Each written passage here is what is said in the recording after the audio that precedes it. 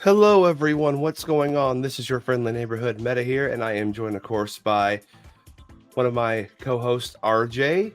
How are you doing today, man? I'm doing okay. Yeah, I'm good. Yeah, it's Uh, Gamescom. It's opening night live. It's should be a fun time today. This is kind of a big end of the summer gaming event. So oh yeah, and we will have our third co-host, Blinded Bro, joining us very very soon. So for now, I guess I'm gonna pull up Gamescom. Not like we're not gonna just jump right into this because there's still a bit of time. Not that much time, but there's still a bit of time. yeah. I mean, they 6 minutes got to be exact. So I mean, that's enough time to, you know, talk about like what we're gonna see here and all this type of stuff. so far they've announced that we're getting updates and new gameplay. I think from Alan Wake 2, Mortal Kombat 1.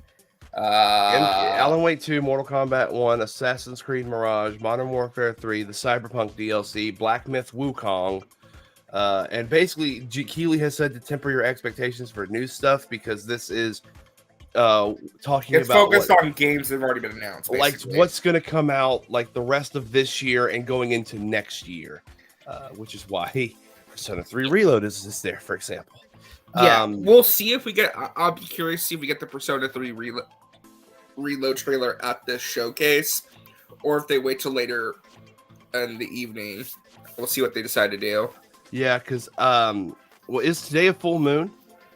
It is. They've already announced that the trailer is. They've already announced that the trailer is coming at 4 p.m. Japanese time.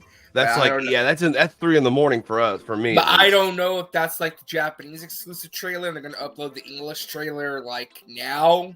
I don't know. I don't know. God, I really need to see that trailer. So we'll see what they do with that. But I need to, because RJ and I, we were hanging out last night and oh shit.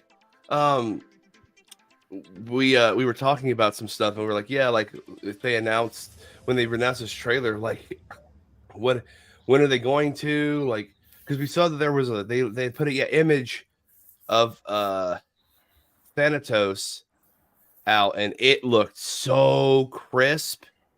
It looked so good. And Blinded Bros joining us. What's going on, man? What's up? What's up? Also, hello, Emmanuel. Thanks for stopping by. Yep. Oh, what's up?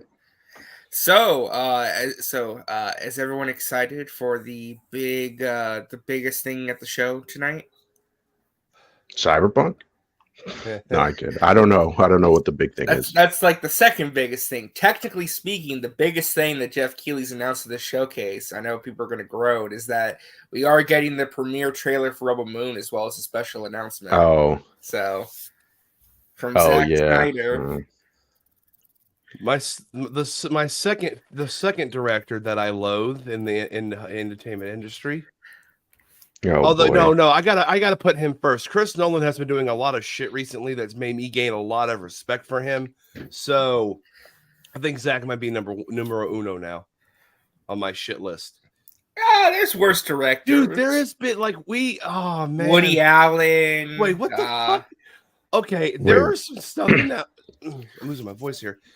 I'm battling a head cold, folks. So. Wait, are we talking about the movie itself or their personalities? I'm talking about movies. Yeah, Woody Allen doesn't have bad movies. He's just a piece of shit, if we're being honest. Yeah. No. Well, you guys know that with recent.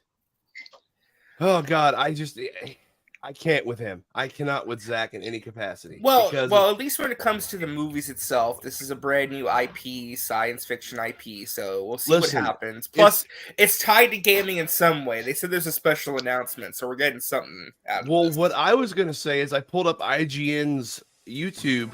Apparently, some shit was talked about. Like, there's a Half-Life 2 RTX remix happening. Yes, I did see that. RTX remix, and then something to do with the Atari 2600. Like, yeah, and then of course they showed some stuff for Hellboy. The Also, Hellboy hello Web of Word to game. CJH as well. Thank you. Oh, what's up, CGH? Yep, what's going on, CJ? So yeah, I don't know if you guys saw, just like Meta was saying, IGN got to do like a deep dive into the new Hellboy video game. That's going to be like a roguelike melee brawler. Interesting.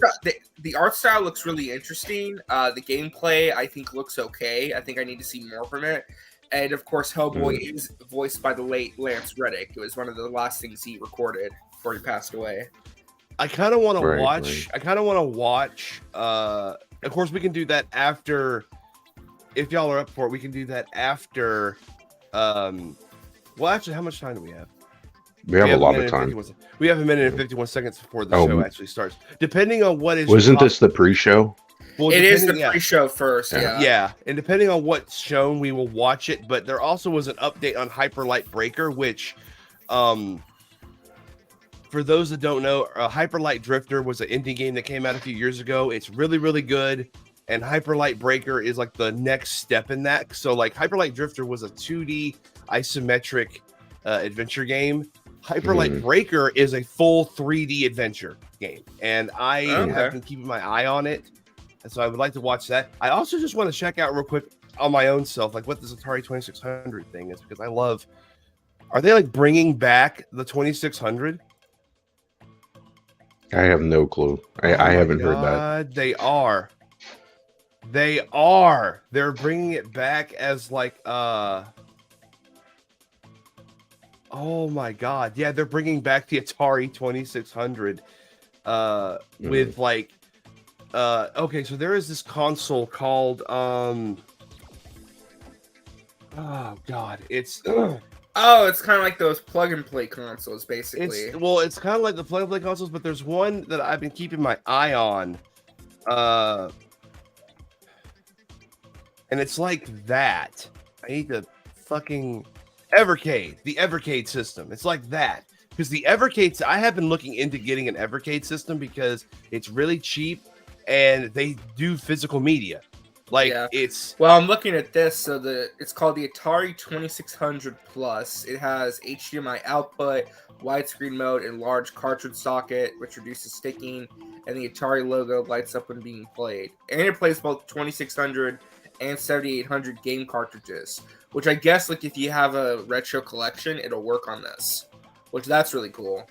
See, for me, I'm such a nerd. I'm such a nerd for video game history. I'm gonna end up getting this. I love. Well, it does come bundled with 10 games in one cartridge. It comes with Adventure, Combat, Dodge 'em, Haunted House, Maze Craze, Missile Command, Real Sports Volleyball, Surround, Video Pinball, and Yar's Revenge. Let me ask you this: y'all know who made Pitfall, right? Pitfall Harry? Who the fuck is Pitfall Harry? No, Activision. Oh yeah, I forgot they did on that. Yeah, Activision. That's why I was saying. Activision's been making games for decades. They're one of the oldest publishers in the world. So hopefully they'll be treated better under new management. Let me see. Okay, well, yeah, I just wanted to check out that Atari news, and I'll probably pull the trailer up after all this is done. I'm waiting to see what exactly is happening here because the timer ran out. Maybe try refreshing the page. I just refreshed it. Nothing happened. Okay. So well, in the meantime, we can get Blinded's thoughts on some stuff real quick. Yep. First off, thoughts on the Mario stuff from yesterday, since you weren't there for the coverage. Right. I mean, well, I was mentioning in the chat that I kind of knew that there was something going on. I mean, the voice was slightly off. See, nobody noticed that except for Arlo. It was weird. Yeah, and Braille, because he just said he did. Yeah, it was like really high pitch. It wasn't the standard voice, but I think a lot of us thought maybe it was changed because the new art style and they want to like refresh things. But no, it's a different actor. We don't know who the actor is, or at least I haven't seen the announcement of the new actor. Yeah, they said that they recast for Mario and Luigi, but you have to assume it's also for Wario and Waluigi as well. Yes. That was also another thing too, was that Wario had a different voice in WarioWare, the upcoming game. So I think that clued in people that there was something going on. I'm just surprised that they announced it like this late, unless I mean they're gonna make a big deal about the new actor and stuff. So we'll see with that. I mean, there's gonna be some news about online play for Mario Wonder, which I'm definitely excited about. So we'll see. Was there anything else? Something happened today. I don't know if you guys saw this. Do you guys see that? You talking about what happened last night? No. This happened actually today. Somebody got their hands on Starfield early, the collector's edition physical copy of the game, and they uploaded 40 minutes of the intro of the game. Oh shit! I did not see that. Yeah. Good thing, because Bethesda. Well, I like spoilers. Bethesda took it down, but it's still, it's actually up. It's actually uploaded on Twitter. It's still up on Twitter, so you can watch the whole 40 minutes. Yeah, I'm gonna have to check that out because I heard some stuff about the opening, and this is gonna be a very different Bethesda game. I'm quite surprised. Bro, did you not see that the intro is the start screen is so uninspired? Oh yeah. I did see that controversy. That was hilarious. That Grimes dude or Grimm's dude is all like, this shows that they are either overworked and rushed this game, or they just don't care. Yeah, that was projection on that guy's part because he had a failed project. I'm not sure if you guys know Free Fall, and that was an absolute disaster back in 2017. So, bro, like he's just a salty game dev that didn't get to live his dream, and so he's like, "Oh, I'm gonna shit on." But of course, all of the Sony fanboys are agreeing with that and being like, "Is this game rushed?" Yeah. Like, I want to point out again, I may have a PlayStation hat on my avatar or on me, but I'm not a Sony pony. All right? Yeah, you're not these ponies, man. I do call Sony out when they are on some bullshit. It is my humble opinion, personally. I told Meta this last night. I think privately. I think Sony fanboys might be the worst out of the three consoles. Yeah. I think all fanboys are pretty bad, but like this generation, I don't know what's going on with PlayStation fanboys. It's like I don't know either, honestly. I don't understand what's going through their heads. Like, because they were getting pretty bad during the PS4 era, but like they're like especially during the bad PS4 now. era, like it's one of those things where like they were kicking. Mind you, if you believe in this console war bullshit, they were kicking the enemy while they were down because the Xbox One was just such a failure. Yeah, especially later in its life, it just died. So they were, and of course, like there were like. I'm going to say this. There were kids that did not know how to give opinions online. Like they said the opposite. They said that Xbox is the better console and that PlayStation 4 had no games. And mind you, this was like the start of the PS4 when Uncharted 4, Bloodborne, all these games were either coming or on the PlayStation already. And so I'm like, damn, I know this isn't the case, but sometimes I feel like there really should be like you have to be this old to have opinions on the internet type thing because Jesus Christ, it was awful. And we're seeing that again now. Well, I mean, back in the PS3 era, it was also pretty bad because they were losing pretty hard and you had some crazy stuff on YouTube. Xbox fans were doing the same thing. It's this vicious, immature cycle, unfortunately. We just can't see the bigger picture that when the consumer when competition breeds quality. So I mean, it used to be funny though. Like people would make videos and they would get creative. Now it's just people on Twitter who are like obsessed and like tweeting constantly. It's just fucking weird, in my opinion. We have another countdown for 29 minutes and for the pre-show. Oh man. What feed are you watching, by the way? The actual one from the Game Awards. So Jeff Keighley's the Game Awards. Okay. That's the one that Jeff Keighley said to watch, so. Yep. And so with that, here's what we're going to do. I'm going to pull. We're canceling the show. No, we're not canceling the show. I do think we could, if y'all want, we could either talk more about what we were expecting to see, or we could go ahead and watch that preview of Hellboy: Web of Word and all that stuff. Why don't we watch the preview of Hellboy first, then we can do predictions if we got time. Yeah, we got 28 minutes, and this is like 6 minutes, so we should have time. All right. I'm going to be honest. First thing, since it's actually very short, here we go. First thing, wait, what the fuck? Anime.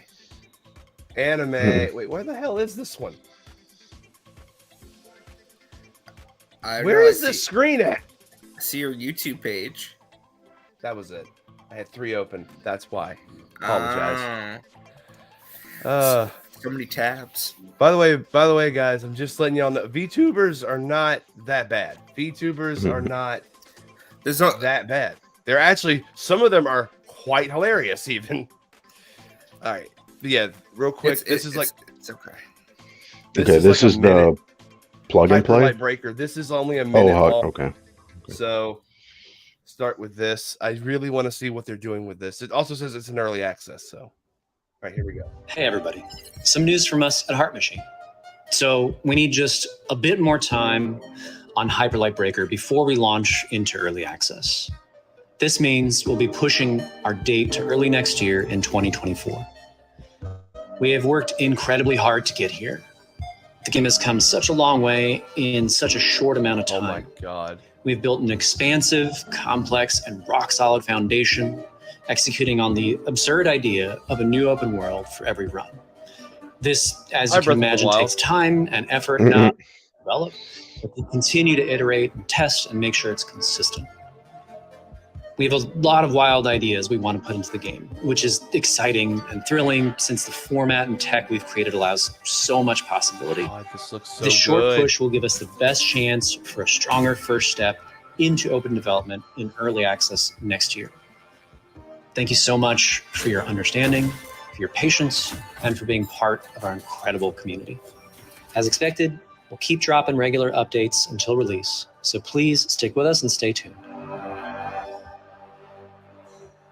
God, I am so looking forward to this game.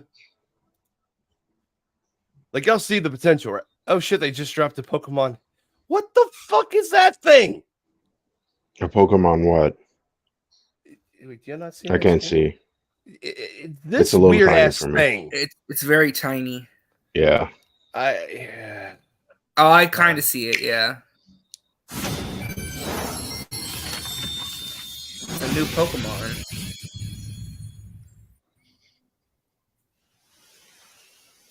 Oh, it's a new Pokemon. Poltergeist?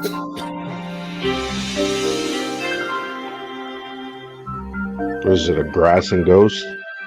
Yeah, I think it's grass and ghost. Yep. Grass and ghost. I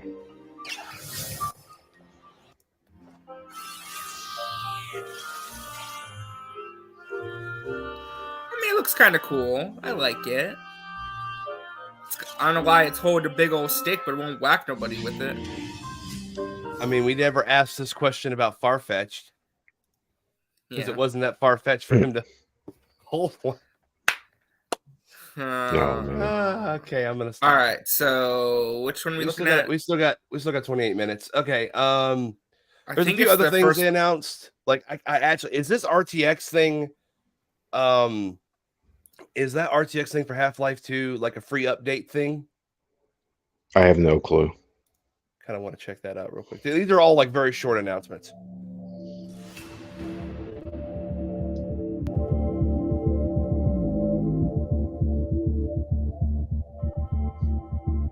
Oh my God. It's basically a remake. Or a remaster, yeah.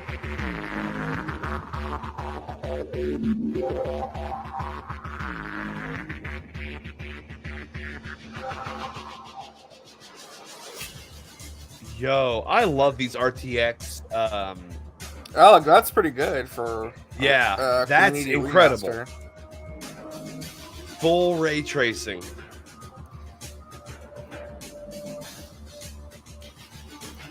Bro, I know you're a FPS guy. Have you played Half-Life before? I've only played a little. I've never beaten it. Those are one of the games I need to go back and beat. What the fuck? Okay. Community project and development. Let's see. Yeah, it says community-led endeavor to remaster Half-Life 2. Wow. Yeah. No, that looks amazing. That looks incredible.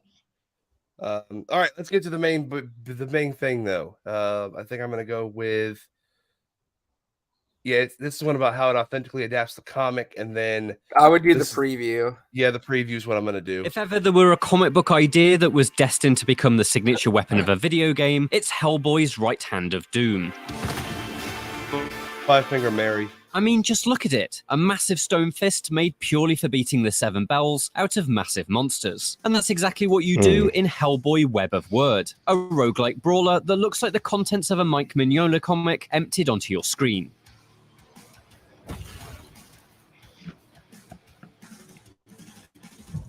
And yes, that is how you pronounce it. It's Web of Words, not Web of Weird.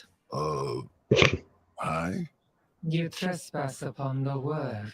Developer Upstream Arcade has built the Crimson Cambion in the only logical way. He's basically a walking tank. Regular enemies stand absolutely no chance against Hellboy, and a single strike from his Doomfist wipes them from existence. The real challenge is in the big bads who accompany them. I recently went toe-to-toe with these towering monsters during an hour of hands-on time with Web of Word, and found myself pleasantly surprised by how crunchy its punch-ups are. Where many roguelikes are built around fast and twitchy combat, Web of Word is closer in pace to the likes of Monster Hunter and Dark Souls. Enemy attacks have long wind-up animations, each one offering a clear warning of where the blow will land. And you definitely won't miss those West tells. of Dead. Thanks to the sheer size of enemies and that bold Mike Mignola art style, you'll quickly learn to sidestep an overhead cleave and duck an incoming right hook.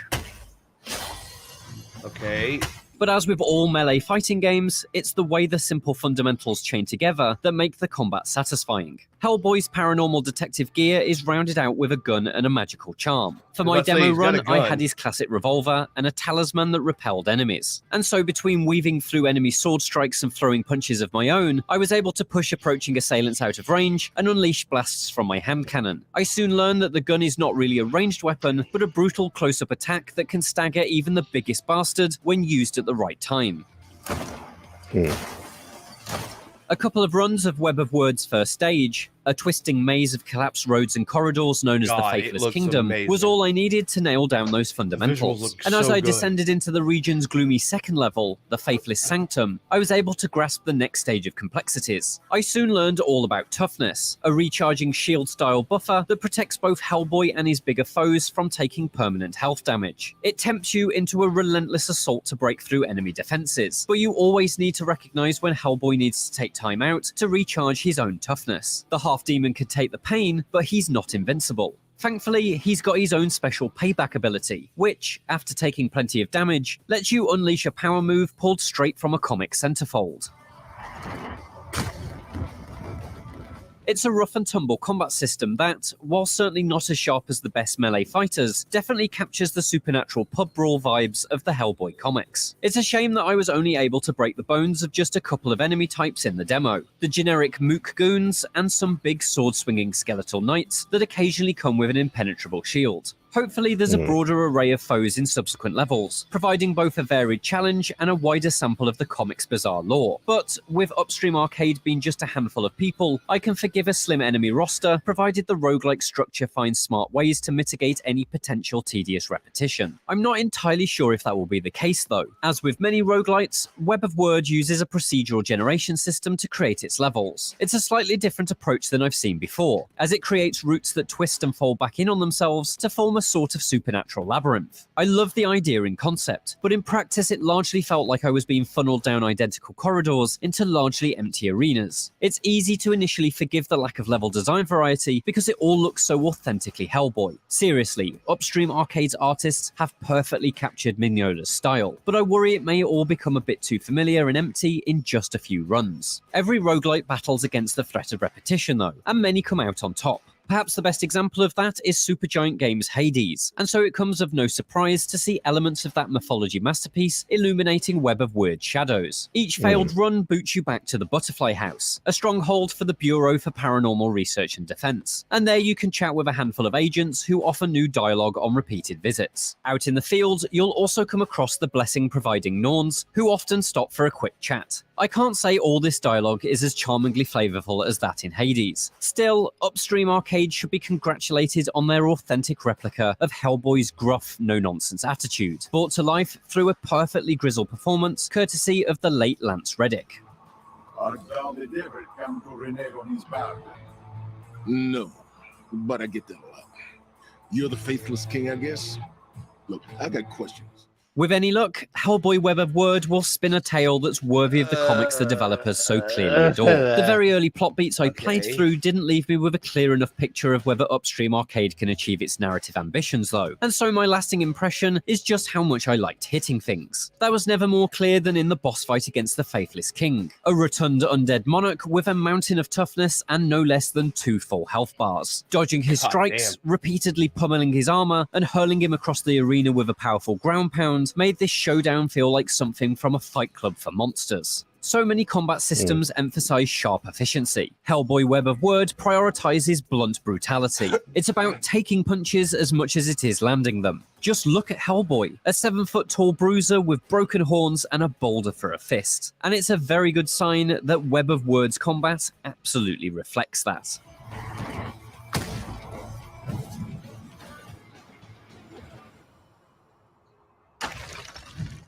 For more from Hellboy, check out our interview. Okay. That looks okay. Yeah. I think the biggest issue this game might have is just with the repetition in the level design. Yeah. Because I can understand the concern of well, I'm only seeing 2 enemies.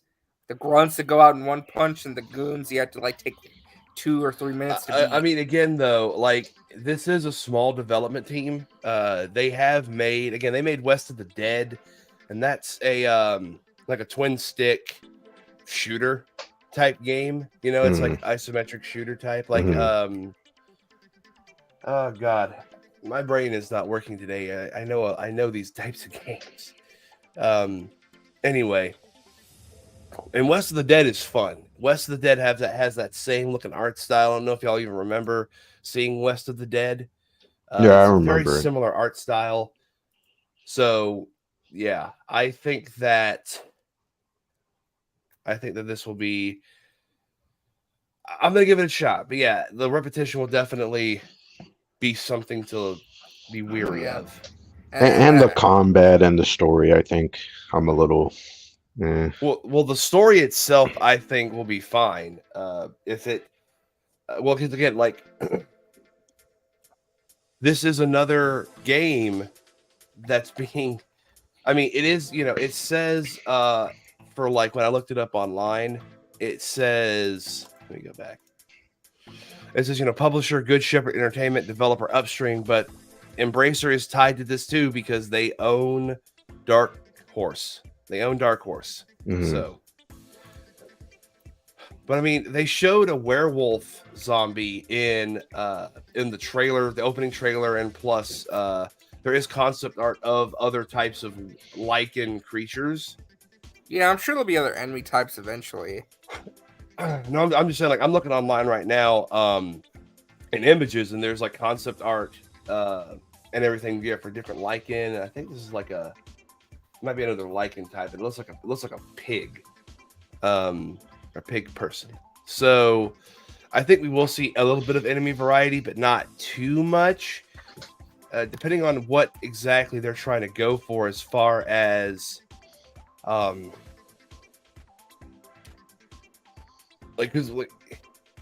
type of game that this is it the same as Binding of Isaac? Is that the game I'm thinking of? In terms of being a roguelike? It's a roguelike is what Binding of Isaac is, right? Possibly. I mean, there's 2 different terms, roguelike and roguelites. So I always get the different terms mixed up. What's going on, Blue Jay? What's up? I think I'm gonna look it up real quick because I think that's what Binding of Isaac is. Because a roguelike isn't necessarily okay. I'm starting to remember. It's not did they say roguelike? Roguelike, yes. Yeah, then it's not necessarily a roguelite game where it may just like borrow some inspiration from like rogue mechanics, but it's not that. Like Deathloop. Right. Like Deathloop is a roguelike, but it's not a rogue-like game, if that makes sense. Like let me give some examples. Hold on. Okay. You just hear the typing. Yeah, my iPad. Tap. Okay. Let me go back real quick because what the hell? It's really stupid that they have roguelike and then roguelike. It's like okay, so it's a subgenre of games that traditionally characterized by dungeon crawler. Yeah. Turn-based. The environment is always every new area. The environment is different. Right, but some games, for example, right, like in this game, I'm not sure. It may just be procedurally generated levels, not necessarily the turn bat or the permadeath system, right? Yeah. Some games are roguelikes, but they don't have the permadeath system. So that's what I mean. A roguelite would have all those things. I have never been a fan of the permadeath system. That shit's dumb, in my opinion. Right. Well, I mean, I understand for those, it's like it provides challenge. Like you have to get good at the game to live, but it's like I don't know. I just feel like for some people, that's gonna be a threshold that is just not crossable. Right.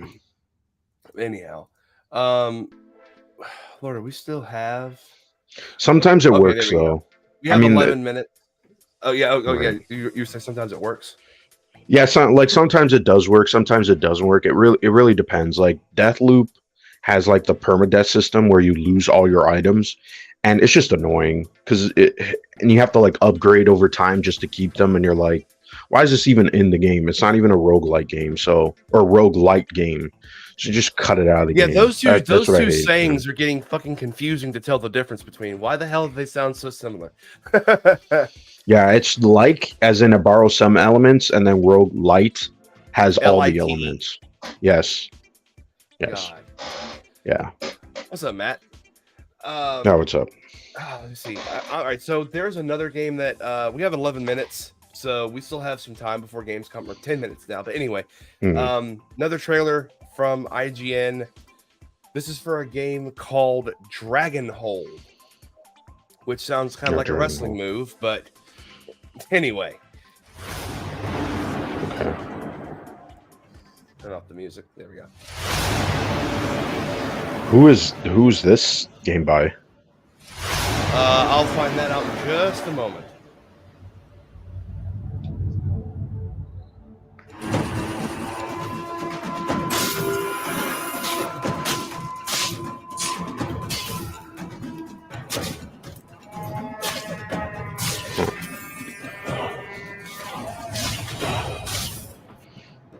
Oh shit. Oh, what's up, Anthony? What's going on, Anthony?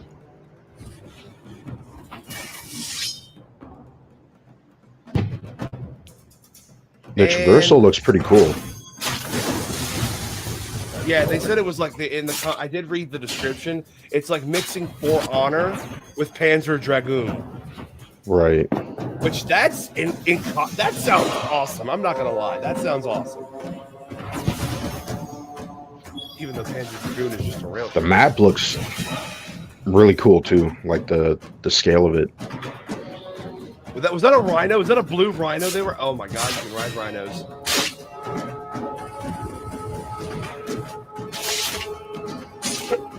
Fighting lichen.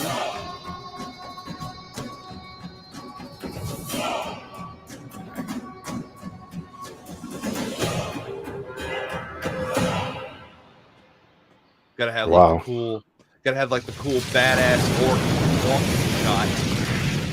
Dragonhold. Wow, that was actually pretty impressive. So let's see. Dragonhold, it says in the description.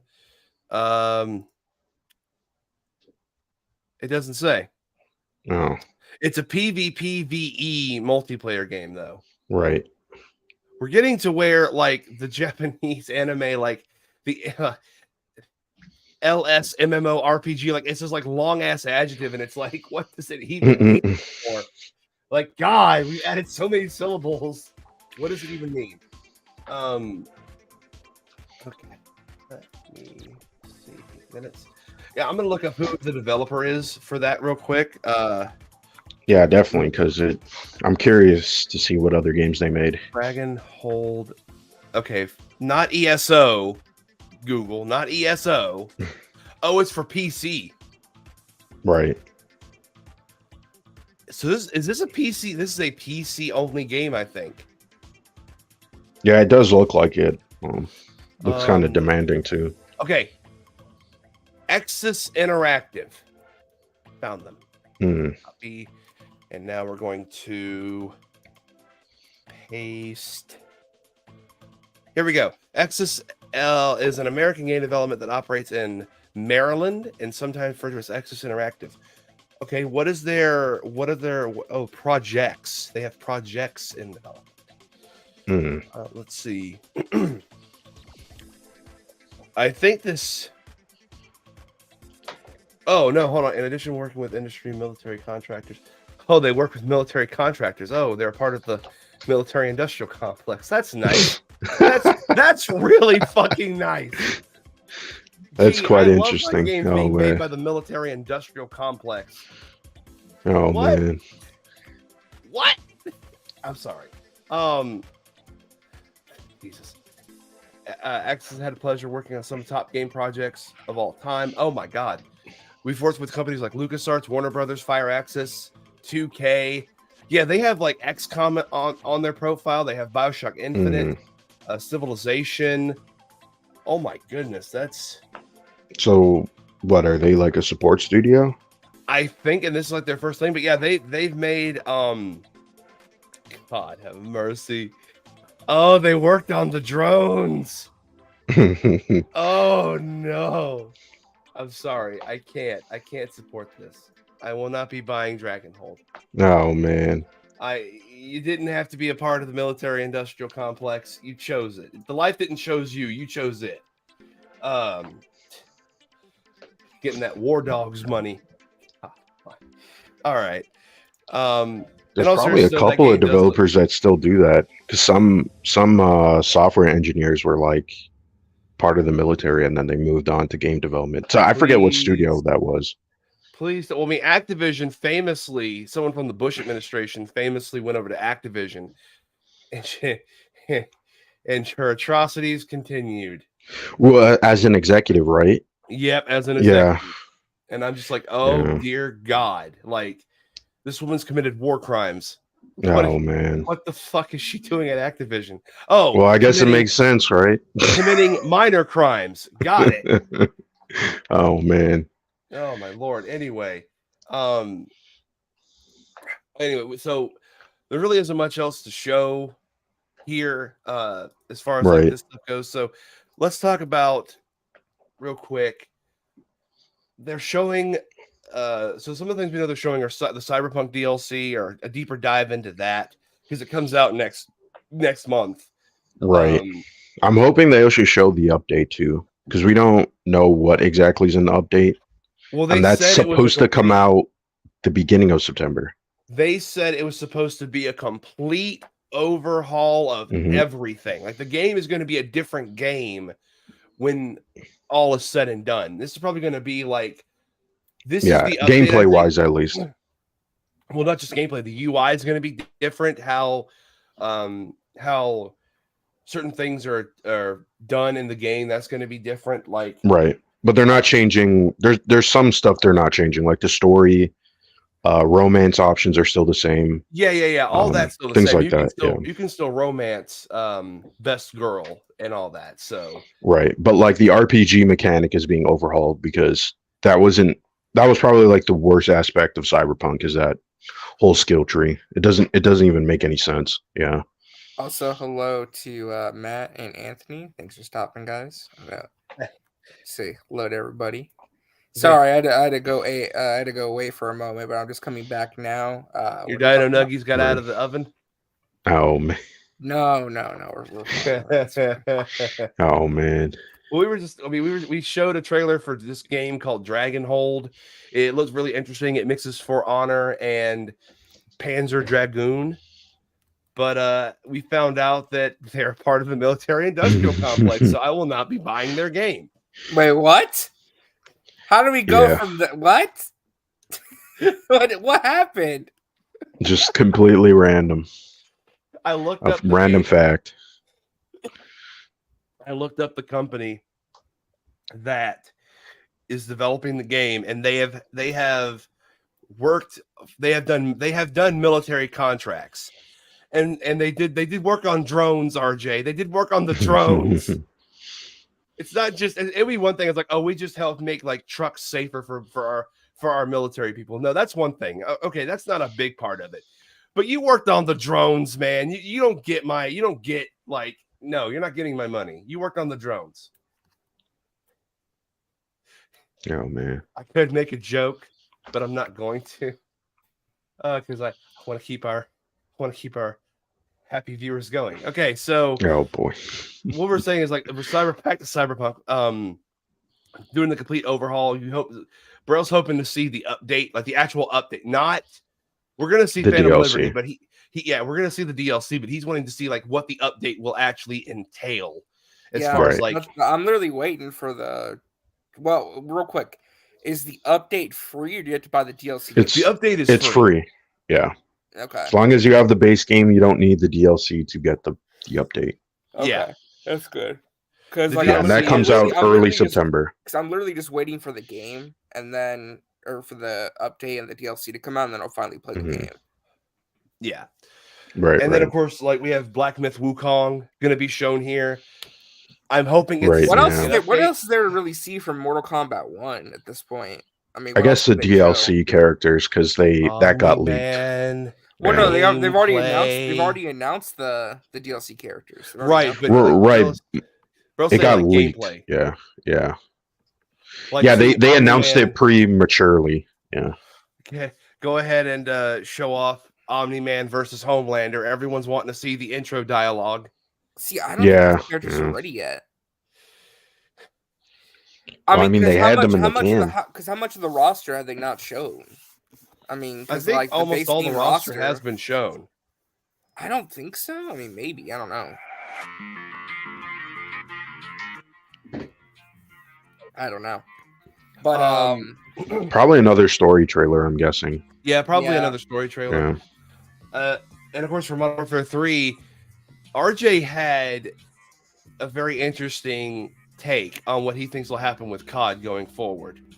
Oh, yeah. So what I said, where I told Meta, because like if you notice with the Call of Duty on the PS5 and Xbox and the digital fronts, they're not calling, they're just calling the game now Call of Duty. They're not even calling it Modern Warfare 3.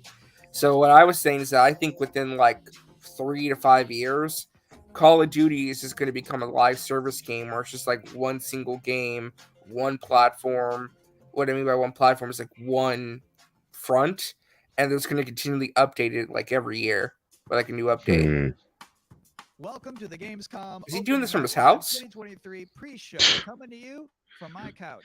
I brought in the cat bed back there. He's not going to show up. I'm Kyle Bossman. I'm your host for this pre-show. The fuck? And I realize why is this from his house? Is that the opening night live pre-show is not live. This is pre-recorded. If you don't believe me, watch this. All right, we shot this days ago. The purpose of this pre-show that was so random. bonus trailers, interviews, general tomfoolery to pass these remaining minutes that lead up to the big show, opening night live. So I cannot think of a better way to kick this thing off. God damn, how much did they pay this guy to do this? He's doing it from his couch, not very much. Oh man. All right. No shits. Wait, what happened? You didn't see? No, I had to step away for a moment. The pre-show is being conducted from a couch at a guy's house. he's kind of giving low energy, no fucks vibes. So Yeah, it was weird. It was so weird. Jeff Q told me to do this at last minute, so fuck it. We're doing this last minute. That's what they're not paying me enough to do this shit. They're probably not even paying me at all. Oh man, This? what the hell is this game? Donald Trump Simulator? It's like Rogue of something. Oh God. Oh, it's about class disputes. The farmers killing the rich. Oh man. Eat the rich. Eat the rich. The game. Oh shit. Eat the rich. The game. But remember, there can only be one president. Oh man. Oh no. Streets of Rogue 2. Another isometric. This looks like a roguelike. Right. Like a sequel. I didn't play the first one though. I've never even heard of this game, but it looks actually quite entertaining. Is that a giant? Colgate got shit on me. I love how the chat just gives no fucks. Like, there's just people saying this is garbage and it's bugged out. Like, good lord. Oh man. This is the what chats for these are always does. though. That's why I never read I know. live chats. It's like right across my screen. I'm just seeing all the fucking comments. Well, you can play as a giant gorilla though, so best game of the show. Come back here, you big monkey. Great to see you back. I Now, love that shit. for this next part, There you go, Metaluk. This guy. You all about something incredibly. Here's some more trailers. What? What happened? He like skipped a line. Yeah, I did. It wasn't live. Oh shit. Oh, this looks pretty cool. The evolution of Raid Shadow Legends. Oh man. Raid Shadow Legends is coming to consoles.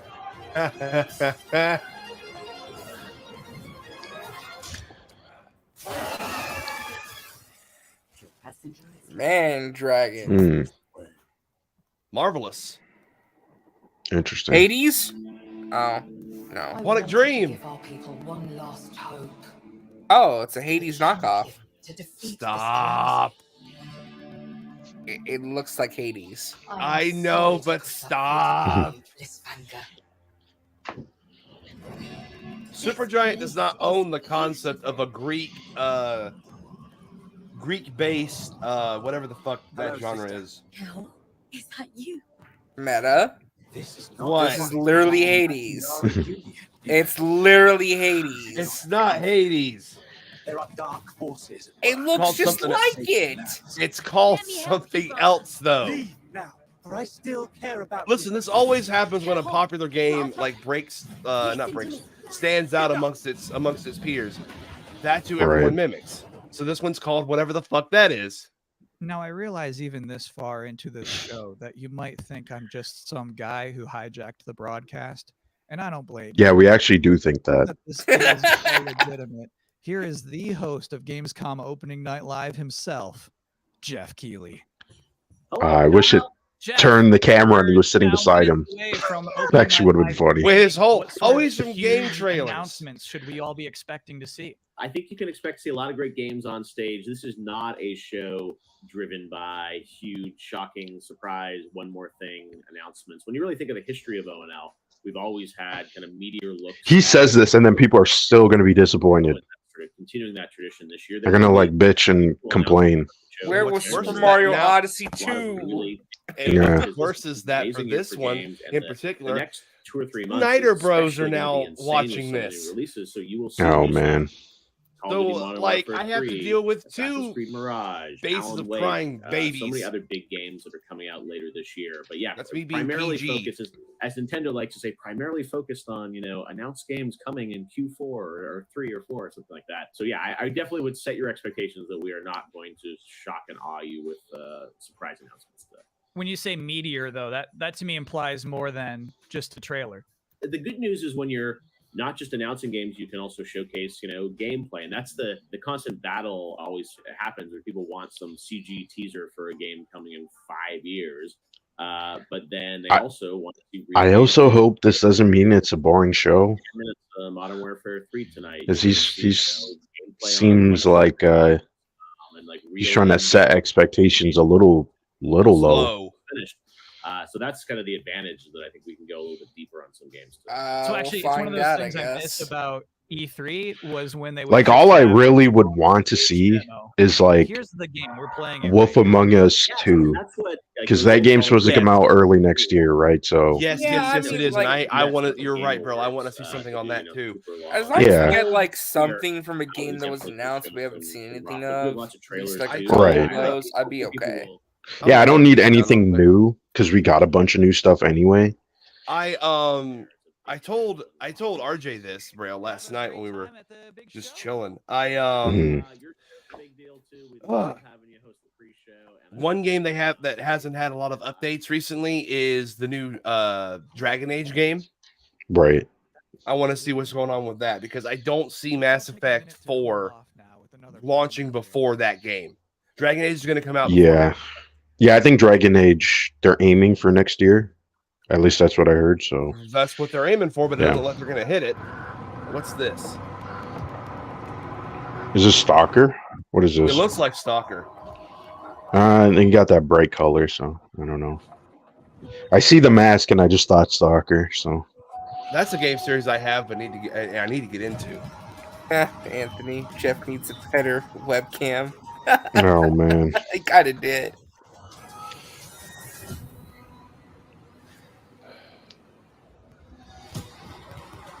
I got to give it to Keeley though. Like he is for the most part, single-handedly.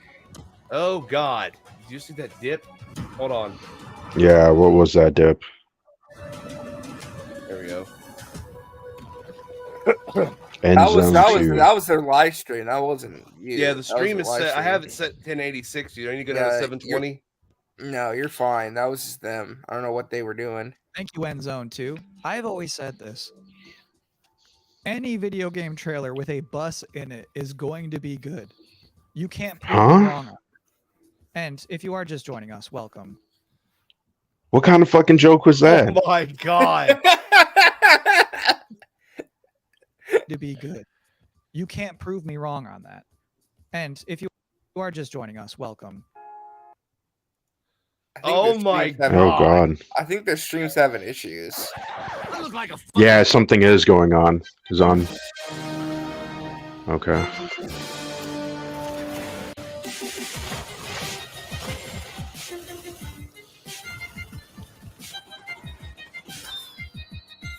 The chat is littered with Fs, so clearly something's going on.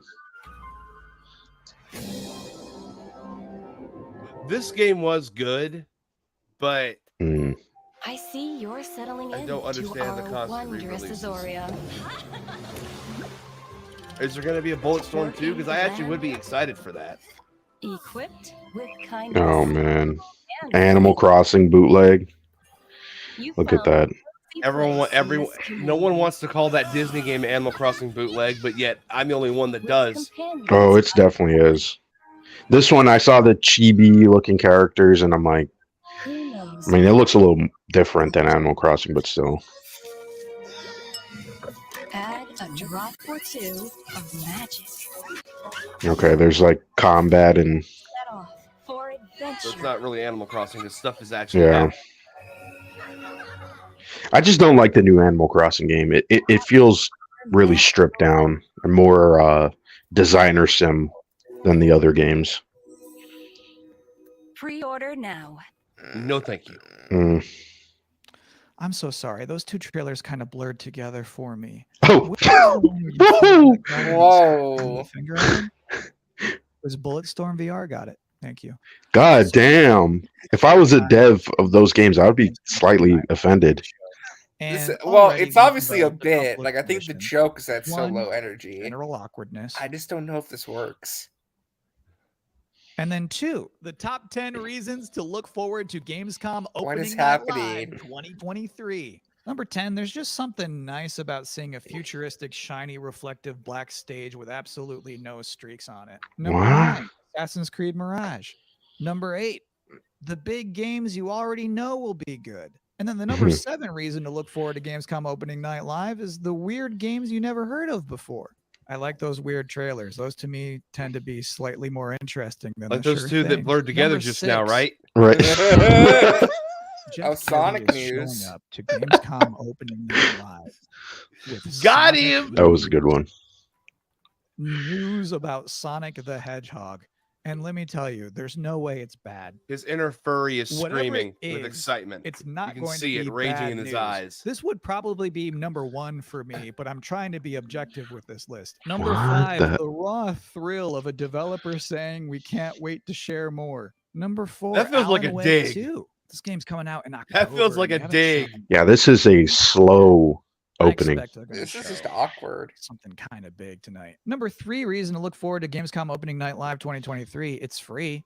Number 2, That's fucking Tekken hilarious. 8 Wow, and okay. Mortal Kombat That's- 1. Officially great. speaking, I cannot rank one of those games higher than the other one.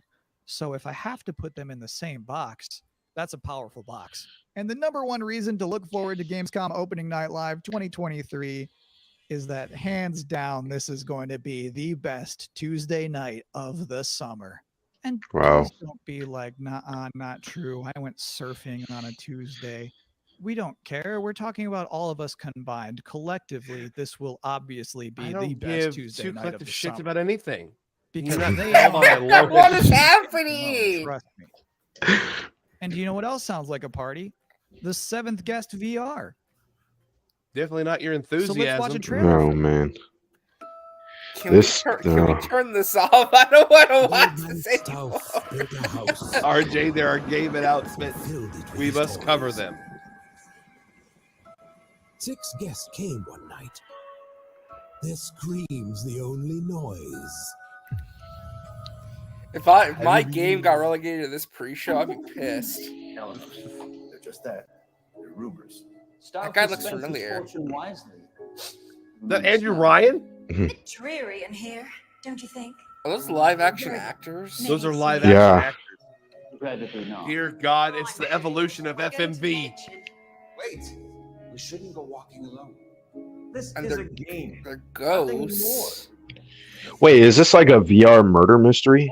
Yeah. Because that's actually but I think not they're that bad of an I think idea. They're all ghosts. Every man for himself. It's not that bad of an idea. Now watch him after this trailer shit on it. Nothing but queens. Oh man. Apparently, there's more to this than I thought. No one came Why out that's even that wild though? That What? this is- that the Not pre-show one was was completely ever pre-recorded. But This is old what they man decided to go Stouff with. is waiting there. Right.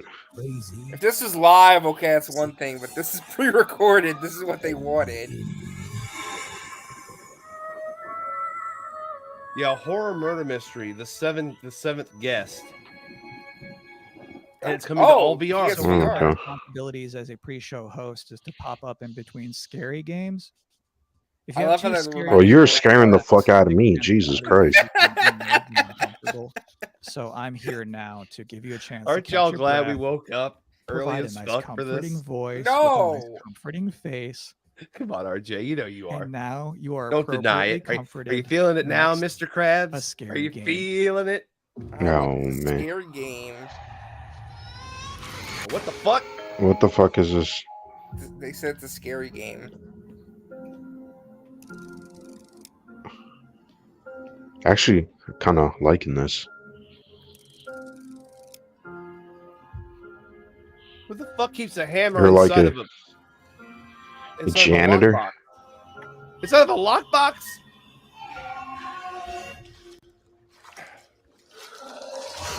Nope. Nope. Do it. Go in the fleshy hole.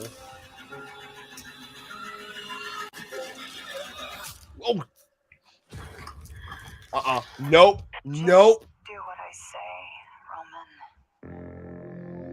Roman. PT. PT. My favorite part of that whole thing is when he's in God, that he pink doesn't bathroom care. and he shines his light into one of those toilet stalls. and like the girl from the ring is standing there, and the guy doesn't move a muscle. He just straight up does not react. That's like my ideal video game hero. What a guy. Anyway, as you could probably tell, I'm not Oh God. Fuck. So our producers thought it would be a good idea for me to educate To hire you. Oh wow. Gamescom culture from an actual expert. Oh my From God. What is IGN this? Germany, here is Anne Wernicke.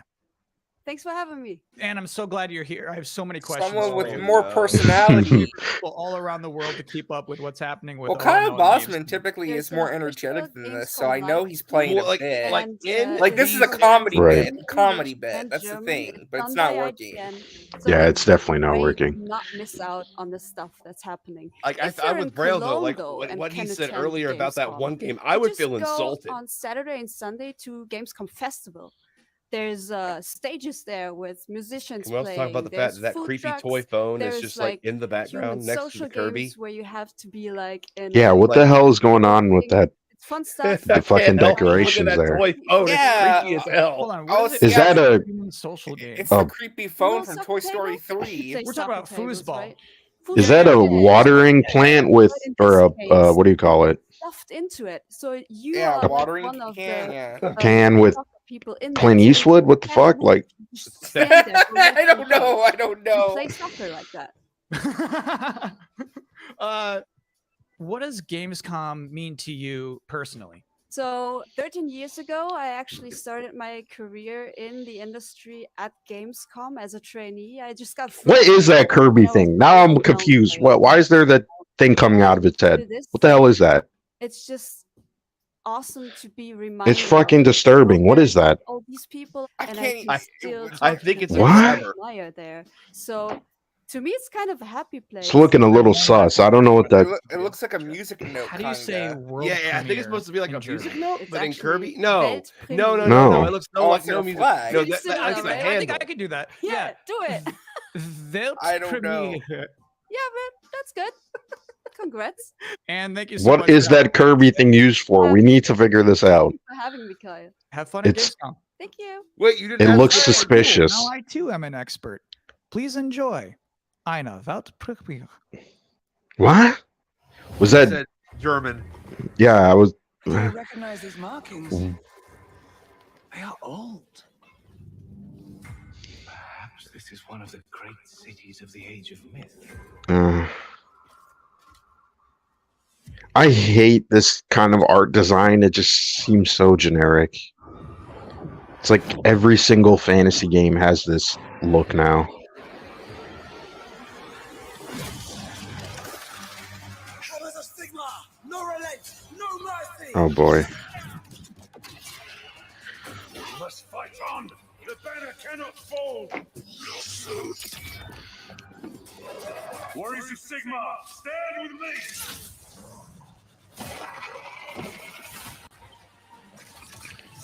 Gaining this power may end up being the reason we were sent here in the first place. If we can claim it, we can. I'm not gonna cleanse lie. the This ocean, exactly save to me our looks like planets. Dragon Age. It's just So the generic. real, to your point, like yes, like every fantasy game is looking samey. Yeah, like what's that new game that comes out this week? Immortus or some shit? Immortals? I don't know. Oh, Yeah, the first Immortals. person. Yeah. Fuck, hold on. Let me wind the clock back a bit here. Where the fuck is it? Yeah, Immortals of Avium. Right. Like I see the there's Warhammer. Yeah. What is Warhammer? Oh. Yeah.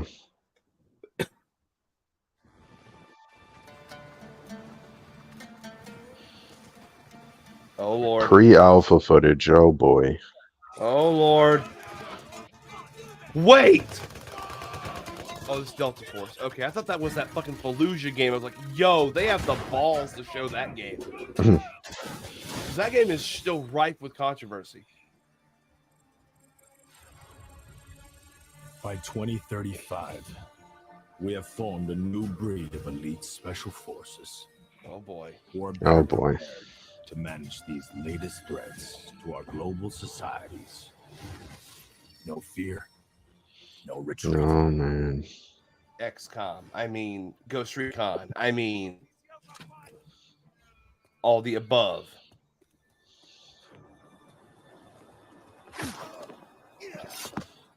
They always got to add some futuristic shit to these military shooters. Because like they've overdone World War II. But they had the 90s right there. It was like, okay. And then 90s are not old enough yet for that, at least. Yeah.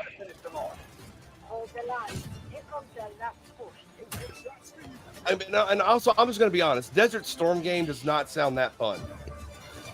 Right. But, like, here's my thing. Battlefield tackled World War I, and that's, like, the only World War I game I have seen.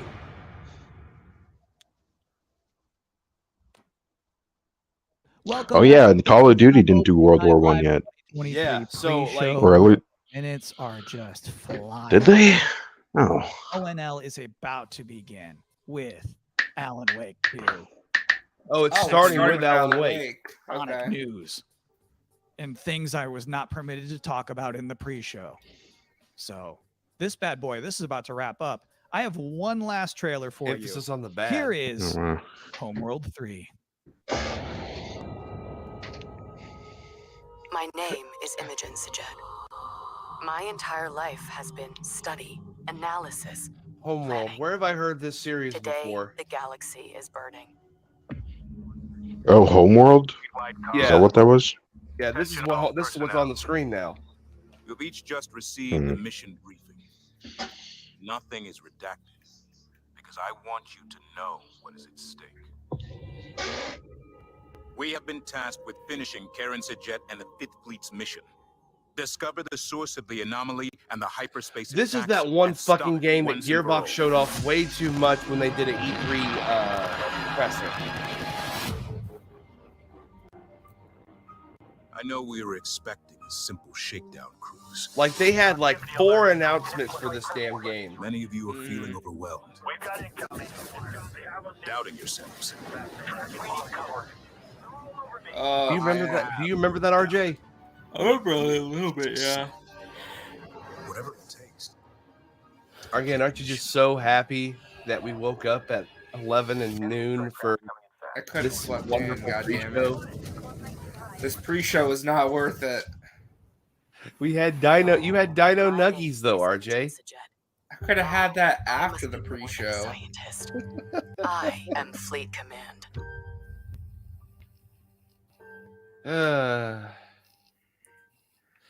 Pre-shows are always And hit or that miss. is it. That's all I have for you here in the pre-show, which of Thank course God. means that Gamescom opening night live is now mere I would seconds love away if from he just like starting. appeared on stage. Thank you so much. Sorry, for hanging out everyone. with Jeff me here actually on couldn't my make it, incredibly so I'll be cozy doing couch. the entire show. Enjoy From the show. couch.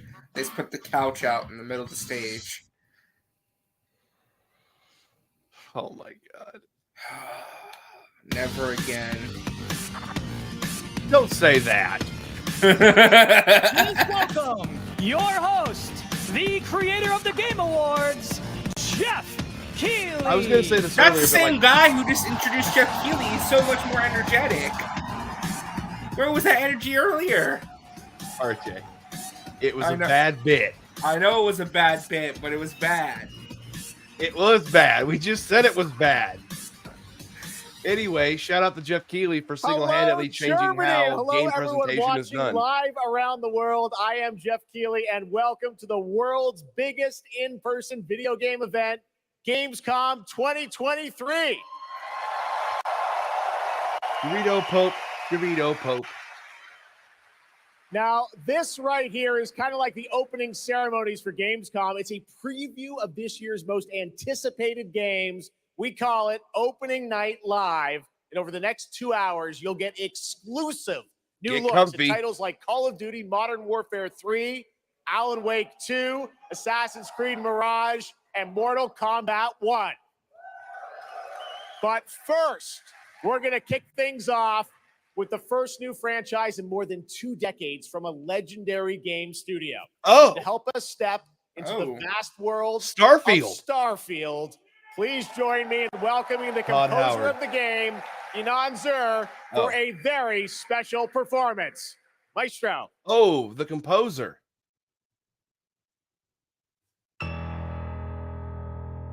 We're getting music.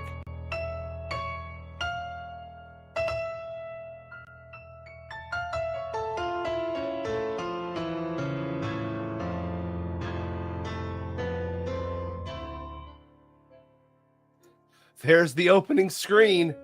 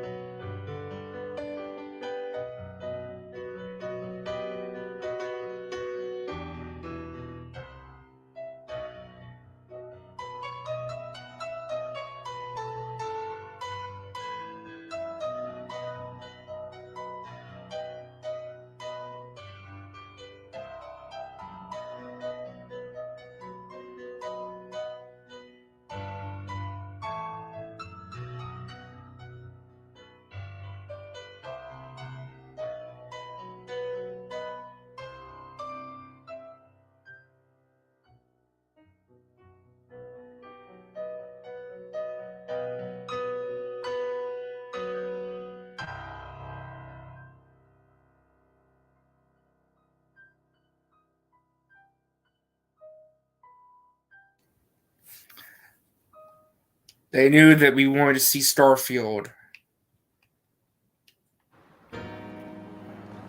Ooh, a CG trailer. Not CG. Oh, sorry, live action. My bad. Point stands, though. Thanks, YouTube.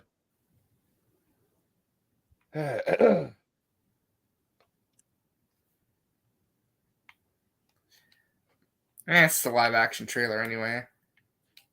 It's not like but still, like. No, I meant like I don't really care, like not in a bad way. I'm just saying like it's not like that important to see this because it's really like it doesn't really matter too much. Hold on, let me check. RJ, huh? Were those thumbsticks I heard clicking? No. Okay. Oh man. This is looking really nice though. Yeah, no, it looks cool. Yeah, and this will, if this actually does end up being a hit, which I do think it will, Xbox is gonna have their second dub in like a minute. The first was definitely Hi-Fi Rush. Yeah, that was what, January of this year? Yeah. Oh my god.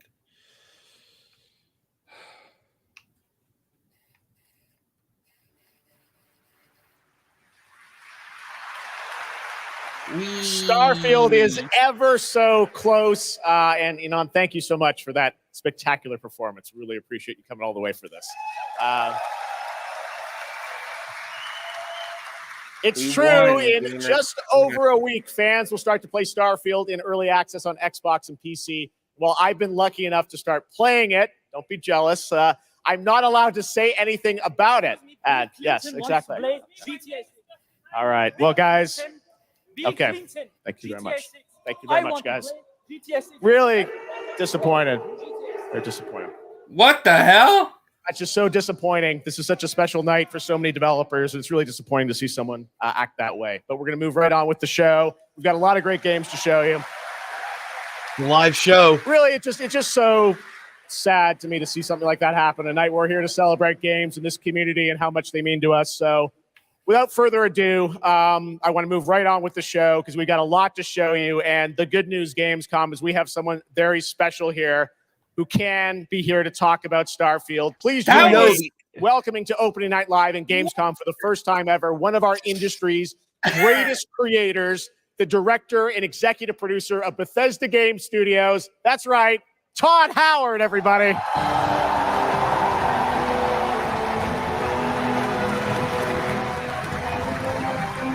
They've really got to like secure their freaking stage, man. How is because that happened at the Game Awards too. You noticed that, right? Like, how does this happen twice? What I want to know is why they didn't just like. I'm going to say it. Thank you so much for coming all this way to Gamescom.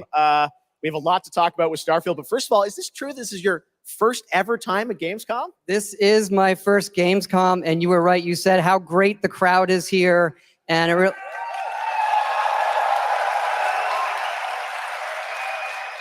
And just all the fans that come here for the biggest convention in gaming to celebrate games. And I figured, it is our first new franchise in over 25 years. Honestly, so if I was going to come, it's wow, what a start! Well, what a start! Yeah, you saw that, right, Braille? I did see that. I did see that. The guy like ran the stage the internet is going to find out who that is. I want to clip that. Why did you want to create a new one? We want GTA I think like 6. a lot of gamers out there, we have GTA created a game where wait, is that we what look you're at the saying? skies and Yeah, we want into GTA space 6 and explore. We love to make games where we can explore these worlds. If you're gonna rush Just this absolutely game, wild. You could have The said Fallout something series. more I thought he was saying funny. something in German. Brand new. No, he said, you can well, he had an explore with accent, complete but he said we freedom want GTA in the 6. galaxy. It's a game we've Honestly, always wanted like, to play. I hate That people like we that, think a lot of bro. people I wanted to play as fucking hate well. It's kind of people that dream game. What's going on? This only happens at Jeff's events. What's going on? They don't protect. They don't have any have, security. Like, yeah, the security. Has Jesus. Bring some stuff to Gamescom to show to fans. I know there's a theater. Tell us. I know you've been sharing a little bit about the game, but I know there's a lot you want people to discover how when they that play stage it. What did you bring here? Is set up, Braille? There's no guard railing. There's no guard railing. Yeah. There's nothing. There's no security right there, unless he's sitting on the chair. Like, what's going on? It affects you in some way. Where you Well, see that's a bit security. If there's a of security guy, they're getting fired. And then you get to create That your was own embarrassing. character. Our games Jesus. are about creating. Also, and like, being that guy whoever you should be want, banned and from then Gamescom. You're off on adventure. He doesn't care. Well, hopefully. 5 minutes of about fame. this adventure. I know. Remember when that It happened? wasn't even a good troll. Yeah, that one was funny, but like this one was just like, bro, what the hell? Like, Well, the Game Awards thing was wild because like he was on stage for like a good 5 minutes, just talking about Bill Clinton, Right. like, and they didn't know what was going on. yeah, no one knew what was going on. And tell us how the adventure starts. This is just And he's Well, actually you like jump that guy's off, you're joining Constellation, which are has, like, the a bit of a last following kind of online, group actually. of space explorers, like NASA meets Indiana Jones searching for these artifacts. But the story goes a lot of places. The game has a lot of surprises that we haven't talked about. I don't want to spoil them here, but really, really happy with how the story turned out and where it goes. Yeah, it's such an epic experience, and you and your team have done so much. That was all just for a I do feel Jesus. bad for Because of Jeff work though. through I do feel COVID, bad building for Jeff. this and coming on the 'Cause other end. that was we're kind of so that was excited really crappy. for everyone to get a chance to play it. So thank you for all. Like I can't you've even done for focus on. I'm gonna Scott. add him, honestly. Todd Howard. Like, hey, Thank you. Jeff, great Can't wait for you to show. play the game. Up your fucking Thanks so much, security Todd. budget. Really appreciate it. Yeah. This is Germany, like. I don't think he All right, controls it though. Tonight is That's a largely Gamescom focused thing. on announced games, but we do have a few surprises along the way. And next, it's time for the global reveal of the third installment in a franchise that is very familiar to Gamescom fans. Here we go. What is the chat saying, by the way, bro? What did the chat say for that guy? I didn't see the chat for that. Oh my god, I kind of want to see what the chat said. Bandai? Bandai? What is this? Oh, it's Darksiders. No, it's not Darksiders. Never mind. I don't know. No, Supermassive. Oh no, this is Supermassive. What is this? They said this is the third game in the series. Oh, I know what this might be. Little Nightmares. Little Nightmares. Yeah. Oh. On the fourth one. Yeah, they did announce this a while ago, I think, after the second game came out. Well, that's cool. They just never Yeah, I only showed played the anything. first one, but I did want to play the second game. I've heard good things about these games. I've heard good things. Yeah, they're too. pretty good. But yeah, like so he's in charge. Like I think like he works with Gamescom to do opening night live, and he has the Game Awards and Summer Game Fest. Well, I guarantee you for the Game Awards, they're up in security. They need to. They really need to, especially after last year. That guy has that. I've seen clips of that guy, by the way. Like he has like this. He was on this like podcast thing where he was talking with these girls about. That's where like name 3 books that you've read. Oh, that guy's. That's him. That's him. Wait, that's who? The guy that was on stage at the Game Awards. That's yes. I thought you meant the guy that was just on stage. No. Because that guy's a kid. I think he's like 15 or Have you 16. back here at Gamescom to announce another Little Nightmares. Thank you, Jeff. Yeah, it's really great to be back. We're very excited to announce Little Nightmares 3 tonight. The franchise has a long history with God, the show. I hate. I mean, that's where we want GTA 6. We want GTA 6 to reveal Little Nightmares 3. Bro, if I had my way, I would purposely delay the game now for like 5 years. Corley, I see we saw 2 characters in that reveal trailer. Can you tell us a bit more about them? That's like that self-entitlement prick. I cannot do it. Had to be wearing a fucking Stone Cold hoodie, like mother. So yeah, as you have seen, we have 2 characters, but now you have 2 players as well. So you will be able to play both in single player or online co-op if you want, and face your childhood fears with a friend. Now, I saw a lot of cool new places in the trailer. Can you tell us a bit about sort of the setting for these 2 characters? Yeah, so our 2 new characters are Low and Alone. They are trapped in a place that we call the Spiral. It's a cluster of disturbing places, and they will have to work together, survive in a world full of dangerous threats Is that French? and delusions. And they will also... I don't know. Yeah, I think that it's a French studio. Yeah. So yeah, I can't wait to have you put your hands on the game in 2024. Excellent. We don't have to wait too long. 2024. Lucas, I know that's not all because you're kind of expanding the Little Nightmares world with, Bro, I would have something more. loved. Tell I us a can't bit get about over that this. tonight. I would have Yes, we loved have like one other more people had surprise. rushed the So in stage to addition jump to in. revealing Little Nightmares 3, I'm very excited to announce our first podcast series. It is called The Sounds of Nightmares, and it's an original story. It's composed of 6 episodes, and we are releasing the first 2 episodes tonight. So you can go on our website, thesoundsofnightmares.com, to check it out, and we hope that our fans are going to enjoy it. Awesome. All right. Well, we're very excited to learn more. Thank you, Lucas and Corley. Thank you, Jeff. Little Nightmares 3.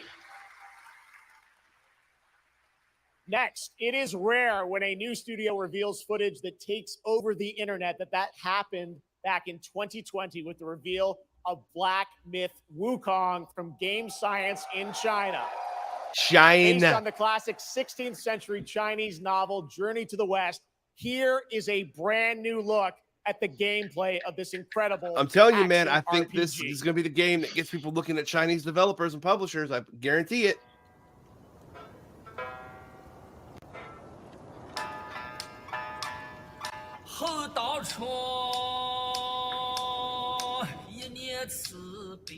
I don't know if I should censor this. It's Chinese. I'm not going to do it. They better show us some gameplay, because this game still looks unbelievable.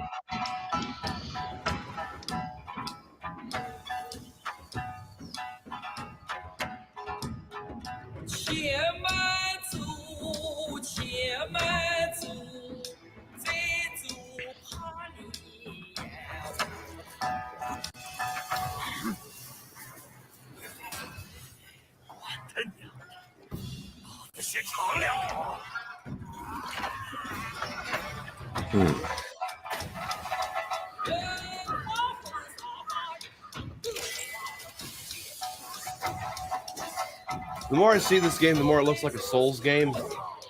Yeah. The visuals and the art design looks really cool, though. Like, I love the little animal bosses.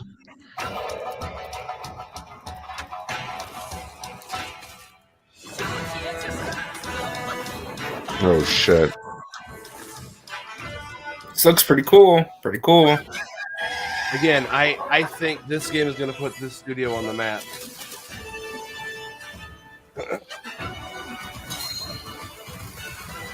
God. Watch, they're gonna say no release date. That'd be, oh man.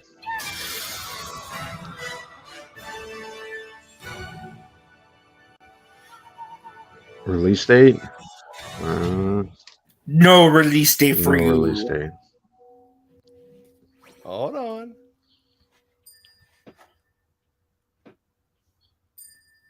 Oh man, it's got the little bonfire shit. Oh man. Hold on. Website. Just okay. a website. I told you. The game may never coming out. Oh god, here we go again with the Elden Ring syndrome. Now what is this?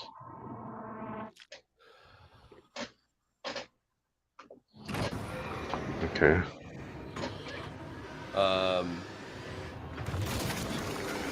Okay. Oh.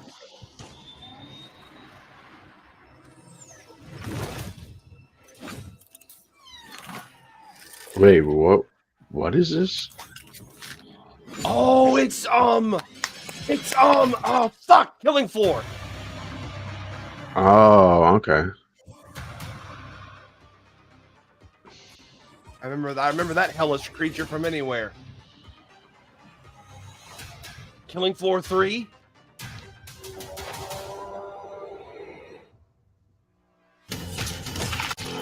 Yes. Oh damn. Killing Floor 3. Let's go.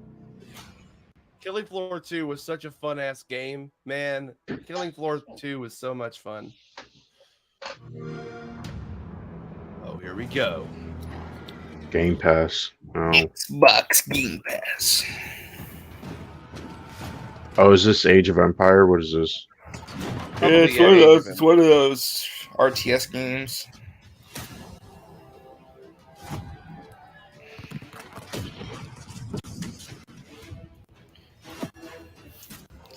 Cool, it's coming to a console. I know most people didn't like it, but I love that Civ 6 came to console. I love Civ. Like, everyone in the chat was like, boo, no one cares. All me and my friends were like, yes! Civ!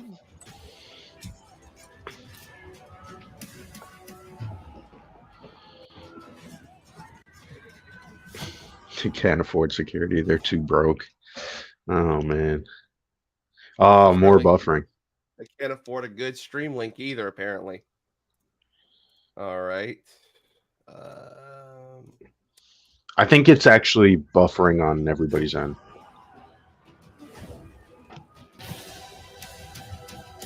I just turned down the quality and we're fine.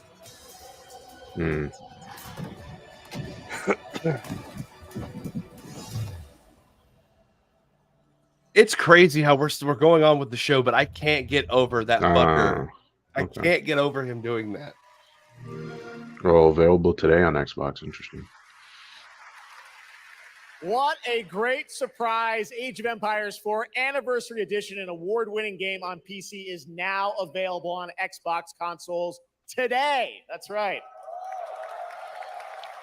All right, next up, we have something extremely special for you. We have one of the most iconic filmmakers of all time. Here we go. Oh, Zack Snyder. Legendary films such as 300, Man of Steel, and Army of the Dead. He's come all the way to Gamescom to talk about his new film, Rebel Moon, which is on Netflix December. This is the part where everybody groans.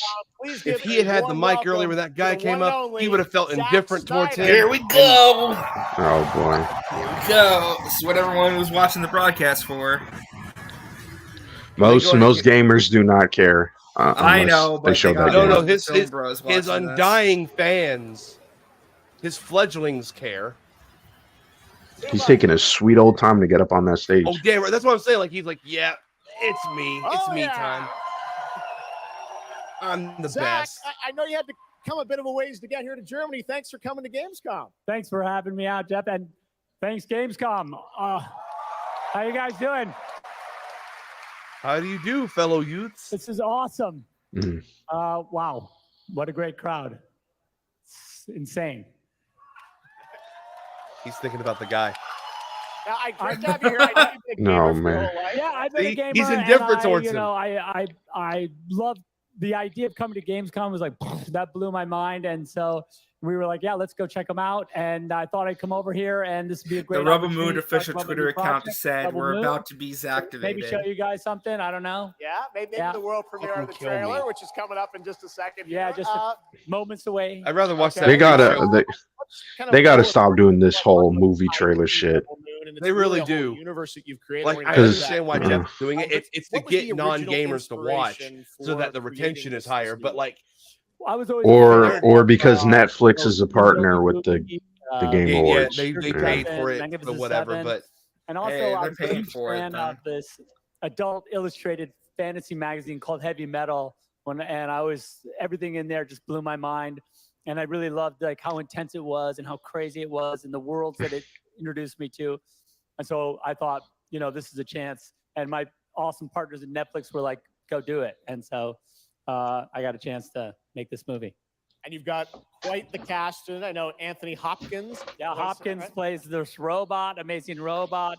And it's an insane ensemble. I do not care. Sophia Boutella is really the heart Any of of it. it. Noise Critical's Chaz is spamming ad, paid ad. And what I love about see it in just Yes, seconds, it but is. there's even more than just the films, and part of the reason we wanted to have you here. And again, Just show us the goddamn game. A whole universe of things that are going to, narratively linked to what you're doing with the. I swear, if this game looks like ass, man, It's real that we're making gonna get roasted. I told RJ Rebel Netflix Moon, bought and the the game team we're that developing did with Super Evil Metal Corp. Oxenfree. And it'll expand The video game Rebel company Moon do universe. Oxenfree. Right. Netflix wants to Wait, use the I'm game. trying to hear. Right after the events of the two movies, and it really is I've been talking with those guys and really interacting with them. The ideas they have and the way the game's going to expand the universe is just unbelievable, and I'm super excited about it. You'll be able to like pick your rebel and then go on missions, and it's like 1 and 2 players in a co-op. Yeah, and it's crazy. But we're just starting to talk about a bunch of other crazy ideas inside the game, so it's really fun, and that's coming. So keep your eye out for more. All right, well, we love it. The films, the game, and more. So there's a Rebel Moon video game coming. The movie, because we are going to get a first look now at this incredible film, part 1 and part 2, right? Yep. So this little trailer we put together. Part 1 and 2, Jesus Christ. This is what I mean about Zach, bro. This is what I mean about the guy. Let's check it out. The world And also, we premiere can't of the show this trailer because for of Rebel Moon. Netflix. Zack Snyder, everybody. Thanks, guys. I'm watching it. I'm watching it too, but no sound now. I had to take it off stream. I do not want a copyright strike at all on this shit. Netflix is very bad with that. Okay, I can't believe they're splitting this into 2 parts. I mean, okay. All right. Also, I hope Zack Snyder didn't do the cinematography for this one. He probably did. No, he did. He did everything. Oh God. Okay. Yep. Get ready for a bunch of slow-mo. Because the last time he did the cinematography for what was it, Army of the Dead, that did not look good. This does look a little bit better, but it still has that fucking crappy, shallow depth of field where it falls off on the. I hate that in that Army of the Dead. Okay.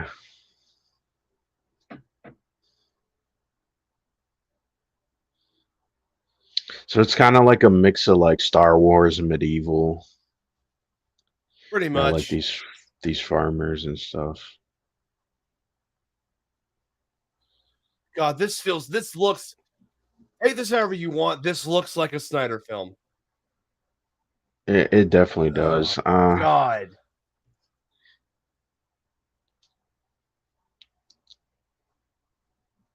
I mean, I'll watch it. I don't know if I would finish it though. This doesn't interest me that much. I mean, I was curious about Army of the Dead, and I don't really watch all of Zack Snyder's movies. I don't either. Like, only the ones I'm semi-curious about.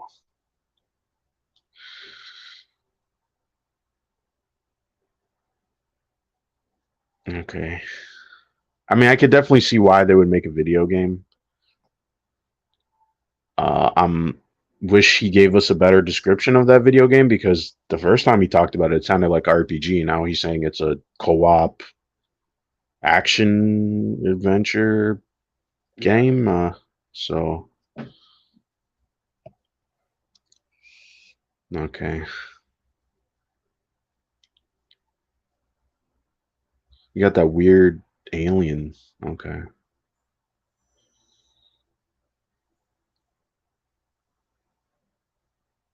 They're just putting all the slow-mo in the trailer.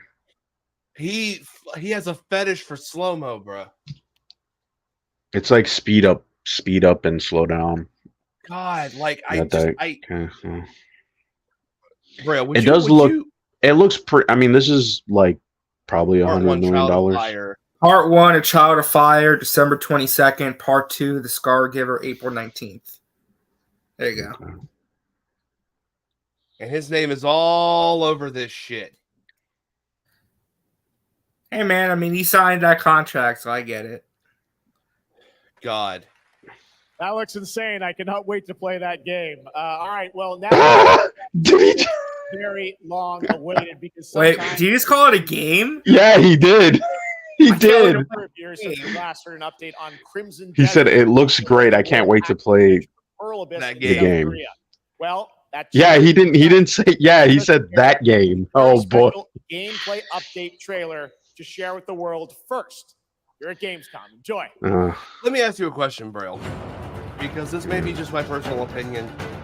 Do you think that Snyder and his filmmaking can be a little... The word I'm going to go with is pretentious, but like... Zack Snyder is definitely pretentious. There's no beating around the bush with that. I don't care what anybody says. It's very... It's like hollow. It's like... I don't see anything deep about his movies. They're sort of like surface level. They're about as deep as a post rainstorm puddle. Yeah, I mean that's just my opinion, but it's my opinion too. Like Watchmen is his best movie, and that's because like the tone of Watchmen fits his direction style. I like Watchmen, the adaptation, but I still have problems with it. I mean, I don't. In my opinion, that and 300 are his best films. Sucker Punch is a mixed bag, and of course, his DC stuff. Yeah, I only really like the Snyder cut, but the Snyder cut was. I mean, I can kind of understand why someone wouldn't. It's like the thing is, for 4 hours, it's just sort of like. How can I describe it? It's like giving.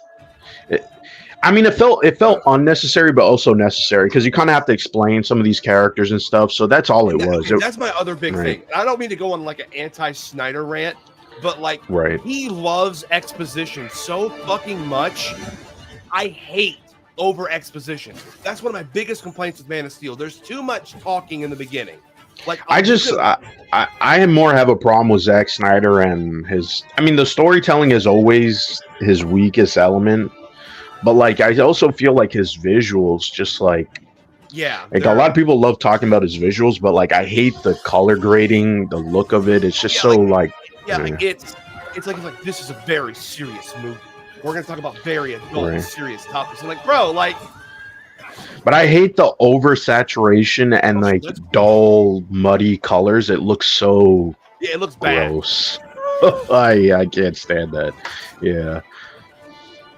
I'm always confused why people like his movies, but hey, it is what it is. That's like his trademark visual. Right. Like that's what he's known for, is that dirty, grunge looking, well, not even grunge, just dirty looking filter. It's like it's dirty and then it's like high contrast, oversaturated. It looks RTX dirt. I just don't like the look of it. RTX dirt. Yeah, and the Rebel Moon, like, I mean, I wish they showed the game like out of curiosity. Yeah, that's. But I guess it's in early development. Like, he can be kind of cynical. It looked okay. I mean, it's alright. No. I think the big issue is that it feels very derivative.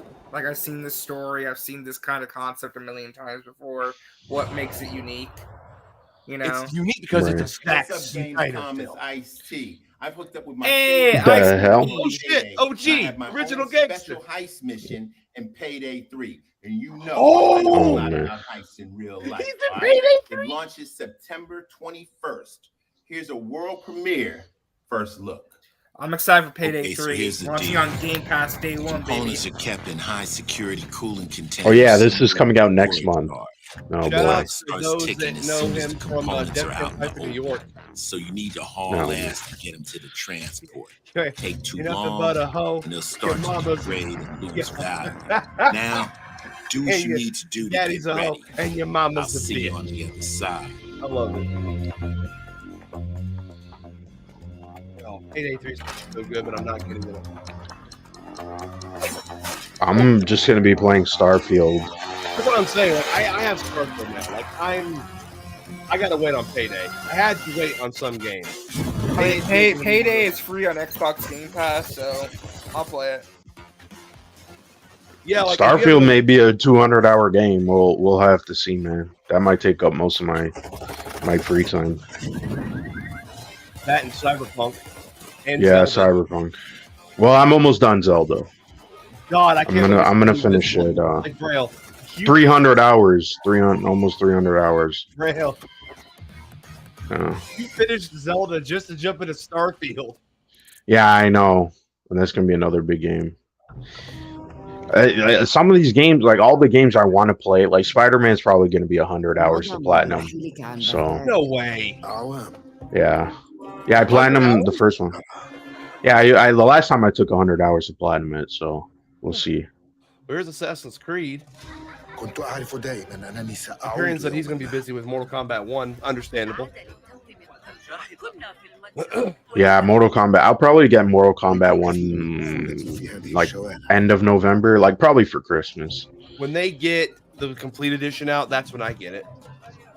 Oh yeah, I could do that too. That actually makes more Again, sense. like there's just other games that take priority for me, like a Dragon Gaiden, Persona 5 Tactica, Starfield, as you Right. said earlier. Well, me and my friend are game sharing, so he got Spider-Man for me, and I promised him Mortal Kombat. So There you go. Oh yeah, and of course Spider-Man 2. yeah, Spider-Man 2, Alan. I definitely want to play Alan Wake 2 because I'm curious to see how it ties into Control. Because even though I'm kind of mixed on Control, I would want to play a sequel, and I want to see what happens in that world. So.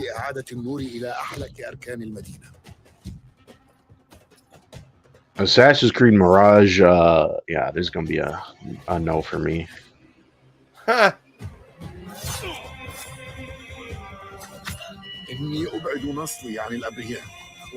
I want to get Assassin's Creed Mirage, but there's so many games coming out. I just don't know if I'm gonna have time for it. I already know I kind of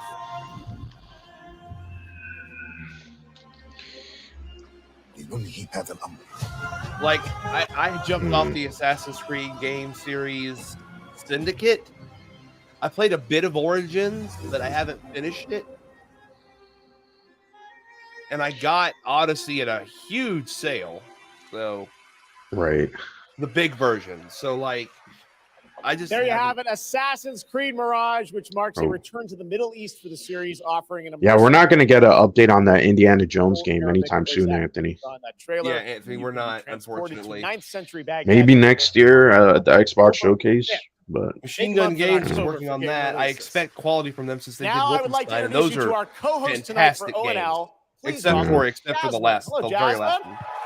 What do you say? who's this? Thank you, Jeff. Thanks for having me. And Cool. hello, everyone. I'm so excited to be with all the fans here at Gamescom this year.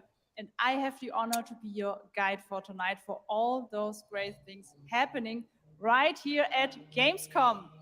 And Oh man.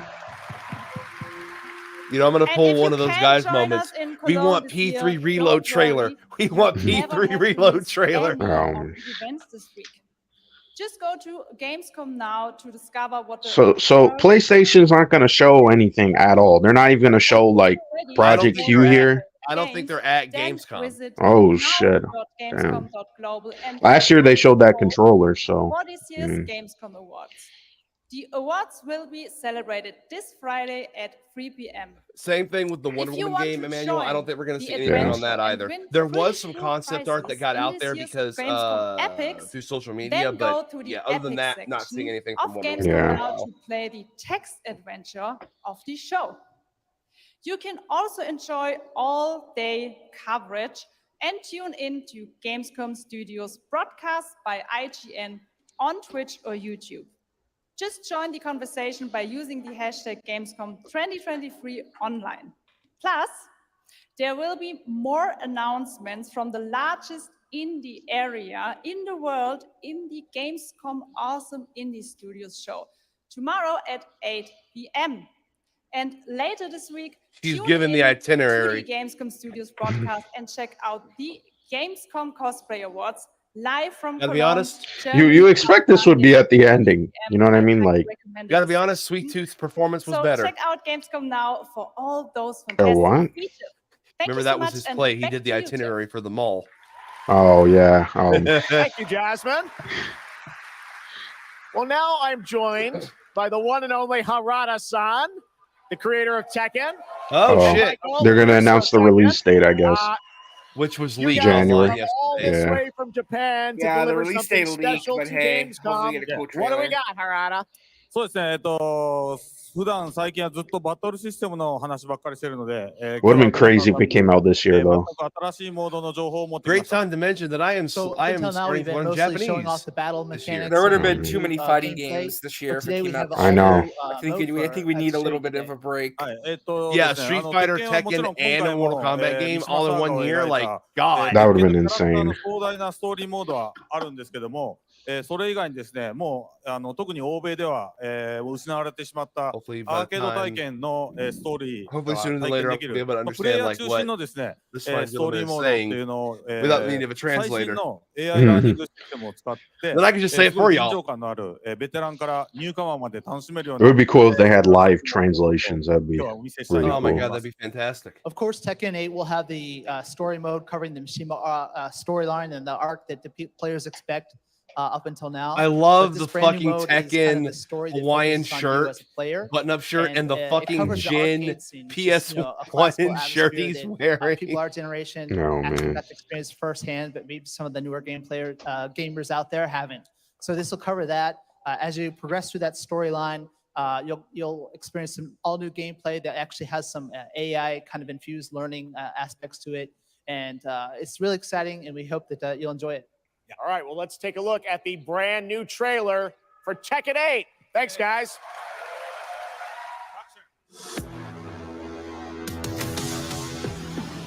I always want to get into Tekken, but there's so much story and lore. You Yeah, know? and it's the longest Yeah. running story in a fighting game. Sorry, Mortal Kombat. I want to see who the guest fighters are. There's going to be a guest fighter in this game. Because didn't Tekken 7 have guest characters? They had what? Noctis, Negan, and Kuma, I think. Heihachi Mishima is dead. I forgot Heihachi died in Tekken 7.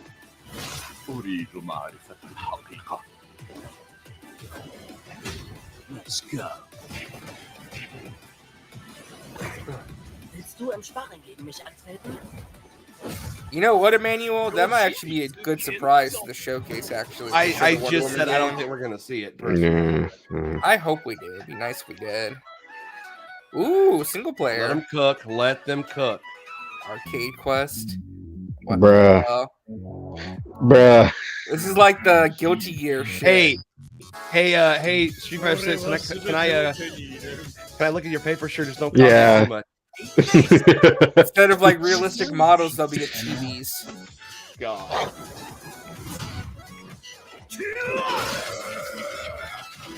Oh man. It seems all the fighting games are doing that now. Where like you have like an avatar character that interacts in like a battle hub thing. Right. I think they want more casuals to come in and play. I think that's why. The fuck? Oh my god. Puma! I love that bottle trap.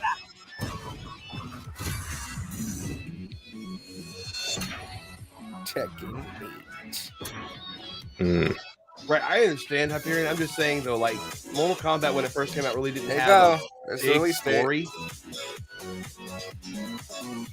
Pre-order begins today. PlayStation exclusive skin. How fortunate. Tekken 8 coming in January 2024. All right, I'm now joined by Shelby Carlton and Dave Swenson from Sledgehammer because on November 10th, Call of Duty Modern Warfare 3 arrives, and today. But I you thought I guys will already be the played first that game. Audience in the world. This is why I'm glad I didn't buy Modern Warfare 2. I can just buy campaign. this. Dave Shelby, welcome to Gamescom. What can you tell us about Modern Warfare 3? Well, wouldn't you want to play the campaign? It's awesome to be here. No, I don't care. Modern I'll just play Warfare the 3 campaign this for year this is one. the complete package. We're shipping 16 multiplayer maps, all from the original Modern Warfare 2. These maps have been modernized with new gameplay and features. We also have open world zombies. This is our largest zombies. Yeah.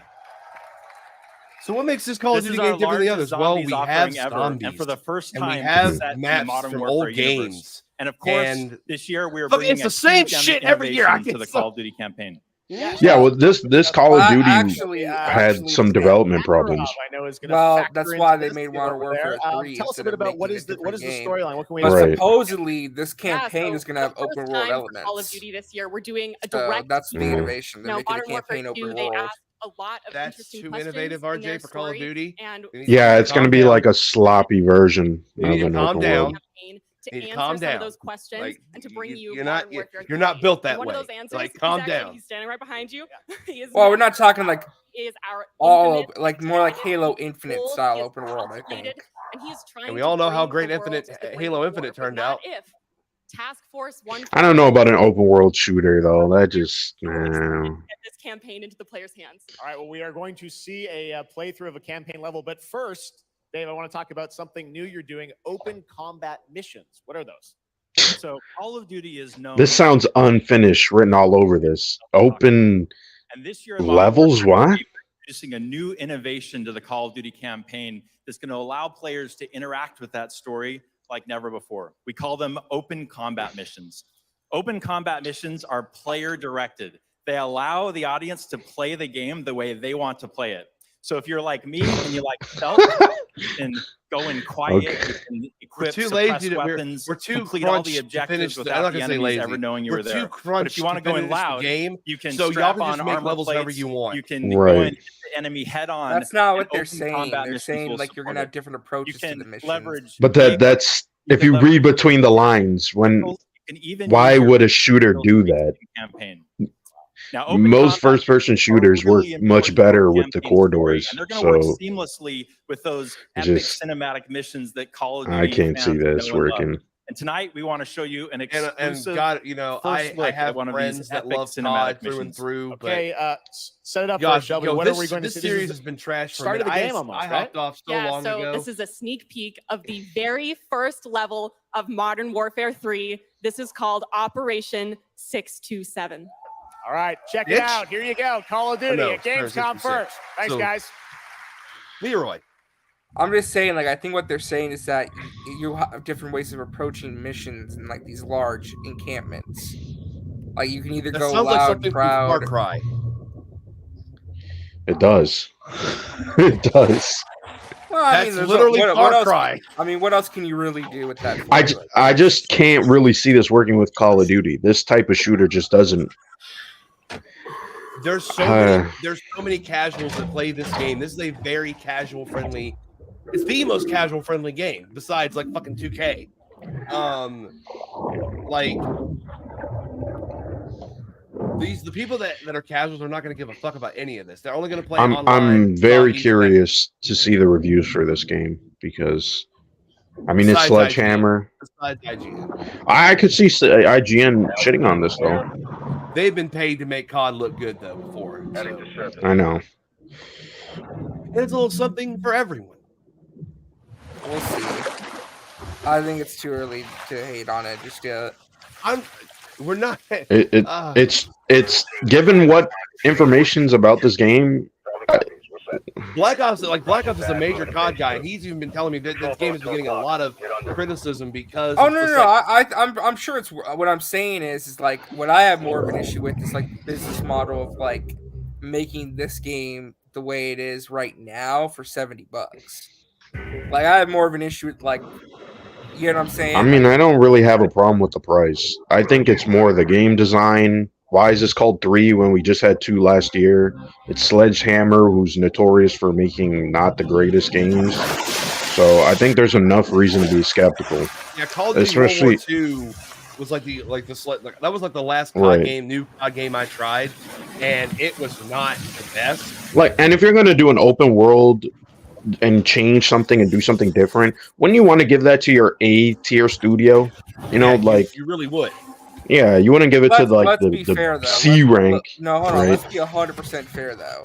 It may say Sledgehammer in name, but it's all of Activision working on this game. Yeah, but they're the ones designing it. That's what you have to remember. They're the ones who are who have the more creative thumbprint on it, right? And all of them are you know, the rest of them are support studios.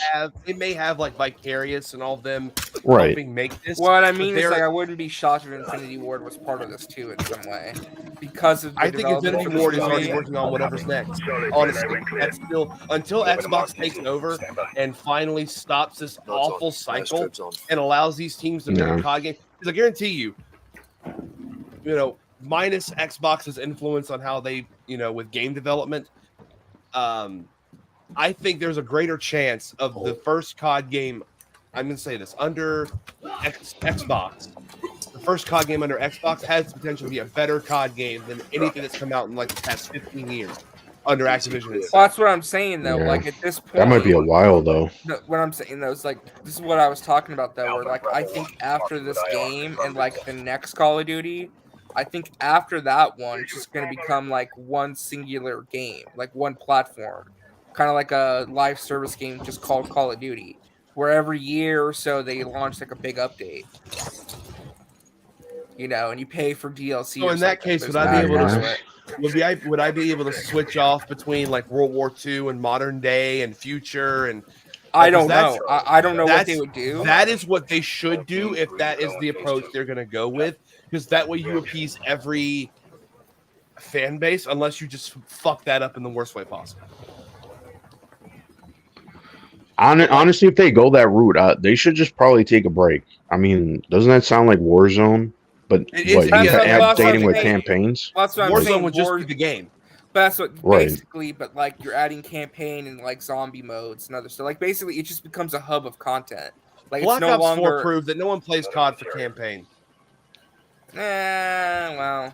I mean, who is playing? I'm curious. Who is playing the yearly multiplayer games? I'm like, what's the point of that?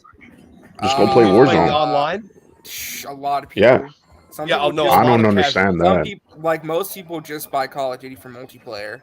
Okay. That's wild That to me. select group of dude bros in the gaming Well, community. we can't just say it's dude bros anymore because of how much it sells. Like it's not. No. just dude But bros. I'm saying though, it's like there are the COD fans, but there are those dude bros that buy COD, Madden, and 2K, and that is their games for the foreseeable future until the next versions of those games come out.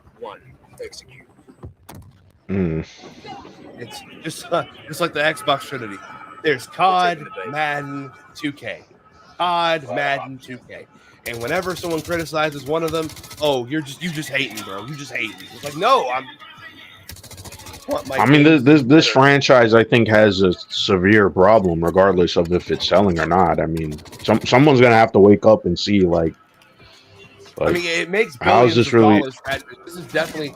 This is why this series particularly was such a big hot topic issue for the acquisition, because it makes them billions of dollars. It makes a lot of money, but like with this game, if the rumor is true that this has development issues, I mean, how long is that going to keep going until like it actually cripples the game?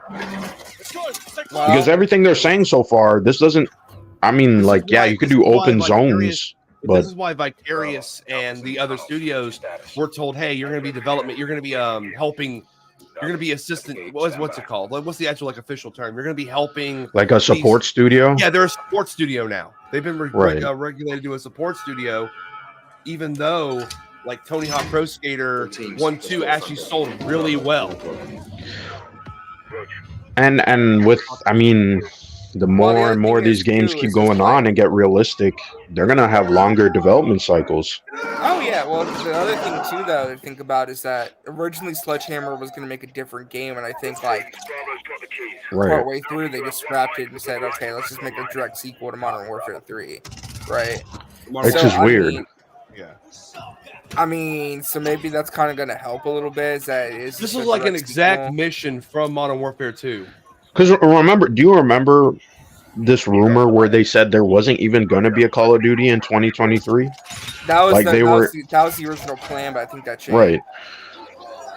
Why did it So change? it's I don't know. You have to ask Activision. My guess is I think they want a new COD out, so that way it's like they can just have their contract fulfilled. That way, once the merger goes through and everything, and then they can just Bobby start wanted fresh. more money. maybe they were worried about the deal going through. Yeah, that could be it too. They wanted something out. I mean, this do we really need to see all of this? Those that want to see it are happy. I mean, listen, like visually, this looks cool. I like what I'm seeing. This reminds me so heavily of a mission from either Modern Warfare 2 or Modern Warfare 3. I'm pretty sure it was the original Modern Warfare. Well, that's the thing. The modern Modern Warfare is like they're like a reboot. So like you're gonna see a lot of things from the original Modern Warfare 3 because it's a remake of that game. If I remember, because Makarov is the villain, and like they're gonna do that whole thing again with right. But Makarov returning. if I remember last time, you rescue Price from a gulag. This might be that mission. They redid that, man. That's so like. But again, these are basically like remakes and retellings of those stories. This does look like a gulag, yeah. Oh, they're in a gulag. There's no mistake in that. Yeah, I think they're rescuing Price. Yep. Reach her up. What the way the story mission goes, that they don't know who they're rescuing. That's probably Price that they're rescuing right there. Yeah, or Soap, one of the two. November 10th. I'm just glad that they remade or they remastered Modern Warfare 1 and 2 because those are my shit. For more Modern Warfare 3 details and gameplay when Call of Duty Next, the premier showcase event for Modern Warfare 3 multiplayer, Call of Duty Mobile, and Warzone takes place. We're announcing it tonight on October 5th. And jump in for yourself when the multiplayer Oh boy. comes up on October 6th. Oh, we have so much more to share with you, but first, here's an update on Nightingale, the new shared world survival crafting game from Inflection. How much longer is the showcase? How long has it gone on? 2 hours. It was 2 hours, yeah. So we're like, we have not even cracked an hour. Oh. I mean, so far this seems, yeah, he really was trying to lower people's expectations to like rock bottom. Awaken your first portal and tread on towards that which is boundless, beyond the measurable.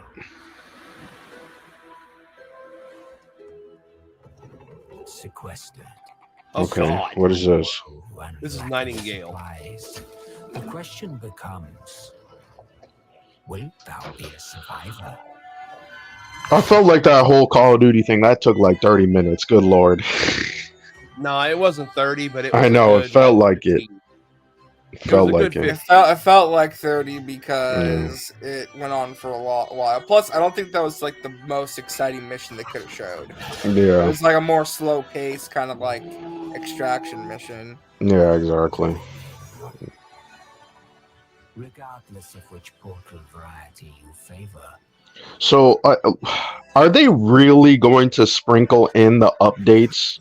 Because those are the biggest games they have? Because that's definitely not going to look good.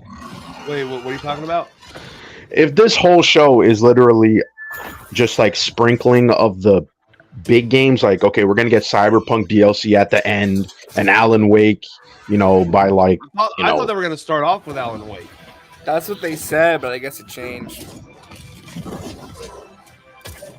Because nothing really so far, even for the updates, have been interesting. I mean, we got like what, a live action Starfield trailer. Right. Got Call of Duty 3. We got the And honestly, Rebel I'm not Moon. hating this Nightingale one. They showed us Rebel Moon, and it's like, dude, did that really need to be in the show? Like, couldn't that have been the ending? In terms of the press, I mean, the press care about Rebel Moon. That's what some of them were waiting for.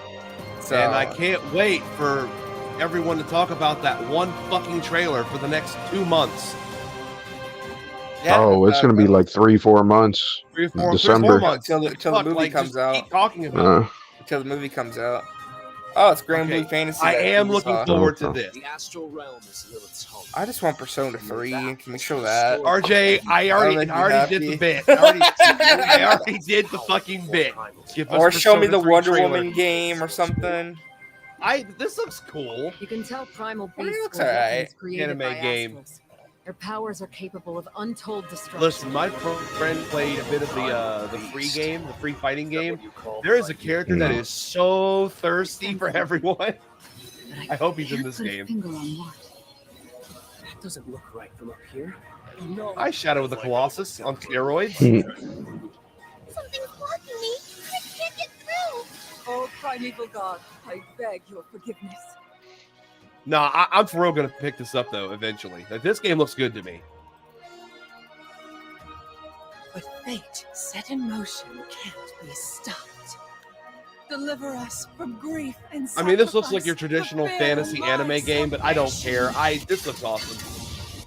Yeah. I guess that's my problem. It's just like I feel like I've seen this game like 1,000 times, you know? I'm waiting for something like very unique about it to finally Like show Persona itself. 3. No. What I mean is just like I've seen this kind of game before. I've seen like a Japanese like fantasy inspired game. I mean, what makes this special, you know? That's not a criticism. I'm saying this has its fan base. I'm not saying it doesn't. I'm just saying, ooh, February 1st. Okay.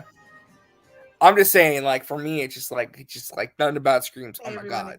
Ooh. Oh, it's Wonder Woman. Okay. Yo, okay, we were wrong. Then. that's voiced by Gina Torres. Yo. And she is conflicted about how to win this ever war. But that's all I can say. Let's take a look at the game. It's out Wait. today. Oh,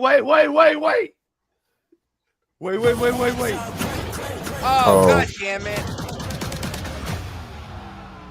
Wow, that was what a tease. He was wearing a Wonder Woman shirt, man. Like, I really thought. Because Gina Torres voiced Wonder Woman a long time ago, way back in DC Universe Online, before she got recast. Right. Do you know why she got recast, by the way? No, why did she get recast? Because the developers thought she sounded too ethnic for Wonder Woman. Oh, that's fucked up. What the hell? That is not a good look in 2023. Well, this happened like a decade ago, so no one remembers. I don't care, bro. Oh, wow. That's crazy. Especially when there is a black Wonder Woman now. Like, bro. I mean, I really don't like the idea of Wonder Woman just being plain white. Like, Oh no, she's definitely Greek. She's definitely yeah, she needs to be, Mediterranean. Has some characteristics. Like, it's just a little bit weird. Need to have them good genes. I don't know why we're getting this game shown again when it's already out. Well, there's that game you're just talking about. It's already out and the reviews are out. We don't need to see it No. again. This is what I mean. The show doesn't have anything of substance, so they gotta pad it out. We're going to step into the world of the Hoyoverse. I am here with the fucking Lee, what? producer of. Oh god damn it! It's Genshin And welcome Impact. to Gamescom. Oh, It's great to boy. have you here. Thank you. Yes. Fantastic. It's a great honor to have you Genshin here. Impact We've and the been very excited to hear microtransaction more and all about that crap. ZZZ, the next game. You're for the saying this, but Hoyoverse, you want to play the Persona Hoyoverse. 5X. Can you tell us a little about what you I don't brought wanna to play it. It's gonna Gamescom? kinda You don't want to play it? PG? 非常荣幸今天来到 Gamescom 这个舞台，并且给大家带来 Oh, I'm 了 sorry. 一 It's 个 the 作 next 品 game in the 我是 Hoyoverse. The 地 next 矿 game that they're Oh, making from the okay. makers of Genshin Impact. I'm sorry. I'm incredibly honored to be here But tonight. it's still like in and the I've brought Genshin Impact one of our newest universe or products whatever. with me today, which Genshin is Impact Zenless Cinematic Universe. Zone Zero, an urban Pretty fantasy much. APRG. 距离上次我们给大家分享动态已经有1年的时间了，我也知道大家非常着急，想知道我们新的一些研发进展如何。所以这次我们想接 I 触 mean, I 这个 gotta 舞台 respect the 跟大家 grind. I 分 mean, they're 享一下 making a 我 lot 们 of 新 money. 的研发中的内容。 So I Yeah, know it's they been are. a while since we've given you an update on what we've been working on, and that's why I'm particularly happy to Like be this here is the today thing that I think is so to interesting, give you right? an With all update this talk on about the China progress that we've in made like other with this game. capacities, like the games 接下 industry 来的 doesn't really 题 seem 会 to 有我们 focus on 新制 them, 作的 and 战斗 I'm 机器 starting to 和我 think 们 that we 新的 should 都市 because 交 like 互系 Genshin 统。 Impact, 让大家 Tencent 喜 is a 欢。 big player So we already. brought a trailer with us, And I still think it that shows you the some Black of Myth the Wukong urban team is gonna environment that get we've been noticed. working on, and I also think wouldn't the be reason surprised why is there's some concern. That's probably why. Excellent. Thank you very much. There you go. Black Brand Myth new Wukong trailer actually for Zenless sells Zone like Zero at incredibly Gamescom. well, I can see that team getting purchased by someone, probably Microsoft, honestly. Yeah, they do seem a little Microsoft.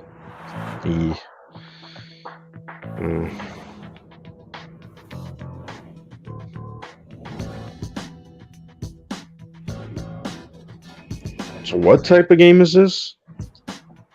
Yes. Sabri type of game. Okay. It's a waifu bait video game, just like Genshin Impact. Oh boy. And man, does Genshin Impact have some waifus? If only it was a good game to back that up. They're showing us mini games, but not the actual game. Like, what's going on here?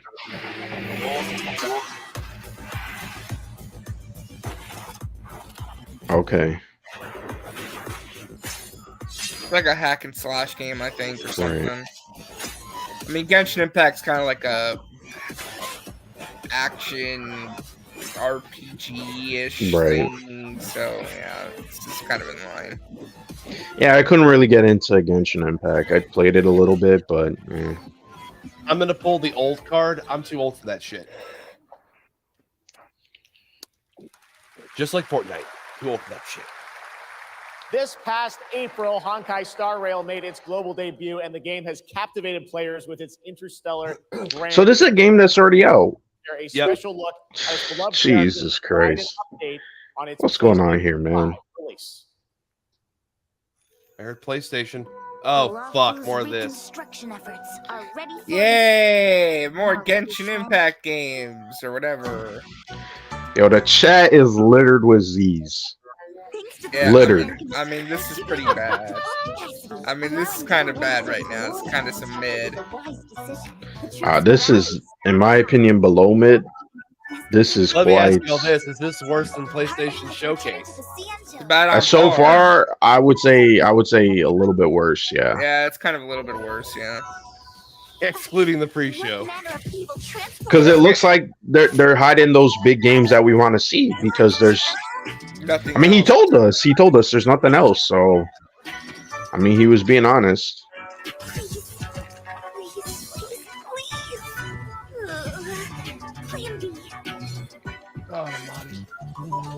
There's got to be at least. Oh well, let's do this. If they don't show at least one thing new. No, I don't think they will. He did say moderate, so I'm gonna say at least one thing. There's gotta be at least one or two things that like have been announced that we haven't seen in a while, or something like something nice. Like I said, like I would be fine with a Dragon Age update or like Wolf Among Us 2 update. Like games that have been quiet for the most part.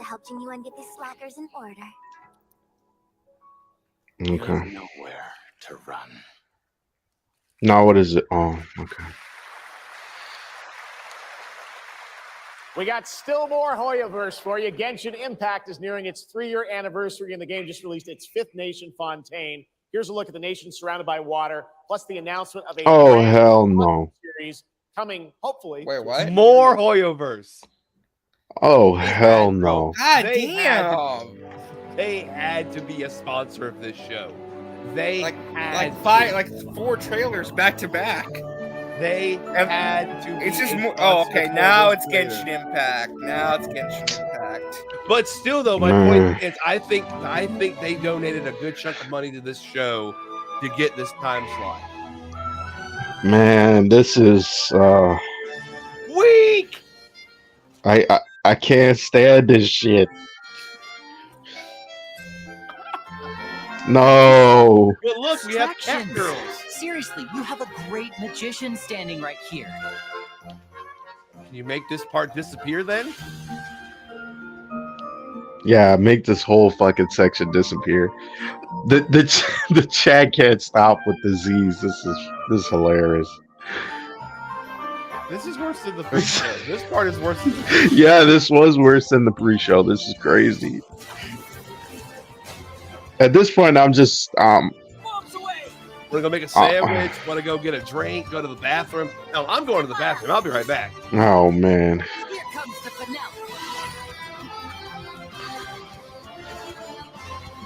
This better mean the Game Awards has some good stuff, okay? Like if he can't deliver with that, oh man. Why even have these shows? They're glorified advertisements, so October, Lords of the Fallen releases an RPG adventure where he plays a Dark Crusader who can access a parallel dimension, the Umbral. Here is a first look at the brand new story trailer for Lords of the Fallen.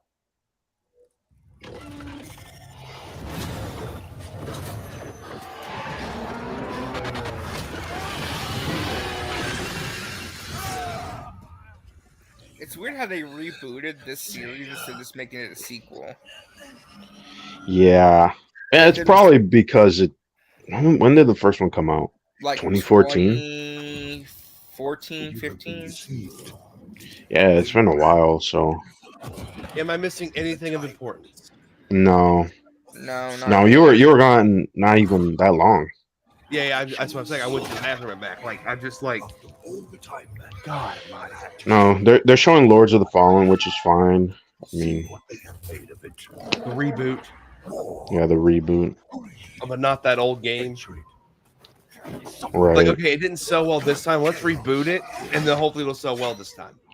You know, I think maybe this is a sequel, and they were like scared to put 2 on it because they're like, it's been a while, and it wasn't like a big hit.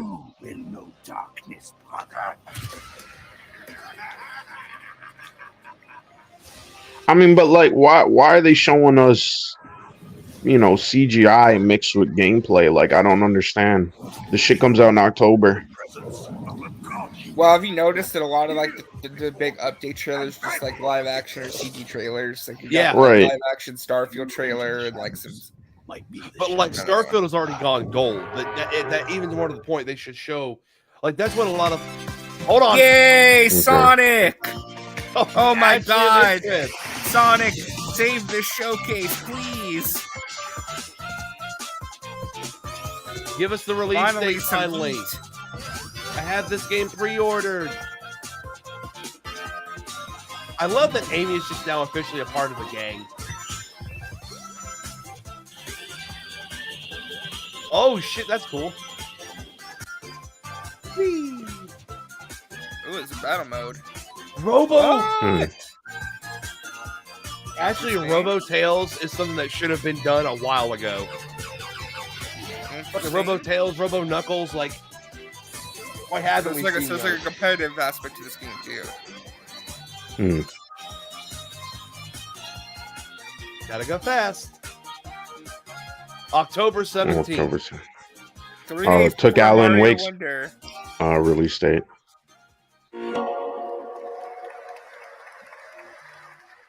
Looks amazing. October is going to be a very looking busy forward to month playing for new that releases. game.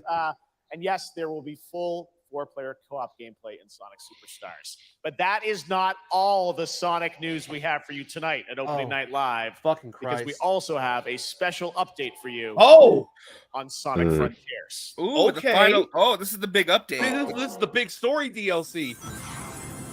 All right. Okay.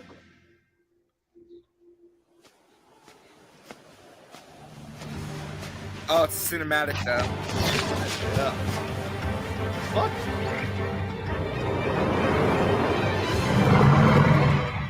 damn.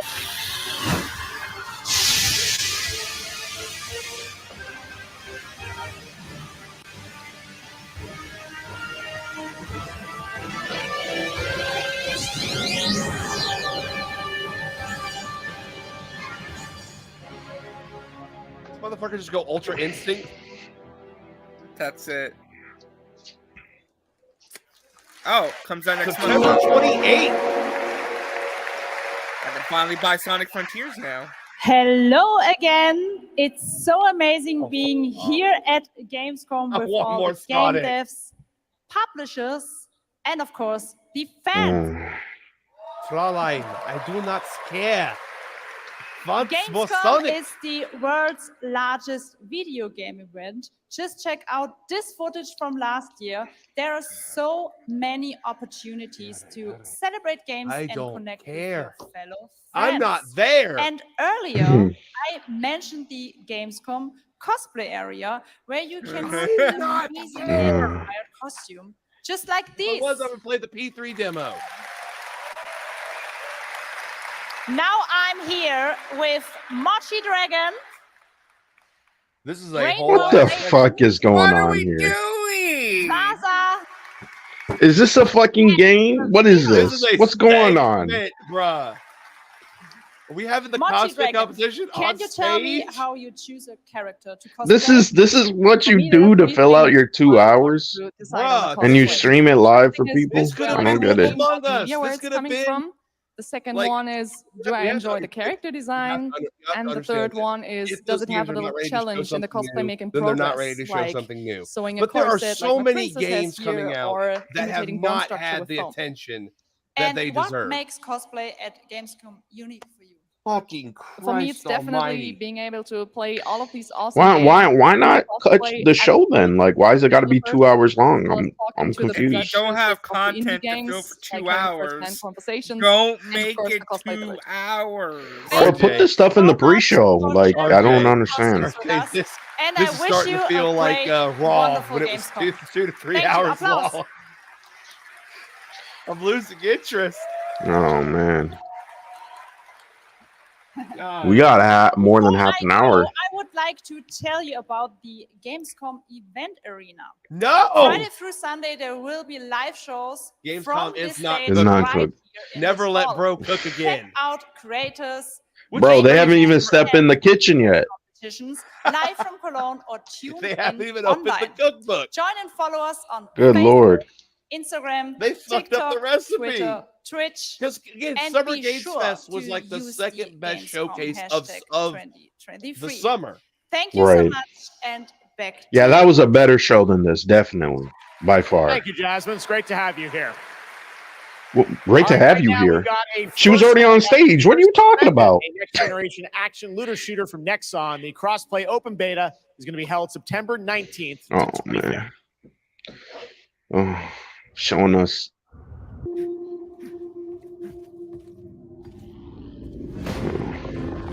We must follow the will of the ancestors. This is one thing about the AAA games industry that Accept your we've kind of touched on. Descendant.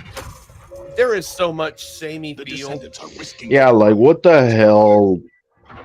Man. I feel like we've seen this game like 3 times already.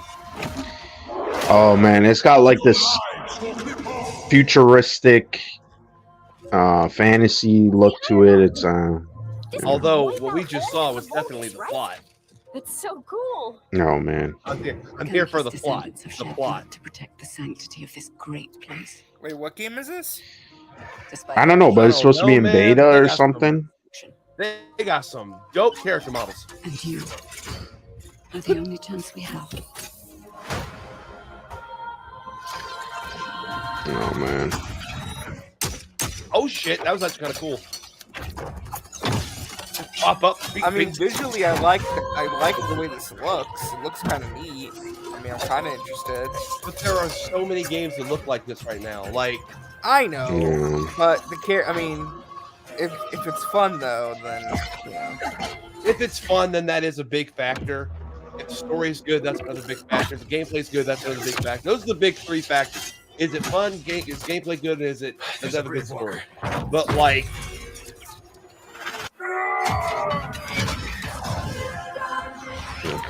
I'm just saying, like a lot of the themes, like hey Braille, a lot of the themes and shit in these games kind of look like they'd be in a Zack Snyder movie. I'm like, oh my god, like what the hell is that title? Like, and then it's like, what's going on here? Hello? Hi. How's Surface World? Dream again. Right. Everything's Oh, this is their space, or sorry, sea diving. Tired, game. but in a good way. Busy. I don't mind these. Unitrenches. I swore they showed this about you. at the Game Awards or last year. I told you, I still need time. Time to what, Stan? Because as far as I can see, you're just treading water.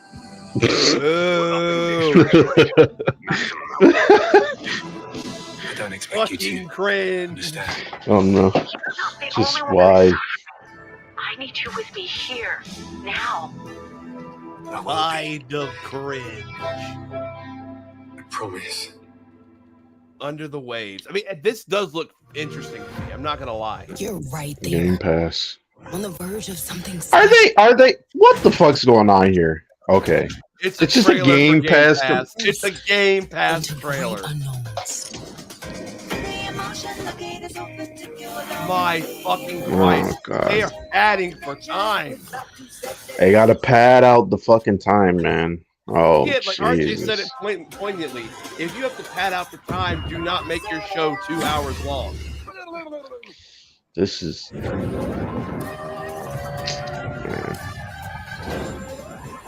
Bro.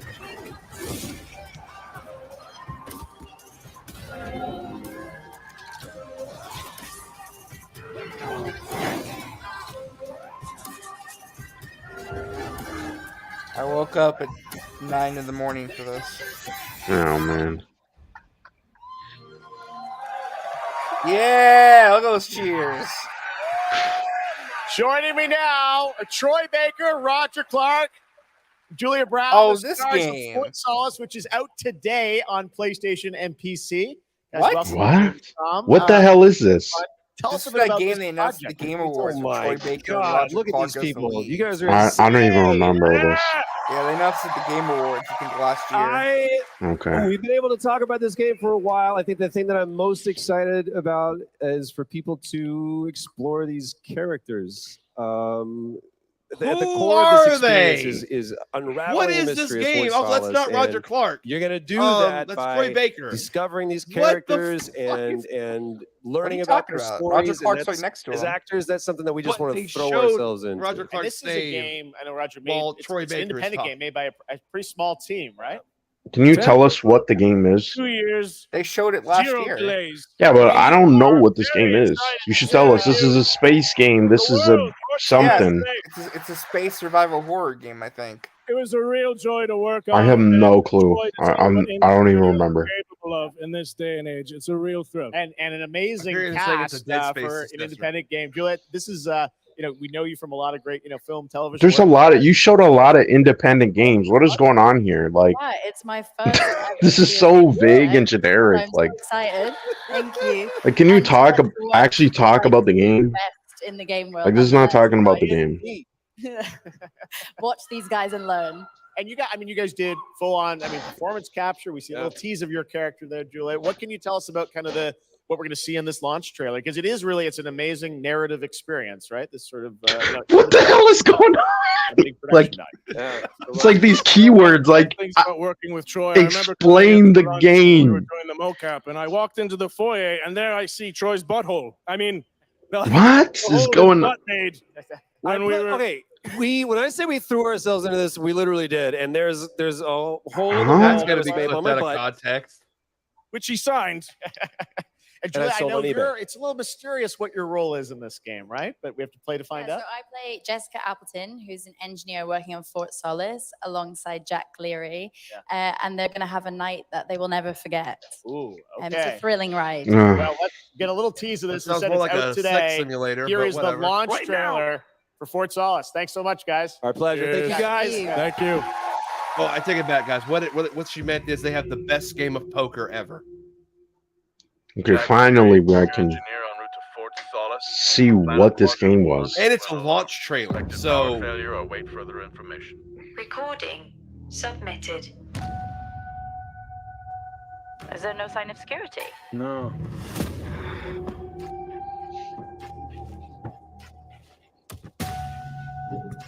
No, I don't remember this game at all. Don't either, to be honest. I think there may have been an incident here. What the hell is going on, Jackie? You need to leave and let Central handle it.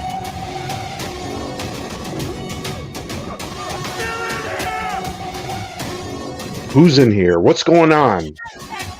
Like he's saying I'm still in here.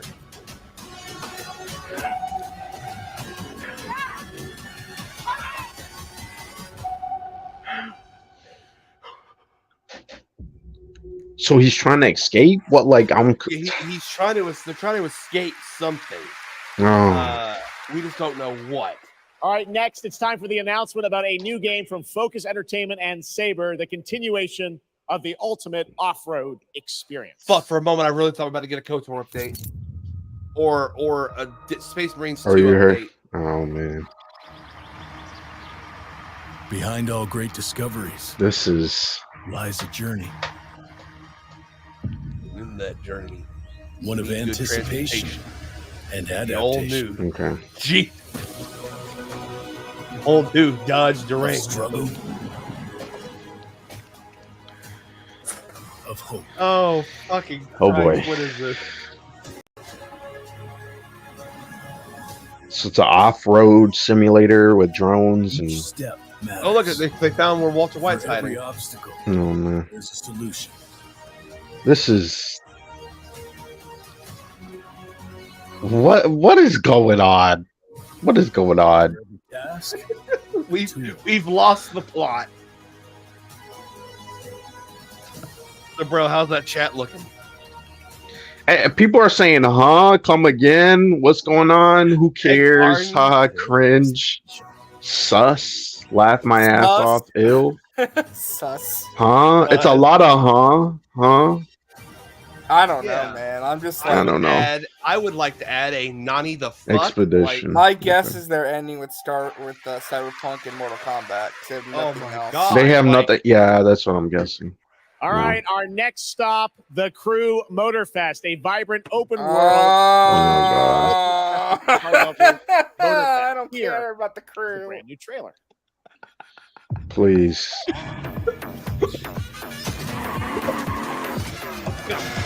Oh god, it hurts. Like what I don't understand is, right, if you're gonna give us updates, like wouldn't you tell us something new that we didn't know about the Can we game? watch the Rebel Moon trailer on stream? I'd rather do that. Oh man. Oh, it hurts. Oh fuck. Like No, I mean, Samir, not really. I mean, there's some decent stuff here, but yeah. no, you really didn't miss anything. Nothing is going on. This is I mean, the That's Sonic going on stuff for was the cool. last hour. has to be the worst Gamescom because I don't remember it ever being this bad. Like they usually have at least something like within the first hour. Like this is man.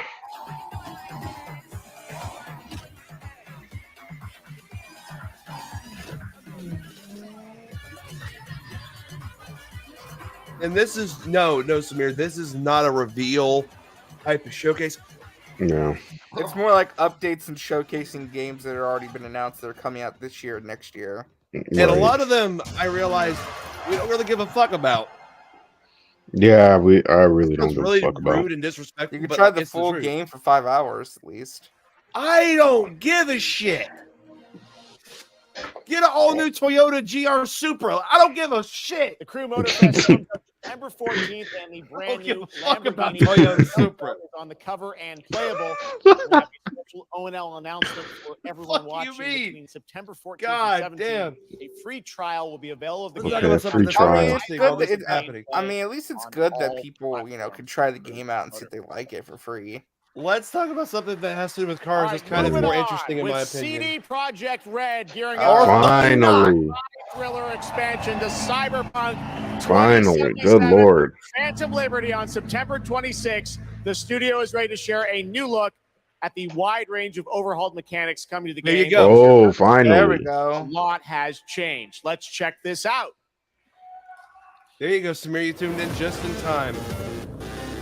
Wish we could have tuned in this time as well. We're getting car combat. So that's pretty cool. My favorite merc. Welcome to Dog. Ah, the Mr. Hands was barely in the base game, so You know what to do. Get your ammo, assault rifles, tactical gear. And thinking of buying some iron. The logical choice.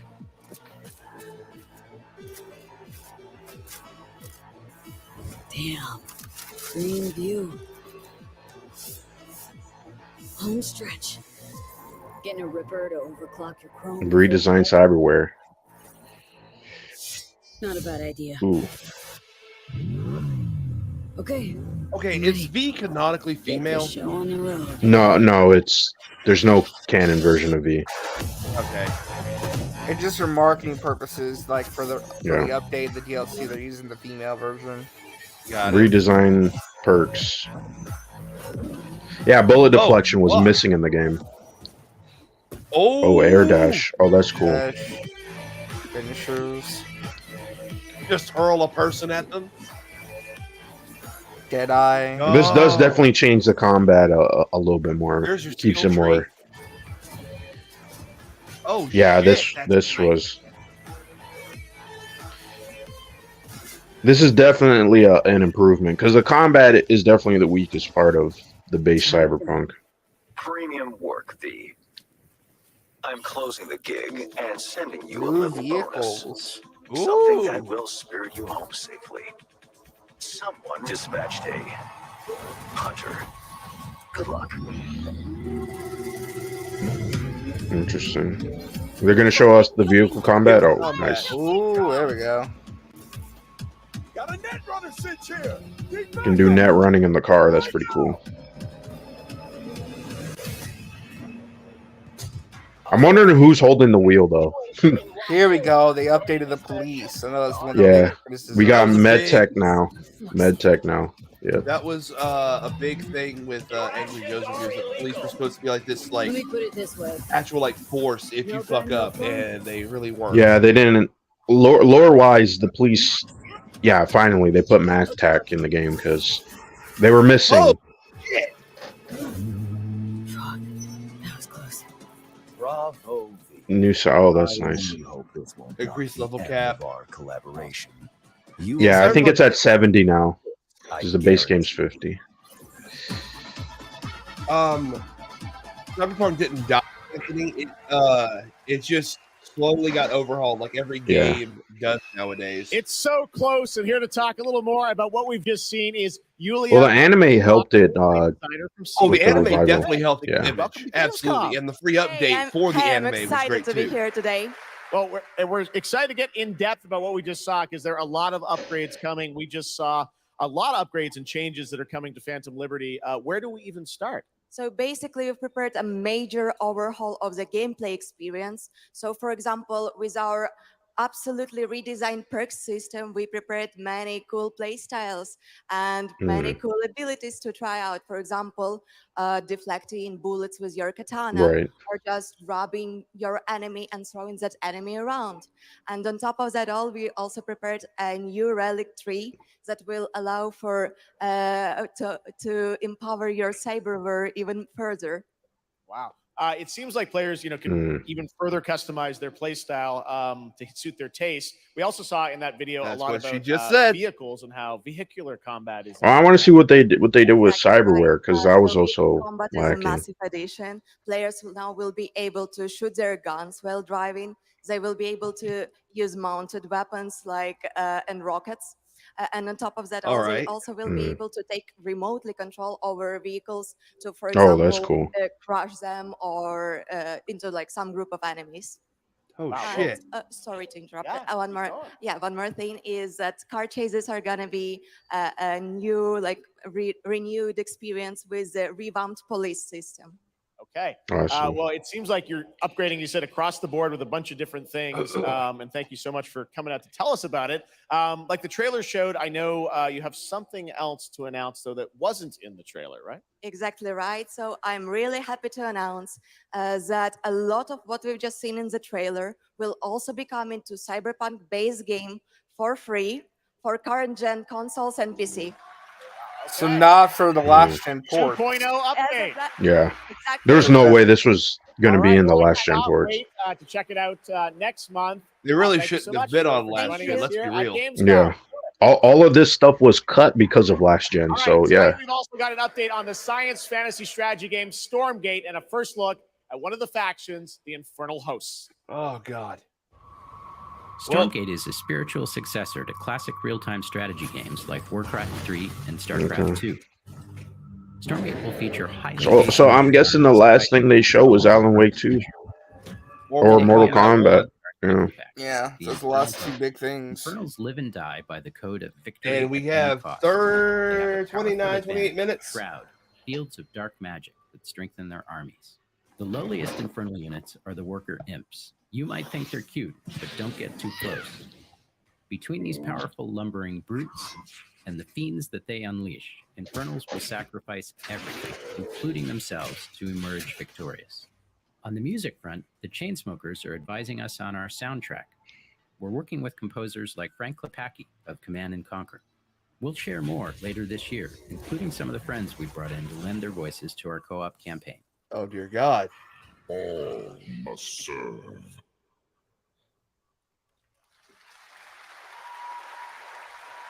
Gamescom always strives to help our environment, and all of you can help make a change with a donation to the Gamescom Forest. Now to present Gamescom Green Studio of the Year, please join me in welcoming Lisa Pack from Playing for the Planet. Lisa? Green Studio of the Year, what's that? It's like the most environmentally friendly studio. Every time I come to Gamescom, I am amazed by the scale of this event and Thanks, impressed with how progressives. each year the team Why should I continues care? to make steps to make it more Because sustainable. we all live on this planet. This is RJ. being done You only through get Gamescom No, well, I mean, why should I care about this being announced as well here? as by partnering with us at Playing for It the is a Planet. thing. Like, let's be Through real. Playing for the It Planet, is a good the thing. United Nations has been working with the games industry to See? inspire millions of players around the world to learn more about the environment and to take actions that benefit The the fuck? planet. Subway Surfer? Whether you are a Subway gamer, Surfer teaches you a head of about a shit big men dream. studio, or an indie developer, all of us And can the award and goes to should play a Activision part. Blizzard for creating What This matters is most PlayStation's is only to learn appearance. and to collaborate. It's Did a you new see that? dream. The Dreams is actually And if we don't Dreams start is now, actually then like when? a really good like For game. those Right, of yeah. you who Design, play like, games, many of Dreams you could are be its own already engine. Let's raising be the real. bar Yeah, by it could be. asking game It could be. makers to step up and act on values that are important to you. Keep on And nothing asking, of value whether was it's for lost. more green Oh, content or greater what other energy, update do they need for Avatar? your voice Nothing counts. right now. I mean, the game's For this coming out in year's Green December. Studio of the Year award, we have been looking for bold, system-changing, innovative, and creative ways to tackle the climate crisis, and all nominees this year have done an amazing job. The way we win on climate change is to stop emissions from happening in the first place, and that is exactly what this year's award winner is actively trying to do. The nominees for the Green Studio of the Year, based on companies that have submitted applications, are Frontier, Ubisoft, and Xbox. Ubisoft. And this year's Xbox. winner is Don't Xbox. say- And here to accept the award Yay! is Why do I feel like that was Phil rigged, eh? Spencer! Let's give the green award to the green company. Xbox I mean, they goated. sure as shit weren't gonna give it to Ubisoft. Yeah, I know, right? Phil this Spencer is award my daddy. Let's go. on behalf of an incredibly talented team at Xbox. Are they worked green very because hard with what? tools and Hold Because on, they're hold barely on. putting out any games? to allow them to see the impact of their Oh. code on the energy draw of the consoles. We do this so that we can all play while we continue to make the world a more sustainable place. Thank you very much. It's eco-friendly because I Everyone. haven't turned on my Xbox. God damn, bro. No, to be fair though, it is good that Xbox has. Congratulations to Phil and Xbox. And the award for best bird. I'm now here with Judd Cobbler, the founder and CEO of 11 I'm turning on next week, though. Don't worry. Judd, this is a big moment for you guys. ARPGs have had an incredible year, but you're an independent studio that has been building this game for a number of years, and we're excited to tell your stories. Tell us a bit about the last epoch. Absolutely. So Jeff, The fuck is this? First off, why does before this last guy look like Epoch, he's I like was a not he's in like the a games college industry. student? I was just a diehard. Yeah, he looks like he's selling NFTs and yeah, exactly. With the help of our community and Kickstarter, we've been You able got to that cap on, and you're like, he's trying to sell me something. That's what I was going to say. Samir brings up a good point. Like they did change like the power system so and the far. Yeah. We're adding more Xbox, every so single they actually patch. are very We also have an power-friendly. awesome deterministic skill system, deep and interesting loot. And again, I will say they're very well designed on that front, playability. in my opinion. And Jeff, Like, from a tonight console we're excited perspective to in terms of announce how they're our newest designed, I mean, class. it's also The good Rootmaster. because The the Xbox Rootmaster Series has a S unique is a mechanic where potato. he's able to It's enjoy many biodegradable. Damn. abilities with a God single damn. button press, making it super exciting and fun to experiment Y'all are and find your ruthless, man. perfect play style. Y'all gotta chill. And the We Rootmaster say this, and then I put like tournament 200 hours will in be available to Starfield, play so it's here okay. all week. I got it at on Gamescom. PC. Fuck Amazing. Xbox. Well, this is such a great story of this game. I encourage you to check it out. And right now, we've got a first look. Oh, that's Rootmaster. fucking Thanks, hilarious. Judd. You know, and if it was Jim Ryan, I would be roasting Jim Ryan too. Oh, absolutely same. 5 years ago, Last Epoch was a community dream. What if we, the players, could band together to make the next great ARPG? What would that game look like? Lots of that's classes interesting. to choose from. This is, Every single skill would have we its don't own talk about build-defining our skill tree. time on Kickstarter. Reaching in-game would be just the beginning, That and it shit would be was updated for wild. years so we Mhm. can play forever. That should have been a stream. I mean, YouTube would have taken it down, but Last Epoch makes crafting and finding items super rewarding. Again, it's genius. I think this is the most innovation we've seen in a trade system in an ARPG in at least a decade. so what's going on here? They're paying Twitch streamers to talk about this game. Are they developers too? Because it's supposed to be like a community built game. But I just hate these titles. Like, what does that title even mean? A really cool game. Speaking of cool games, please welcome the winner of Best Mobile Game last year at the Game Awards, Ben Brode from Marvel Snap. Hello, Ben. Oh, it's you. Whoa. I know we won Mobile Game of the Year. You did, yeah. But we just finished rebuilding the entire game to run natively on PC. It looks insane. Fucking why? And Whoa. I'm here to tell you that, like, literally just like 5 minutes ago, Why? we launched the game on Steam. Okay, it's on Steam. Wow. Rebuilt. Whoa. That's fantastic. Now, I know anyone actually watching the show on Twitch, if you watch more than 30 minutes of ONL tonight, there's a special Twitch drop, a Spider-Man variant for Marvel Snap. And right now, we've got an exclusive cinematic what is this show guy from on? Snap. Check it Marvel out. Snap. Thanks, Ben. Well, why was he acting like that? Mobile game. I don't know. It's like, wow, that was wild. And I hate when games do this. It's like, show us all this like action. It's like, dude, it's a puzzle game. Like, what's going on here? Oh fuck, I forgot. The animation looks cool though. I'll give it that.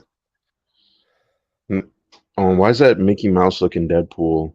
It's supposed to be like a multiverse game. So Why do I feel like that's going to be in the next Deadpool movie? It's something Squirrel about Girl. that just. Anime Squirrel Girl and Red Dinosaur.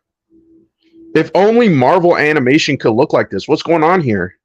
Like, this looks premium, top tier. Like, this is better than what they've been putting out. What's going on? It's a goddamn commercial. For a mobile game. Oh, man. Steam. If only. Oh my god. Oh, wow. This. What is going on? They just did one. What the? We have a lot to talk about. Apparently We do. don't, because we're This showing this is shit hold on again. though. Like the last one was just normal Game Pass for consoles. This one's about PC. Oh, man. Oh, okay. It's mostly the same PC Game Pass. Oh, Mostly the boy. same game. Yeah, it's the same games. Mostly the same games. Probably. Oh, man. What is going on How here? much longer is this? Are they? I think this is Armored Core 6. Yeah, I was gonna say why. Yeah, Armored Core 6. Okay. Which comes out like next week. Yeah, like come on. Another game of the year contender, from what I understand. I highly doubt. I mean, it's probably gonna be good, but I don't think it's got a chance of winning game of the year. This is gonna be a hardcore game for sure, though. These games are hard as hell. I didn't know they go all the way back to the PS1. Yeah. Call sign Raven. Priority subject for termination. High on the list.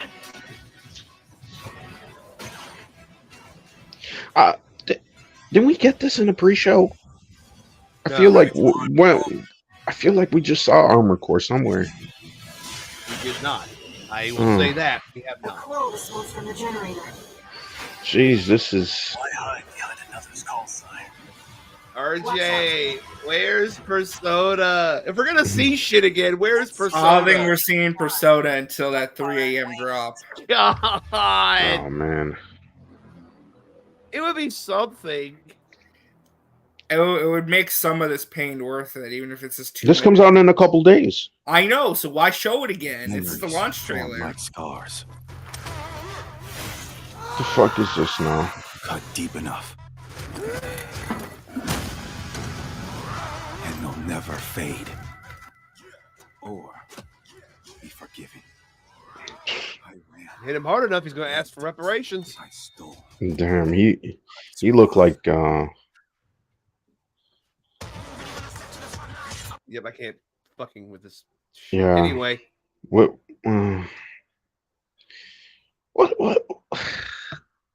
man, I'm this not gonna say okay, I'm not gonna say that looked better than What If. It did look really good, but What If is going for a unique 3D animation style. And don't say I would say that did look better than What If, and I liked What If. Well, So. I was gonna say, like, I have heard really, really, really good things about Marvel Snap. Like, in terms of mobile games, it's actually a pretty good one.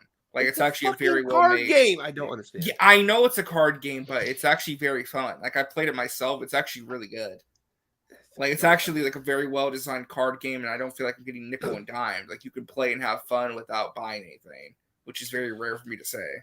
Yeah, if they don't really like make it to where you have to buy shit, then that is a plus. Another fucking fantasy game. Like there are so like okay.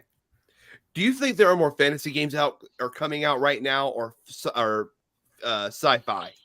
Both. Both. Yeah, both. I agree. Both. It just has the same like aesthetic and look. It's like PvP game will hit Steam early like access Starfield on and September Cyberpunk are 21st. two different types of sci-fi. Next, I am so excited. Right. To Every bit of Gamescom, wait, hold on. Finally, creator of Yay! Mortal Kombat, who's come all the way. Who promoted to AI Gamescom art. to unleash Yay! even more news on MK1, which Look ships at in Boone. just a month. Please Oh, join me man. in welcoming to O&L Ed Boone. Yay! Something new. Noob Cybot. Okay. Hello, Ed. Hey, Jeff. He's like, I'm being held, kidnapped by Jeff over here. Everywhere he goes, I have to follow him. You drop just gets crazier and crazier. So, what did you bring to Gamescom? We brought another, probably our craziest trailer of all. You know, since we introduced the gameplay at Summer Games, He said craziest trailer. Oh boy. I couldn't believe the reaction. I mean, it's going to get some They've actually craziness. gotten their hands on the game, which has become even more exciting. I can't believe the crazy stuff people have come up with, combining the main characters and the cameo characters. It's been a ride. Yeah, the beta was okay. This trailer we have here should give you an even better idea of just how insane things get with this game. I'm missing. There are these some reveals in it. nutrients for this shit. I Like, gotta say, this such a great asset. You guys are gonna enjoy it. Here it is, All right, Mortal here we Kombat go. 1, the brand new trailer. Please be good. Please don't let us get copyright claimed. Outworld can be both alien and You intoxicating. start playing 21 Savage. Like last I'm time. gonna be so pissed. There are outworlders who would prefer us to be at war. General Shao. Victor of the Tavarian Ooh, War, Shao Kahn! Look at him. conqueror of the Quatan Plains. All of Outworld is grateful for his That's service. Sindel? Oh my god, look at Shao Kahn! Cool, they gave him an axe over his hammer. Damn. You would consign us to endless war. Better that than be Liu Kang's lapdog. Did not Is your that illustrious Sindel? father teach you that war is the last resort? Do not forget that, General. That is Sindel. Okay, that's what I thought. It looked like Sindel. Oh my god, look at Sindel. Oh, she looks great. Hyperion, you're getting what you wanted.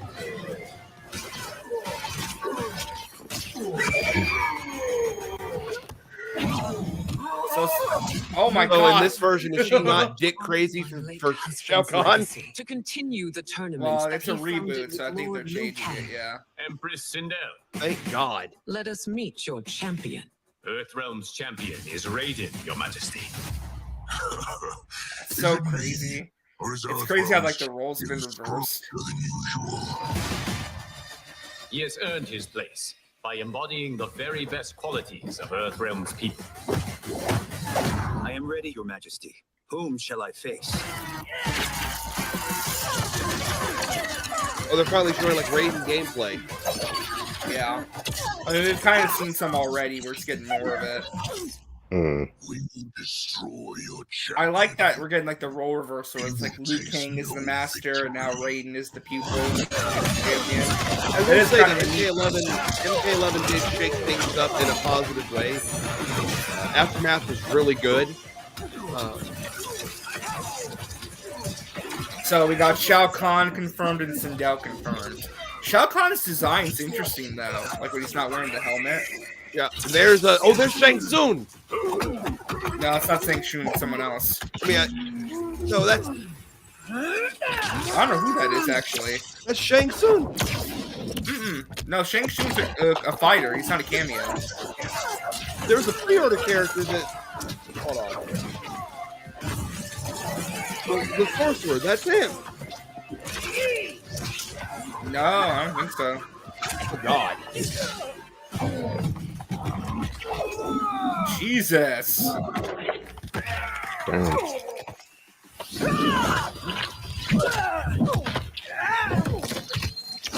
Oh.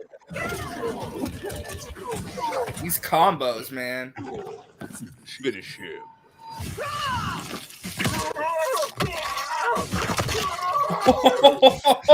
Oh my god. Here it comes. Who's your queen?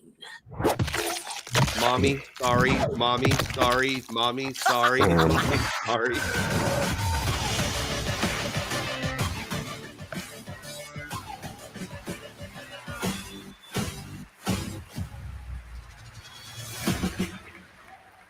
That pack is going to be great. Yeah. Looks insane. What is All right, this? time for a total shift. Era History Untold is making its first event appearance this week at Gamescom. This turn-based grand strategy game is about building and leading a nation through. Also, Anthony, they did say that the reason why they went back to Mortal Kombat was because they are transitioning to a new engine, but they wanted to put out a game before transitioning, and they knew it would take a really long time for all the assets and stuff to be made in the new engine. So they made MK1 kind of like fill that gap. Injustice 3 should be their next game after this, though. Yeah. It will be the first game in the new engine. Let's go back. Yeah, he did say they plan on making more Injustice games, so it wasn't just 3. So Can they just make a normal DC fighting game and not have it be the Injustice universe? Because it's kind of garbage at this point. No history. It's not garbage. The Injustice universe of the story's gotten so bad at this point. two was definitely bad. I didn't read the comics for 2, but The comic, and the animated movie. don't talk about the animated movie. Oh God, That Lord. movie was so bad. Oh, God. I'm just saying that the brand of Injustice itself may be bad, but the game. I love Injustice 2. Injustice 2 is a fantastic game. I was kind of hoping that rumor that they were making a Marvel fighter, like just Well, a here's straight my Marvel thing. fighter. Like, what if, like, I hate to say this because everything's doing this now, but what if Injustice tackled the multiverse? They already kind of did in the If first they game. did a Marvel versus DC fighter game, that would be insane. But it That would be probably like never insane. happen. It would be insane. That's what I'm saying though. With the first game, they kind of already did the multiverse because it was like the normal DC Right. universe Yeah, they with did. the evil universe. Yeah, that's true. But The only thing they could do is like bring that back, maybe. Yeah, it would be more like Because different variants in the and second game, there was just the normal evil universe. There wasn't the good right. guy.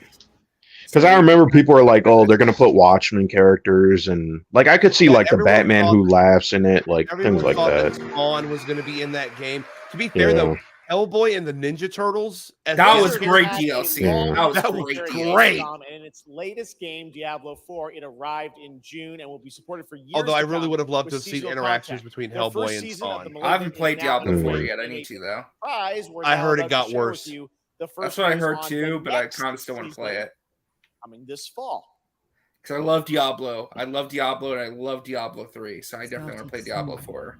I have 1 through 3. I just haven't gotten to them yet. That no one would miss. Dead. Discarded. And what is this? Diablo 4. Oh, okay. Injustice 3 Crisis, like Crisis on Infinite Earths. Yeah, I could see that happening. And Emmanuel says they could add Darkseid, but Darkseid was already a character in 2. He just didn't have a part in the actual story. Right. I think Crisis probably makes the most amount of sense. They were too late. Oh God. If they're gonna do Crisis though, like that would mean it'd be a multiverse cast again. Which means Right, but it would be a different type of multiverse. Right, and what I'm saying though is like they would have. I'm sorry, but the first person that comes to mind because of that is John Kent. His Is son, who? Say that again. Jonathan Kent, his Superman Right, son. I could see that. Because in the comics, he even is dealing with Injustice A Superman. survivor. With all of their strength. Like Ultraman followed him. What's funny is that Ultraman followed John in the comics into the Injustice universe, and then like Injustice Superman snapped Ultraman's neck. And I'm like, bro, what is this? Yeah. Like, can we not talk about that? Because those comics were really bad. Because, like, Jonathan Kent's trying to be like, I can save Injustice Superman with the power of love. And God. To be fair, he's doing the Superman thing. He's trying to free. I know, but it's not written very well. Okay, like there's a limit. There's a limit. Pierce through the hearts of the damned. Didn't Injustice 2 have 2 different endings? Where like one was like yes, there was the good ending. Well, there's the Batman ending where Batman sends Superman into the negative zone, depowered by a gold kryptonite ray. In the Superman ending, he controls Batman using Brainiac's tech. Right. Yeah. So my guess is like if they already did Brainiac, maybe the next game will be Darkseid. Darkseid is what Emmanuel said.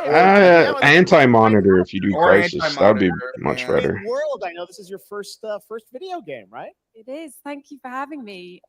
It is my first video game. Okay. I have always appreciated the power of storytelling. Oh, it's Jimba Chan. And in some What is ways, she in? video games are very Eternals, and she's in Captain Marvel. Oh, is she Cersei? Yeah, she's Cersei. Yeah. Oh, I'm so sorry. You did an excellent job. I can't wait for people to hear you. Yeah, this is exciting. You know, that guy's like, I can't wait to hear you. Tell us about the character that you're playing, Eris. So, Eris is a seasoned vampire hunter. She's Man, ain't no one want to hear none of this. you fight your way through the perils of sanctuary. I mean, it's cool that we're getting vampires and vampire Get to Alan Wake 2, boy. Get to Alan Wake 2. If there any Alan Wake 2. I'm sick of when these actors come here and they talk like this. Like, we know you don't care. We know. It's okay. If you know, Diablo is Like, put a developer on here instead.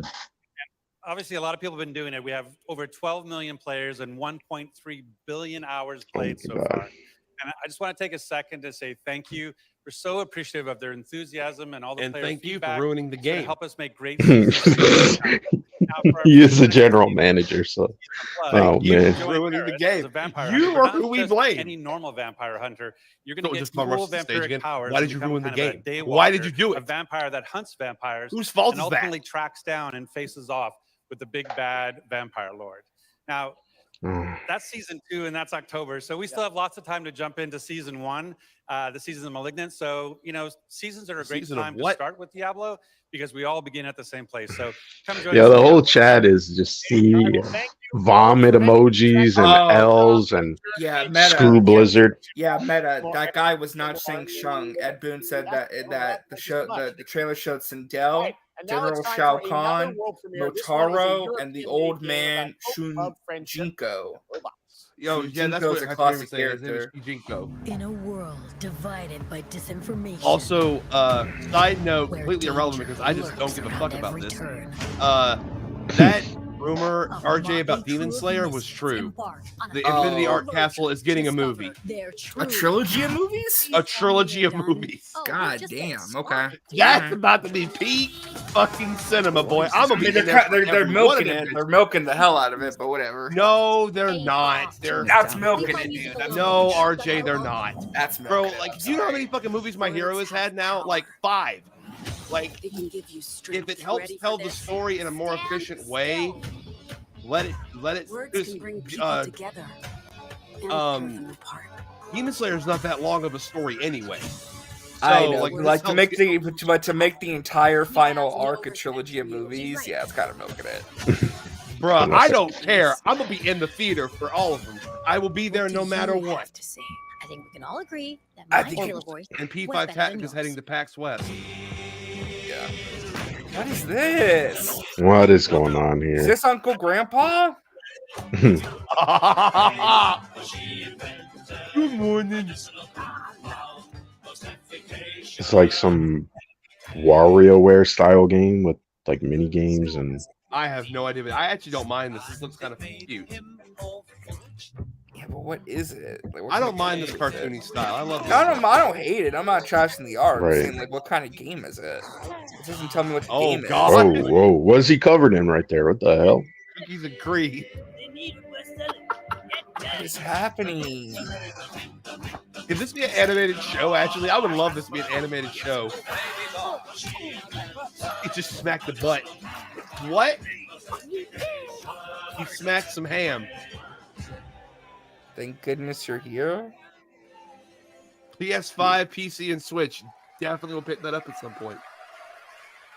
That's a really fun. Oh, it's indie Alan game. Wake Thank 2. goodness you're here, and now to completely shift. My internet just shut off, and then my data kicked in. It's going to take us to a very dark place. Well, there you with go, Alan Wake 2. 2. Sam, welcome to Gamescom. And Sam Lake, the face of Max This game Payne. is coming out in October, and we've had so much fun. We announced this a few years ago at the Game Awards and at Summer Game Fest. And he's already announced, by the way, December 7th. But everyone's been asking day me, that and I will live certainly in expect infamy. you, what about Alan's is the story? Game What can you Awards. tell us about what it's like to play as him tonight? I think it's finally time to answer that question. Thank you for having us here, Jeff.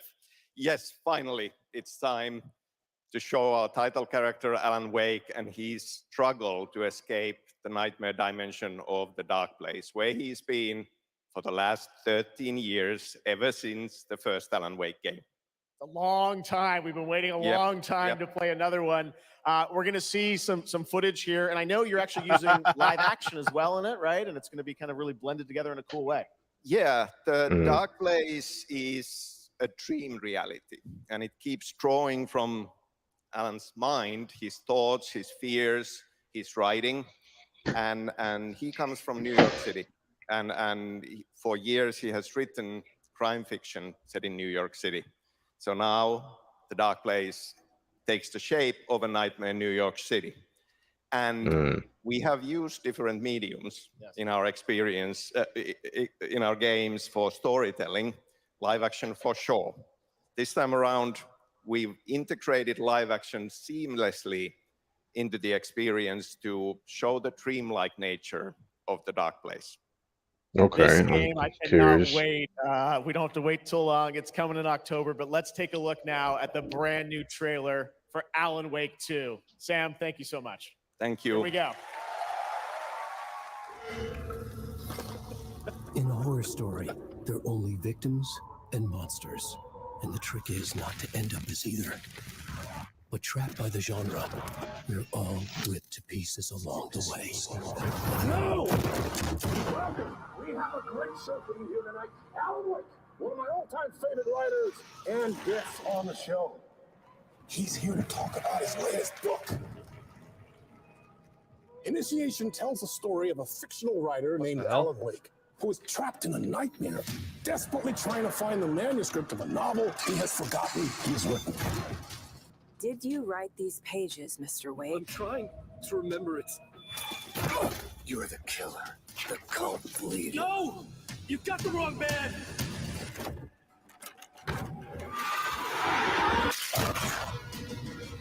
It's my fault. Just as trippy as always. Wake has a double. Where is he now? Bro, you there, bro? Yeah, I'm here. Okay. Like I said, my internet kicked back in, so that's why. Okay. I don't know what happened, but you know.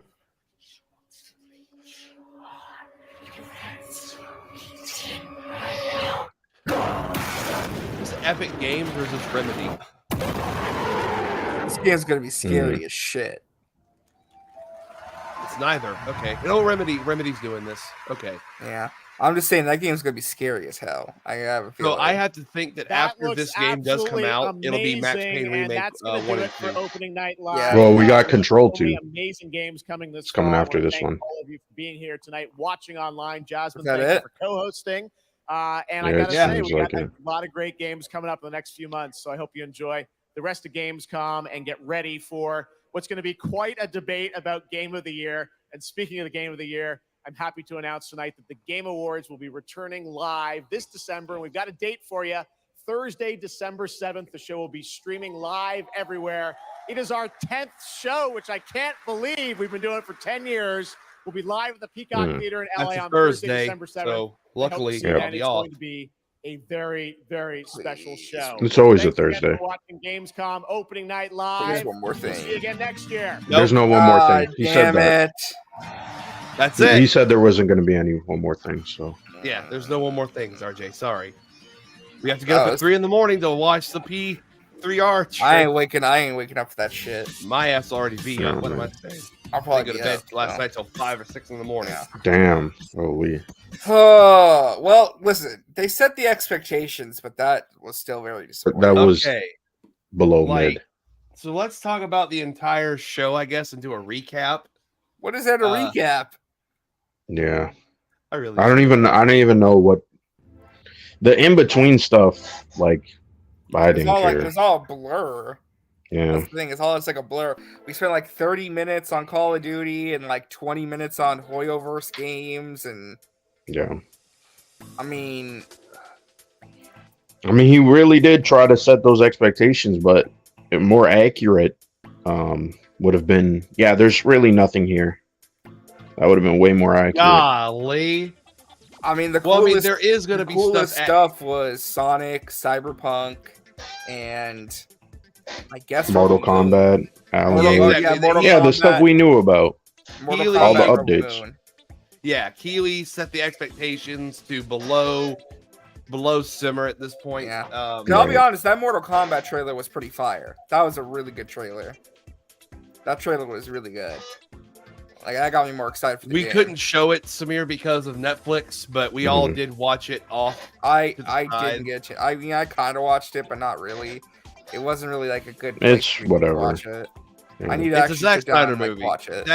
That's what we have to. It's a Zack Snyder movie. It's gonna have his cliches. It's gonna have his tropes. If you like Zack Snyder, you're gonna love this movie. If you don't like Zack Snyder, this is not the movie for you. And that's really my review of it as well, right there. Like that's it. Like if you Yeah. don't I like wish the we film- saw the game for whatever they were teasing. That inside the game, announcement. that game just started development. We're not gonna see that for a while.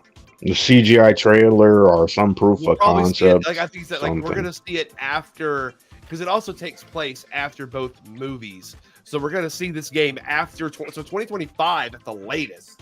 Well, they Or already earliest. announced the developer. Yeah, I saw that. Yeah. I, didn't get a good, I Super saw them, but I didn't get a good look Evil at them. Megacorp. Yeah. Oh. And What and a it what a looks name. Like they're doing a remake. Remedy is doing a remake of Max Payne 1 Yeah. and 2 as one game. So Oh, as one game? yeah, it's Oh, I gonna be didn't hear one that. game. Okay. It's gonna be one game. Last night I looked up Remedy's. So that website. might come after Control 2 then. Yeah, If it's just gonna be one That's game. gonna be a big project. Yeah, they're still hiring a lot of people for that. They still have a lot of job postings on their website. Because Alan Wake 2 is definitely setting up Control 2. Yeah, so looking it up real quick, Super Evil Megacorp, they've made TMNT, Splintered Fate, Catalyst Black, and Vainglory. No, no clue what those games are. I have no clue either. I've never heard of this company. I never even heard of that. Oh, so they focus on mobile games. Oh boy. Oh, fuck. Oh boy. Well, Braille, do you want to? So was that what? So was the Rebel Moon game? Did they say that's coming to consoles? Did they say that's coming to PC? All they said was that a game was coming. That's all they said. A game was coming. It's gonna be a fucking mobile game. Oh my god. Yeah, probably will play on the Netflix app too. That's probably what they wanted for, because they said Netflix Games was part of it too, and publishing it. Right. Yeah. Yeah, like the actual highlight. Yeah, that was the highlight. That was the highlight of the show. Yeah, and that was the beginning. I don't have any thoughts on the Rebel Moon trailer yet, because I had to actually sit down, and watch it, like be engaged with it, and actually sit down, like examine it, because I really didn't get a chance to, because there's so many things are happening all at once. But I'll watch it again just to keep it fair, but I'm not that interested. I mean, I'm gonna watch the movie. I mean, that's just how it goes. I'm gonna watch it no matter what. Really though? Why would you do that? Okay. They got what else comes out in December? It's not a lot of stuff, so yeah. Yeah, December seems like a weak month. I mean, the backlog, like fuck, the backlog is so immense that like December's going to be a relief period. Yeah. Yeah, that's where you're going to catch up on some games. Truthfully, that's a catch-up month. I want to say this real quick. I'm looking at the quote tweets. The NC Smasher said, if I had a nickel for every time Jeff Keighley's live show was interrupted by a random bystander, I'd have 2 nickels, which isn't a lot, but it's weird that it happened twice. Yeah, that's what I mean. What's going on at his events, man? Like what's going on? And he looks annoyed, and it's like, bro, like, why don't you have better security then? Oh my god, there were 2 people on stage. 2 people. Really? Oh man. Yeah, like when the GTA 6 guy came on, there was another guy who rushed the stage to show off his shirt saying, "Follow Justin something on TikTok and YouTube." It was a publicity stunt. Then they did it as a publicity stunt. My guess, yeah, but wow, they really should be banned from everything. I'm not kidding. Well, maybe we shouldn't ban them because they were the only interesting thing at the show. So no, Braille, no. They did spice it up. Yeah, I love this. I love this quote tweet. It says, "Jeff's gonna have to threaten to just shoot anyone who comes on stage." They're gonna have snipers. When the Game Awards happens on December 7th, they're gonna have snipers at the freaking on top of the stage. Jeff Keighley's gonna contact Kevin Feige and learn what. They're gonna have snipers. They're gonna have snipers posted all over the building with tranquilizer darts. Oh man. This is but for real, people are actually like Jeff. You need to get better security for your own well-being. People are actually crazy, and you need to get better games too at these showcases. I mean, but to be fair, he can't control that though. He can. He can. He definitely can. Because if you're going to show a bunch of games that look identical to each other, I mean, seriously, pick some other indie games. Find some more unique games, even if they aren't AAA games. Jeff has done that in the past. Jeff has done that in the past. He goes and looks for those indie games. Like, where's Digital Revolver? Like, they should have put out. They have a game coming out this year, and we haven't heard it. That I forget what it was called, but they did an update for Cult of the Lamb crossing over with Don't Starve. Yeah, they did. They did. Yeah, I mean, they could have showed. If you're going to do updates for the rest of the year, you should have found every single interesting game instead of showing us thousands of games that look, or if you're gonna show, interchangeable. Like, I know I'm probably the only person on this panel that gives a fuck about this game, but like, show another thing of it's from Eternites. Like, oh dear God, he put out the tweet. Right. How would you grade Gamescom opening night live? Where's the tweet? We gotta hold on. No. We're gonna do this live. We're doing this live. Hold on. I think we all have to do is type yeah, in. and we can all vote, and we'll put in one vote. I'm putting mine up on the screen. Or Yeah, let's see that. Let's do that. Let's all put our let's all put our rating on the screen. Hold on. Okay. Well, I'm on my phone, but so I don't can wanna Oh, go- well, okay. Well, RJ, you and I can. Are you already have yours up? Yeah. You're fast. All right. Am I What going would you first? give Gamescom? It wasn't. I mean, because that's the problem. Like, if we're talking about like what the expectations were, there were none, and they set the expectations very clear in terms of like, don't expect much. Go down to the meme. Scroll down.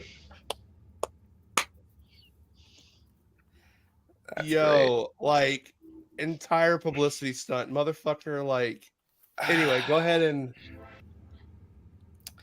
If I were to grade this personally, Braille, please post on that, and then I'll share it on the screen. Oh man. if I were to grade this personally, I think I'm gonna go with the D. Yeah. Let's see what you say. He should have put an F. I would have failed him. Like we're Even with those expectations, I mean, like, RJ, what play did you? the good guy? How do you truly feel? You are not happy for a lot of this showcase. I know, but like there was some stuff I liked. Do be honest. Was there more bad than good or good than bad? Was there more stuff that you cared about? Bad. Okay. Wow. Fucking really? Wow.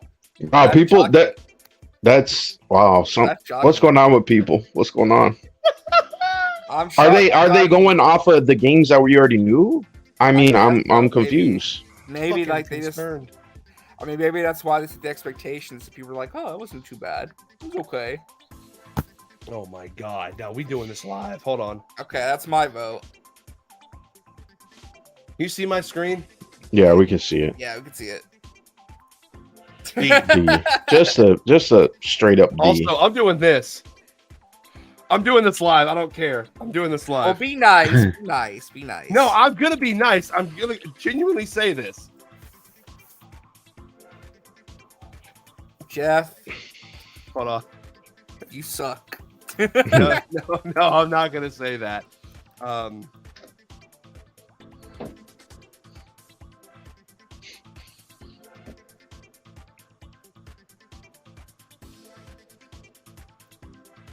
I can't even see what you're typing. I'm gonna say, Jeff, my feelings about the show aside, you really need to hire a security team for the Game Awards and all of your shows going forward. Oh, like man. the fact that these two asshats, I'm not putting this. He should listen. He should only hire security when they actually get good games. If they don't got no good games, Braille. Free reign. Come up on stage, promote Braille, your own game. Right. You need you out of pocket. That's what I would do. Chill. That's what I would do. Chill. Hey, you got a game? Come up on stage. We'll God damn. might be better than the ones that we pick. You out of pocket, bro. You need to stop. You need to stop. You a menace. That's what might happen. You're an absolute menace right now. You Spider-Man. This Like, is. Listen, I know that I understand what's going on with the industry, but like, don't make the show 2 hours. There's certain things that you could do, right? Like, maybe even go to be like, hey, Bethesda, we're gonna tour your studio and do some interviews and maybe like tease some stuff that you have after Starfield. Like something a little bit more interesting if you don't got game reveals or interesting updates. Like, I don't know, this whole format needs some change. Like, you can't be doing it 3 times in the year, right? If there's not enough reveals and announcements and actual meaty information. Like, I just don't get it. I really don't. And I know it's an event, right? But I don't know, just maybe have it for the people there. There's games that again have been announced, but we just haven't heard from in a while. Right. And we don't see those. We don't see those at all. But Then they're probably going to be at the Game Awards. Segment. We get a whole 25-minute segment on the fucking Yowie-verse, whatever the fuck it's called. Forget Yowie-verse. Yeah. No, bro. Like, what the fuck was that? Yeah, I don't know what's going on. I don't know what's going on. This out of concern.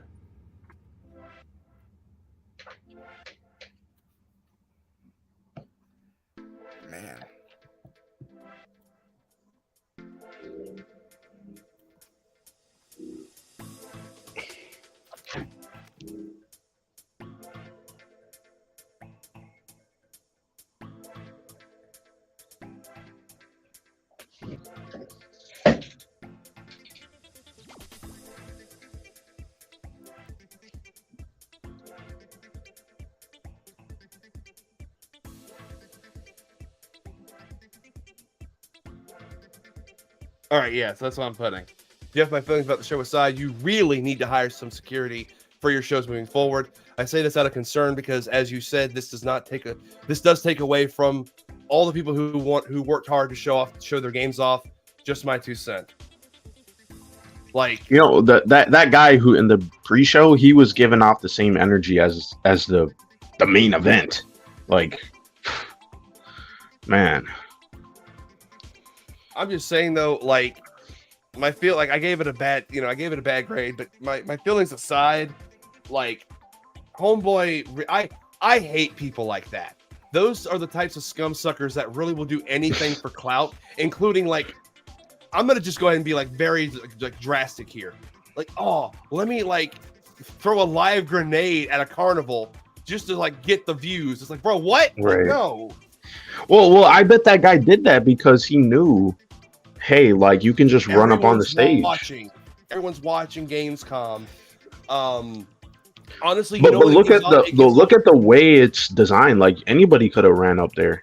No, that's true. Like, but what he did gives off such like Logan and Jake Paul vibes, and I can't stand those two. No, man. Like, they're scum, bro. Like, the fact that the internet did not cancel them is an unfortunate thing. We had them dead to rights with the Japanese trees, and we didn't get them. So anyway, now one's in boxing, the other's in WWE. Oh boy. But another one of them's putting out shitty fucking sports drinks. Prime is garbage, man. Oh, good lord. Oh, and I think he's getting investigated for it too. Oh yeah, that energy drink, I tried it. It was terrible. It tastes like straight candy. Oh man. I don't know who's drinking that. Insane people. You gotta be insane. And here in Canada, they had to supplement it, so it's not even like 200 milligrams of caffeine, because I think that's the standard for everywhere else. Yeah. Like,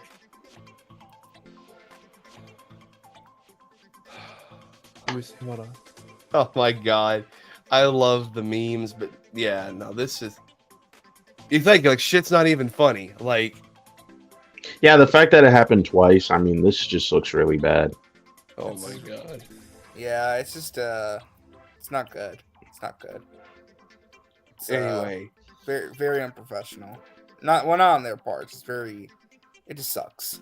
It's yeah, it's bad. It's bad. Well, first off, those guys obviously they're, you know how people are nowadays. Well, but like the fact that there's no security, like some people right there at the like, stage. Bro, some people were saying that for some of the musicians, not at this event, but other times at other shows he's put on, people have been throwing like drinks and shit at people. Jeez. Oh, like, yeah. Like singers and like people at concerts are getting stuff thrown at them all the time now. Well, really weird. Like the etiquette is just like, we don't have any etiquette anymore when we go outside. I don't understand this shit. Yeah, this is not, bro. This is like they're not, bro. Nah, it's poor management. That's what it is. It's poor management. But it's not due to a lack of funds. It's just managing those funds is the problem. Because I'm sorry, I would hire like former German special police to fucking protect my shit.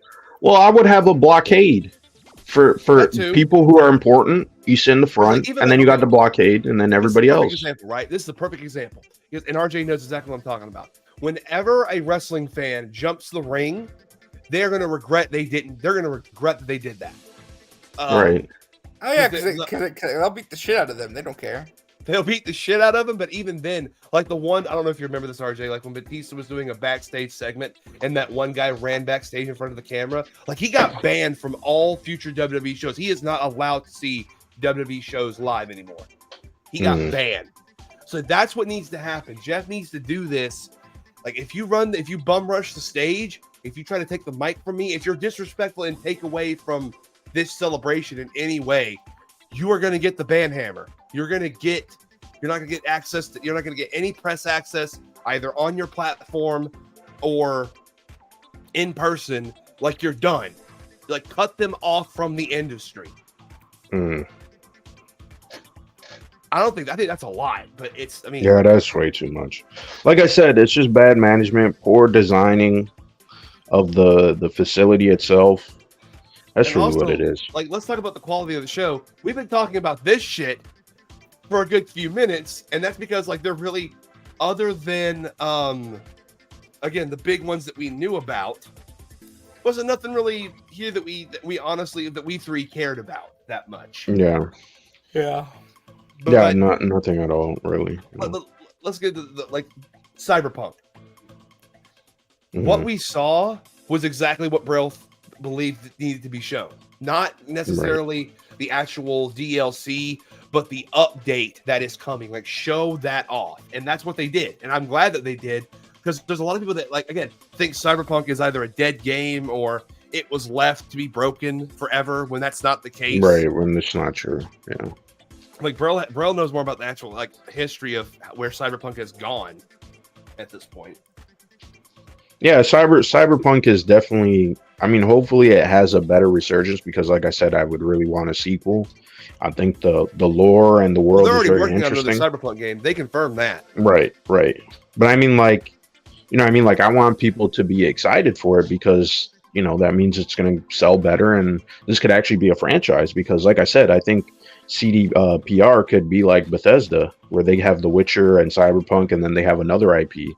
So, you know, like, you know, I don't want that to go away because people's perception of, you know, bad management, because that's what it was. And turned out the game was buggy as hell, and it ruined the perception of the game. So, yeah. And they really should. We already agreed that they should have just waited and made this a next-gen exclusive game. Yeah, I agree. Yeah. Would have been much better. Well, that was a show. That was a show. Yeah, this was the worst Gamescom, like, in I would say a decade.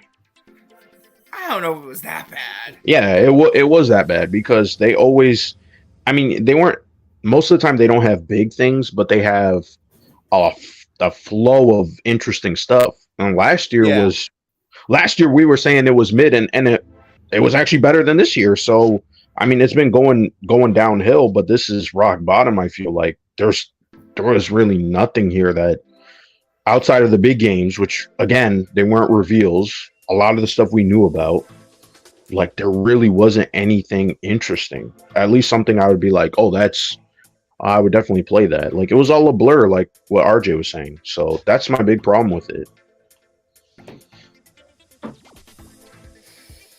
Like, I think that, yeah, this definitely was not as good as last year. I think Gamescom has been like, again, like, it's not just this. This is just the opening night live. This is just the first event of Gamescom to celebrate the, you know, start of the festivities and all that stuff. So over the next few days, hey, on the bright side, at least, you can now play Age of Empires 4 right now. Well, are you, RJ, since you have an Xbox? Well, yeah, I'm not into these kind of games, so I'll probably skip it. It's not for me. Well, GTA 6 is never going to be shown at these types of events, right? No, they're just going to drop a trailer randomly one day. Yeah. That's what it was for GTA 4. I mean, GTA 5, that shit was nuts. Right. Yeah, well, whenever, I mean, maybe the end of this year, you may see something, maybe early next year, depending on whenever this game. Well, it's definitely coming out next year. Is going to release. Like, depending on when it's coming out, but it's coming out next year. Like, the quarterly earnings meeting says they're projecting very high revenue next quarter, 24. So it's probably coming out next year. Right. No, I never had a chance to play Red Dead. Anthony, sorry. I heard it's fine. Like, I've heard it's fine. But what I'm getting at is, like, tomorrow, I think tomorrow is the the Future Game Showcase. The Future Game Showcase or Future Game Show at Gamescom is tomorrow. I know this because, again, one of the games I pre-ordered and am looking forward to, Eternites. They're going to show off some new stuff there for that game. Kind of wish it was here for this because at least it would have been something. Right. It would have filled that Persona 3 void in RJ in my heart. That's fine. Just gotta wait till 3 in the morning. Oh God, I hate that. Yeah. But all right, that was definitely that was definitely an event. It wasn't worth waking up early for. Well, you run the gambit of these shows being great or bad. You always do. There are some exceptions like Nintendo. That's crazy. That's crazy. The best showcase still this summer was still Xbox. They still have the best showcase this summer. These showcases, honestly, I really question what's the point of them anymore? Like, it's not E3. They want to treat it like there's gonna be a big event. I know he set the expectations, but like this summer as a whole, right? Like, it's definitely going away, and that's because like game development has changed. Reveals are not happening consistently. Games are not coming out as consistent. I mean, this whole year we got a bunch of games because all those games got backed up from the pandemic. So in all reality, I mean, gaming as a whole and the culture is changing.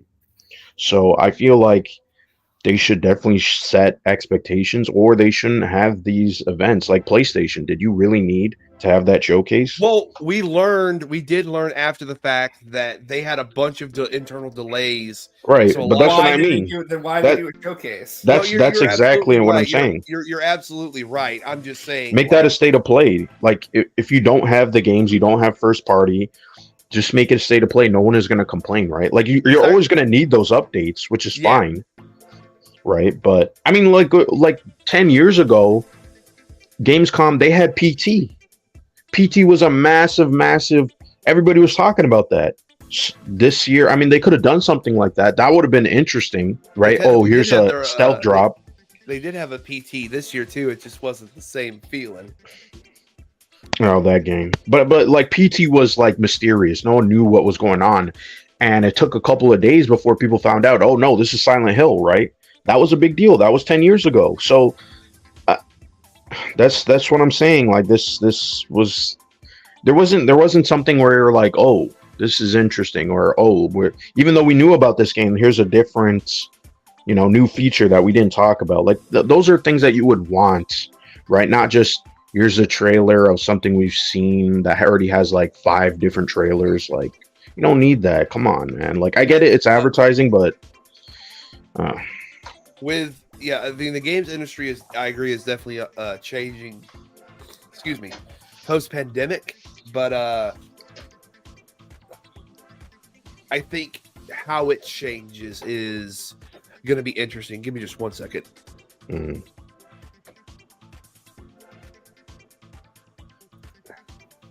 All right, yeah. So, like I was saying, because, like you said, we're 3 years out.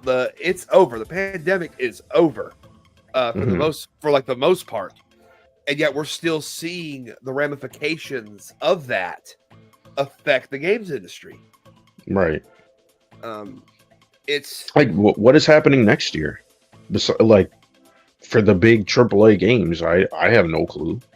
Like we got Suicide Squad and like we have and also like depending on your taste is also going to matter. We do have Suicide Squad. I would consider, but I mean AAA. Like I'm talking about the big studios, right? Because they normally would. Well, Call of Duty's the fall. I mean, 2K, 2024. I said 2024, but well, early no, 24. Like that's what we know for sure. We're getting next year in the fall, early next year. That's what I mean. Early next year. So far, we know Persona 3 Reload. We know Tekken 8. Now we know it's January of next year. So here's what we have, right? Here is what is supposed to be coming out next year. Let me stand up a bit or sit up a bit so I can read this. You have Prince of Persia: The Lost Crown, Tekken 8. Those are January. Right. February, Suicide Squad: Kill the Justice League, Nightingale, and then Destiny 2: The Final Shape of Expansion. Did he cut out? Or was it just me? It's been a date. There isn't a date for a lot of these, but you have. Okay, this is a lot, so I got to get my breath ready. Okay. 33 Immortals, Angerfoot, Animal Well, Apollo Justice, Ace Attorney Trilogy. That's supposed to come out sometime next year. Avowed, Arc 2, something called Baby Oh Steps. yeah, Avowed is next year. Forgot about Avowed that, is next year for Xbox. Supposed to be for next year. That's going to be a big game for them. Black Myth Wukong is somehow on here. I don't know if it's coming out next year. They didn't show a release date today. Right. They didn't even show a release window. They just showed the website. That game may come out I think that game is coming out late because the first time they showed it, wasn't that just proof of concept? 3 years ago. It was 3 years ago. Yeah, I think it was like a proof of concept. So they're still. They probably just got the fundings for it now. They're in development. I think they would have already entered at least their alpha phase. Yeah, I still maybe you're probably right. 2025 for that game seems more likely. But then you have Final Fantasy VII Rebirth, Final Fantasy 14 content. You have, excuse me, Blue Protocol, Bounty Star, the Morse Tale of Graveyard Clam, whatever the hell that is. Cat Quest, Pirates of the Caribbean. Oh my god. That game actually looked kind of cute. I kind of want to play that one. Concord, Crashlands 2, Crypt Custodian, Deathbound, Dungeons of Hinterberg, Earthblade, Earthblock 2, Endzone 2, Ete, Forgottenlings, Frostpunk 2, Funko Fusion, Ghostbite, Greedfall 2, The Dying World, Hyperlight Breaker, like we said, John Carpenter's Toxic Commando, Lightyear Frontier, Like a Dragon Infinite Wealth. That's a big game coming out next year for JRPG fans. Little Kitty Big City, Little Nightmares 3, Luigi's Mansion Dark Moon, the re-release. Metaphor ReFantazio is another big JRPG coming out. For some reason, they're still just showing Xbox and PC for Metaphor, and that terrifies me. That terrifies me. I want that game. I've been saying I think that Atlas and I think Sega and Xbox are going to be partnering up a lot more in the future. So anyway, Mugenics, Microsoft Flight Simulator 24, Multiverses is finally going to come out of beta apparently. Oh yeah, it's going to become a full retail release next year. Yeah. Just saying. Anyway, that game have a bit of controversy. Anyway, Neva, Pacific Drive, Pale World, Paper Trail, which looks really good. Was this Paper Trail that one? Yeah, Paper Trail looked interesting. Persona 3 Reload, Penny's Big Breakaway, Pepper Grinder, Ra Ra Boom, Rivals 2, Hellblade 2. Right. Hellblade 2 is another big one, yeah. Rise of the Ronin is a big one for PlayStation. That's one I am very much looking forward to hearing more about. I really, really wanted to hear more about Rise of Ronin. That looks like a fantastic game from Koei Tecmo and Team Ninja.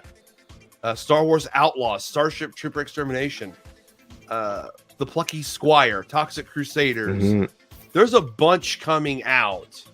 And there's some games I'm not even saying that I'm seeing right in front of me. But my point is that there's a lot that has been unannounced for release dates. But they are... Rise of Ronin is said to come out next year. I don't know when next year. But that's going to be a big third-party PlayStation exclusive for PlayStation. I'm hoping to see some marketing for that soon. Because that, plus Wolverine and KOTOR are only a few of the games that I know that are still in development that are exclusive for PlayStation. Right. But as far as what you're saying is confirmed, we do have a few in there's no that's what I mean. This show would have been nice to see some early 2024 games, ones that we didn't know about. Or Tekken got a release date. We knew Tekken was coming, so I don't know. I mean, like I said, right? I don't put too much stock into these presentations anymore. He did try to set our expectations, but at the same time, it's it really wasn't even. It was lower. It didn't even hit the bar of those expectations. It was I'm just saying, he's got to do the PR talk, so I understand that. And he does have to promote the stuff. At least for this one, he didn't out of nowhere promote like Mountain Dew or Taco Bell or. I kind of wish you would have. It would have made it more interesting. Yeah. Oh my that's God. right. It's you wanted to give it a C. I was gonna. I did, but I mean, I was being generous. You need to stop doing that. Well, Shit I'm was not. ass. I mean, it wasn't the Shit. worst thing I've ever seen. But if you don't have game reveals, can't you figure out something else that's game related? Like, can't you do a studio tour of a you know what I mean, and talk to the developers? Like, instead of having some actor on stage talk about something that is vague and like who really cares? Like, they're not even really talking about the game, right? They're just saying fluff words. Like, I would have much rather, here's Bethesda Studios again, or here's this studio, this indie studio, and they're talking about how they make games. Like, that to me is a lot more impactful. And if you don't have games to show, that's fine, because here's the studio and how they operate, and give us some insight into that. That's always interesting, but it's just like a glorified advertisement. I kind of wish these shows would kind of go away from that, especially if there's there's not Nothing much to to show. show. Yeah. That's what I'm saying. Like, there needs to be less. There needs to be. Oh my God. There needs to be less of these presentations. And Like, if you're gonna do the Rebel Moon, that's fine. But then why not show us a proof of concept? Why can't you show us something at least? Because it's not Like, ready. Yeah, but why show it? Why even announce it? That's my big problem. They paid to be there. Yeah, they paid to be there That's probably why, to advertise something you can't even show. I don't like when they do stuff like that, and they don't like it, but yet here they are doing it. And well, it's Netflix. They're not really, the standard for the gaming industry, but it just makes it look bad.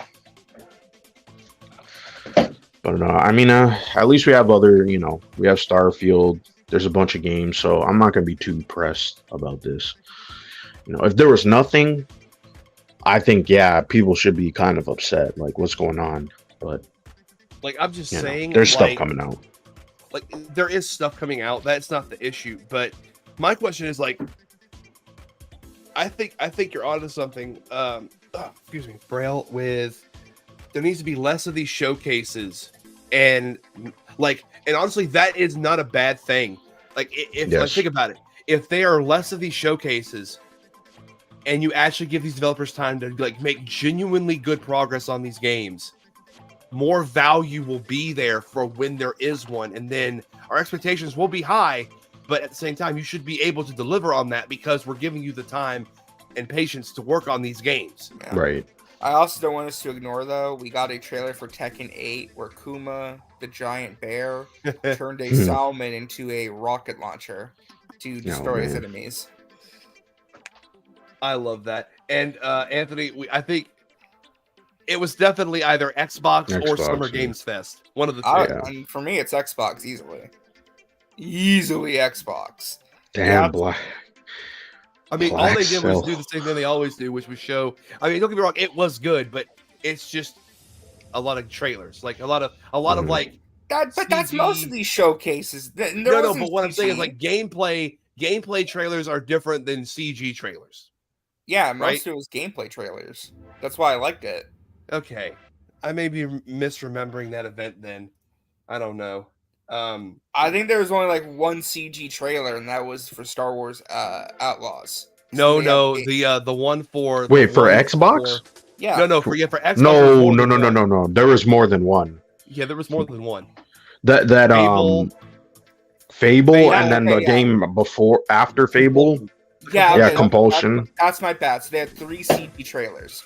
Fable, the they may have had a few more. They might have a few more than that. Yeah.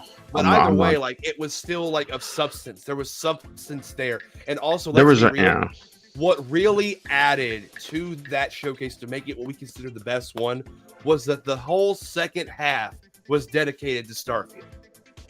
Yeah, that was also saved the. Yes, I agree with that. That saved the summer, honestly. Yes, because that was just gameplay. That was just in depth. That's the presentation I prefer, right? Like, I don't really care about the CGI trailer because we've been misled by CGI trailers. Yes, we have.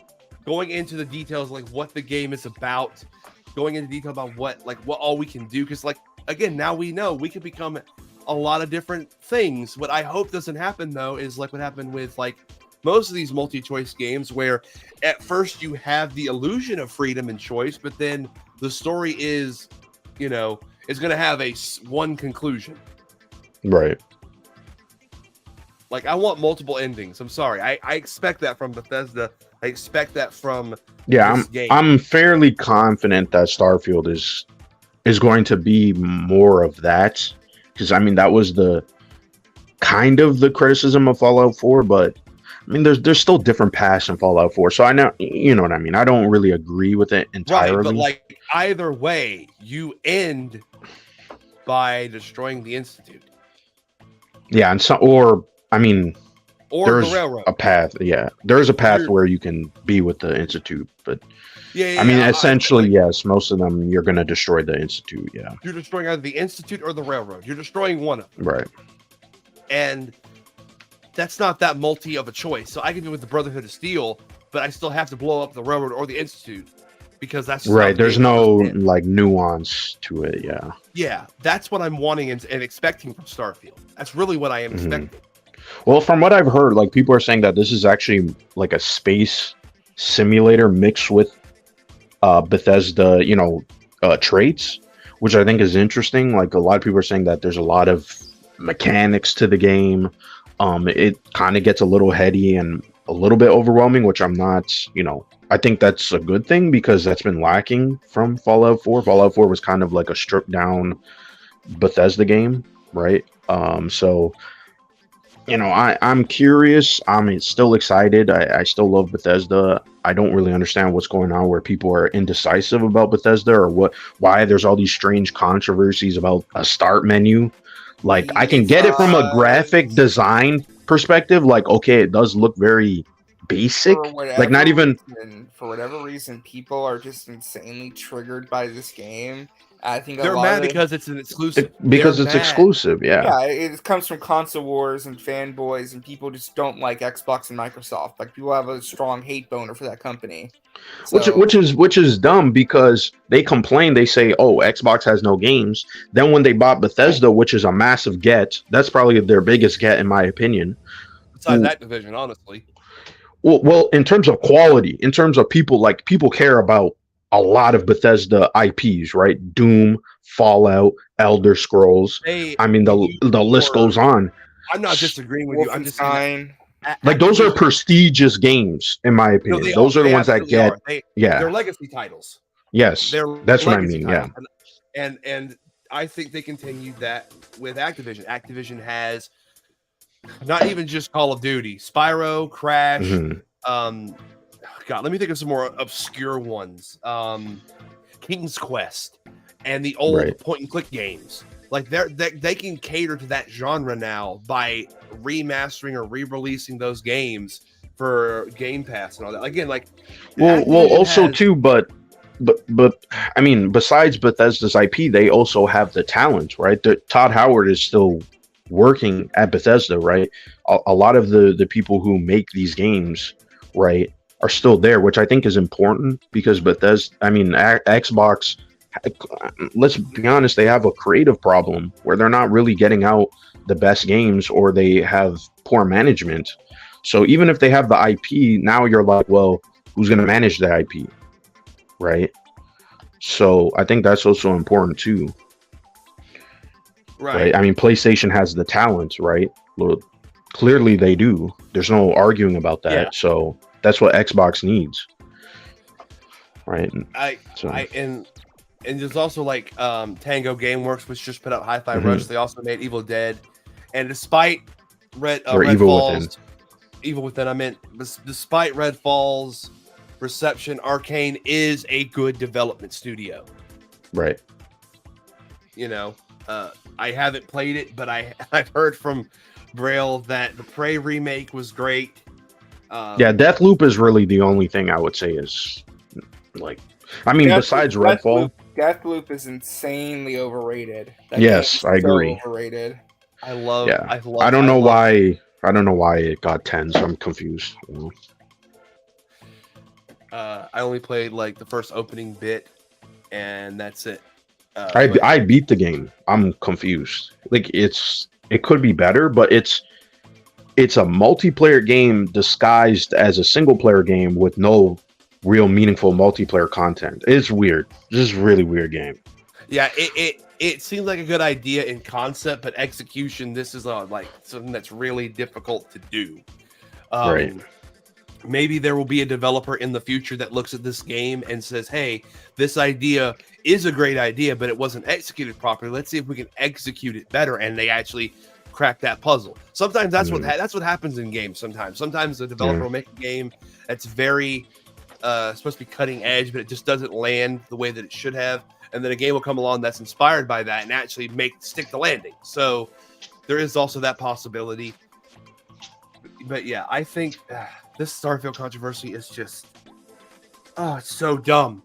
Because like Final Fantasy VII's original start screen was just the Buster Sword, like with a light shined on it. And Final Fantasy VII is considered one of the greatest games of all time. It's not like the guy's tweet too is really weird because he's trying to say it's not about quality, but it's like the atmosphere of the studio, that it was it's rushed or like that they don't care. It's weird. So I need to add some context about that guy because I think you're talking about that like developer that was talking about it.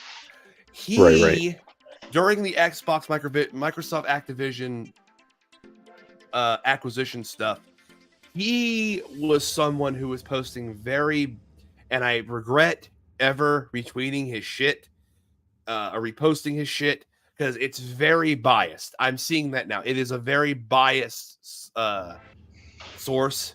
Yes. Like he clearly has, like RJ saying, he clearly has a hate boner for Microsoft for some reason or another. Well, he did work for Blizzard, right? So I don't think it's him specifically. I mean, maybe he does this thing out for Xbox, but I think he's trying to drum up clicks because, let's face it, there's a lot of hardcore Sony fanboys who love following and engaging with people who shit on Microsoft 24/7. Like there are people who have made their content exclusively just about riding Sony and like hating Microsoft. Who actively engage in confirmation bias. Yeah, like your J-Dubs, and a bunch of other those content creators who just like all they do is just dick ride Sony. That's all they do. Right. And they don't even got criticism for Sony. That's my problem. And I'm in league with those guys. Did you not know? Why? Because you're just PlayStation. I don't know. I'm always going to drum that point up. I don't care. I've been very critical of Sony as well. I do this whole Activision acquisition nonsense.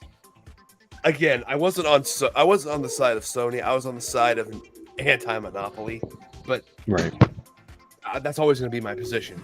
I don't care if it was Sony. If it was Sony, I'd be the same way. Anti-monopoly. Do not do that.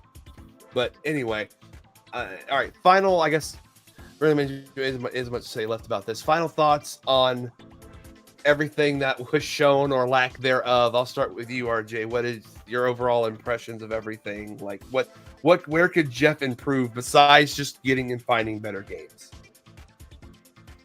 I think I just think it goes down to just spacing of things. Like we didn't need like a 15-minute segment of like 3 or 4 different Hoyoverse games that all look the same. I think sometimes you got to space things out better to where it like flows a little nicer. It's just that I felt like the show didn't flow very well. That was the biggest issue, to me at least. So, all right, I'm going to sleep now. Oh my god! All right, Braille, what overall final thoughts on this presentation or lack thereof? They need to do better.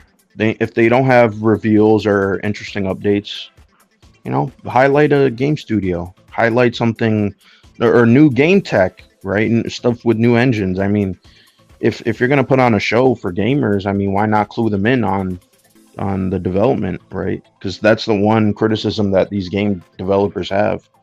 So that's on Jeff Keighley and all these other shows to inform people, right? So yeah, it was not a good show, and that's my take. Okay, well, yeah, and I'll agree with both of you guys. The pacing was a little off, and I did not a little. The pacing was off, and yeah, if you don't have things to show, don't pad for time. I understand that you really want to add those sponsors and everything, but like 30 minutes should not be dedicated to sponsors. It really shouldn't. The cosplay contest, padding for time. The like itinerary being said could have been done later in the show, honestly, or at the beginning of the show. Either one. It shouldn't have been happening twice. I didn't mind the Eco Award. I didn't mind that because I'm I'm sorry, this triggers some people, but climate change is a real threat, and we got to start doing better. So Xbox winning, makes sense with what they do with their consoles. As I said, the potato is not just the Xbox Series S, but it's also biodegradable. So, we can help save the planet. But all right, folks, I think that's going to do it for us. I want to thank everyone for stopping by. Blue Jay, Matt, Anthony, Hyperion, all of y'all, we appreciate it. Samir, thank you all for joining us. And look forward to, as far as what we got going on in the future, look forward to Friday when the Twisted Metal review will be out. Myself, Braille, and special guest D-Al all talk about a surprisingly good adaptation of a relatively untouched IP for over a decade. So that's how I'll tease that. So look forward to that. And then, of course, we'll have episode 3 coming out some point in the future, going over everything to do with Gamescom, not just this opening night live. There is more days ahead for Gamescom, more stuff to talk about, more stuff to be announced. So we're going to collect all of that and then talk about all of it in a future episodes. Look forward to that as well. If you also would like to, please, if you like what you saw, please give us a like, share, and you haven't already, please do subscribe. What is our goal? We're trying to reach like 50 subscribers, I think it was. I think the goal is 50 by the end of the year, and we're 10 away from that. 50 by the end of the year. We're already almost at that goal. That's incredible to me. Wow. Let's shoot for 75 next. Let's not say we did. Let's shoot for 60. Like, I'm going to be reasonable with my expectations. But yeah, and of course, I'm going to go ahead and do this. I'll start with myself first. If you want to, you can also find me on X. Just look up what's below here at the most meta. You can also find me on. Give it to you. So what? X gonna give it to you. Oh my god. You can also find me on Threads. Just look up friendly_neighborhood_meta. I'm on Threads/Instagram. You can follow me there. And of course, my own YouTube channel, Friendly Neighborhood Meta, where right now I'm currently going through and playing Spider-Man Miles Morales. We should be picking that back up soon. I apologize. I was supposed to send this out 2 days ago, but I have been dealing with a head cold, so I have not been able to stream. I'll let everyone know when I'm able to stream again. But yeah, and now I'm going to let my fine co-host give their shout-outs and plugs. Start with RJ. Where can they find you at, RJ? You can follow me on X, gonna give it to you, at Resident Justice. Same for Threads and Blue Sky. I also got my own channel where I do stuff occasionally. And yeah, we'll be back at you guys again with another episode soon, talking about Gamescom, as well as hopefully we'll be doing some Starfield coverage for the channel too.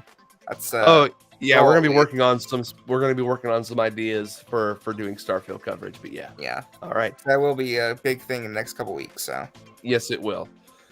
All right, bro. Where can they find you at and not find you at? You can find me in the kitchen because I'm hungry and I need to make some food. No, but seriously, you can find me on the X Twitter member site, which is called Threads. So go over there. All the X members, who don't support Twitter, they're on there. Yeah, see you guys next time. Yep. And that's gonna do it for us again. As I always say on my channel, relish the past, enjoy the present, and embrace the future. this is I'm gonna try to do this. This is Controller Chronicles signing off for now. Peace out, everyone.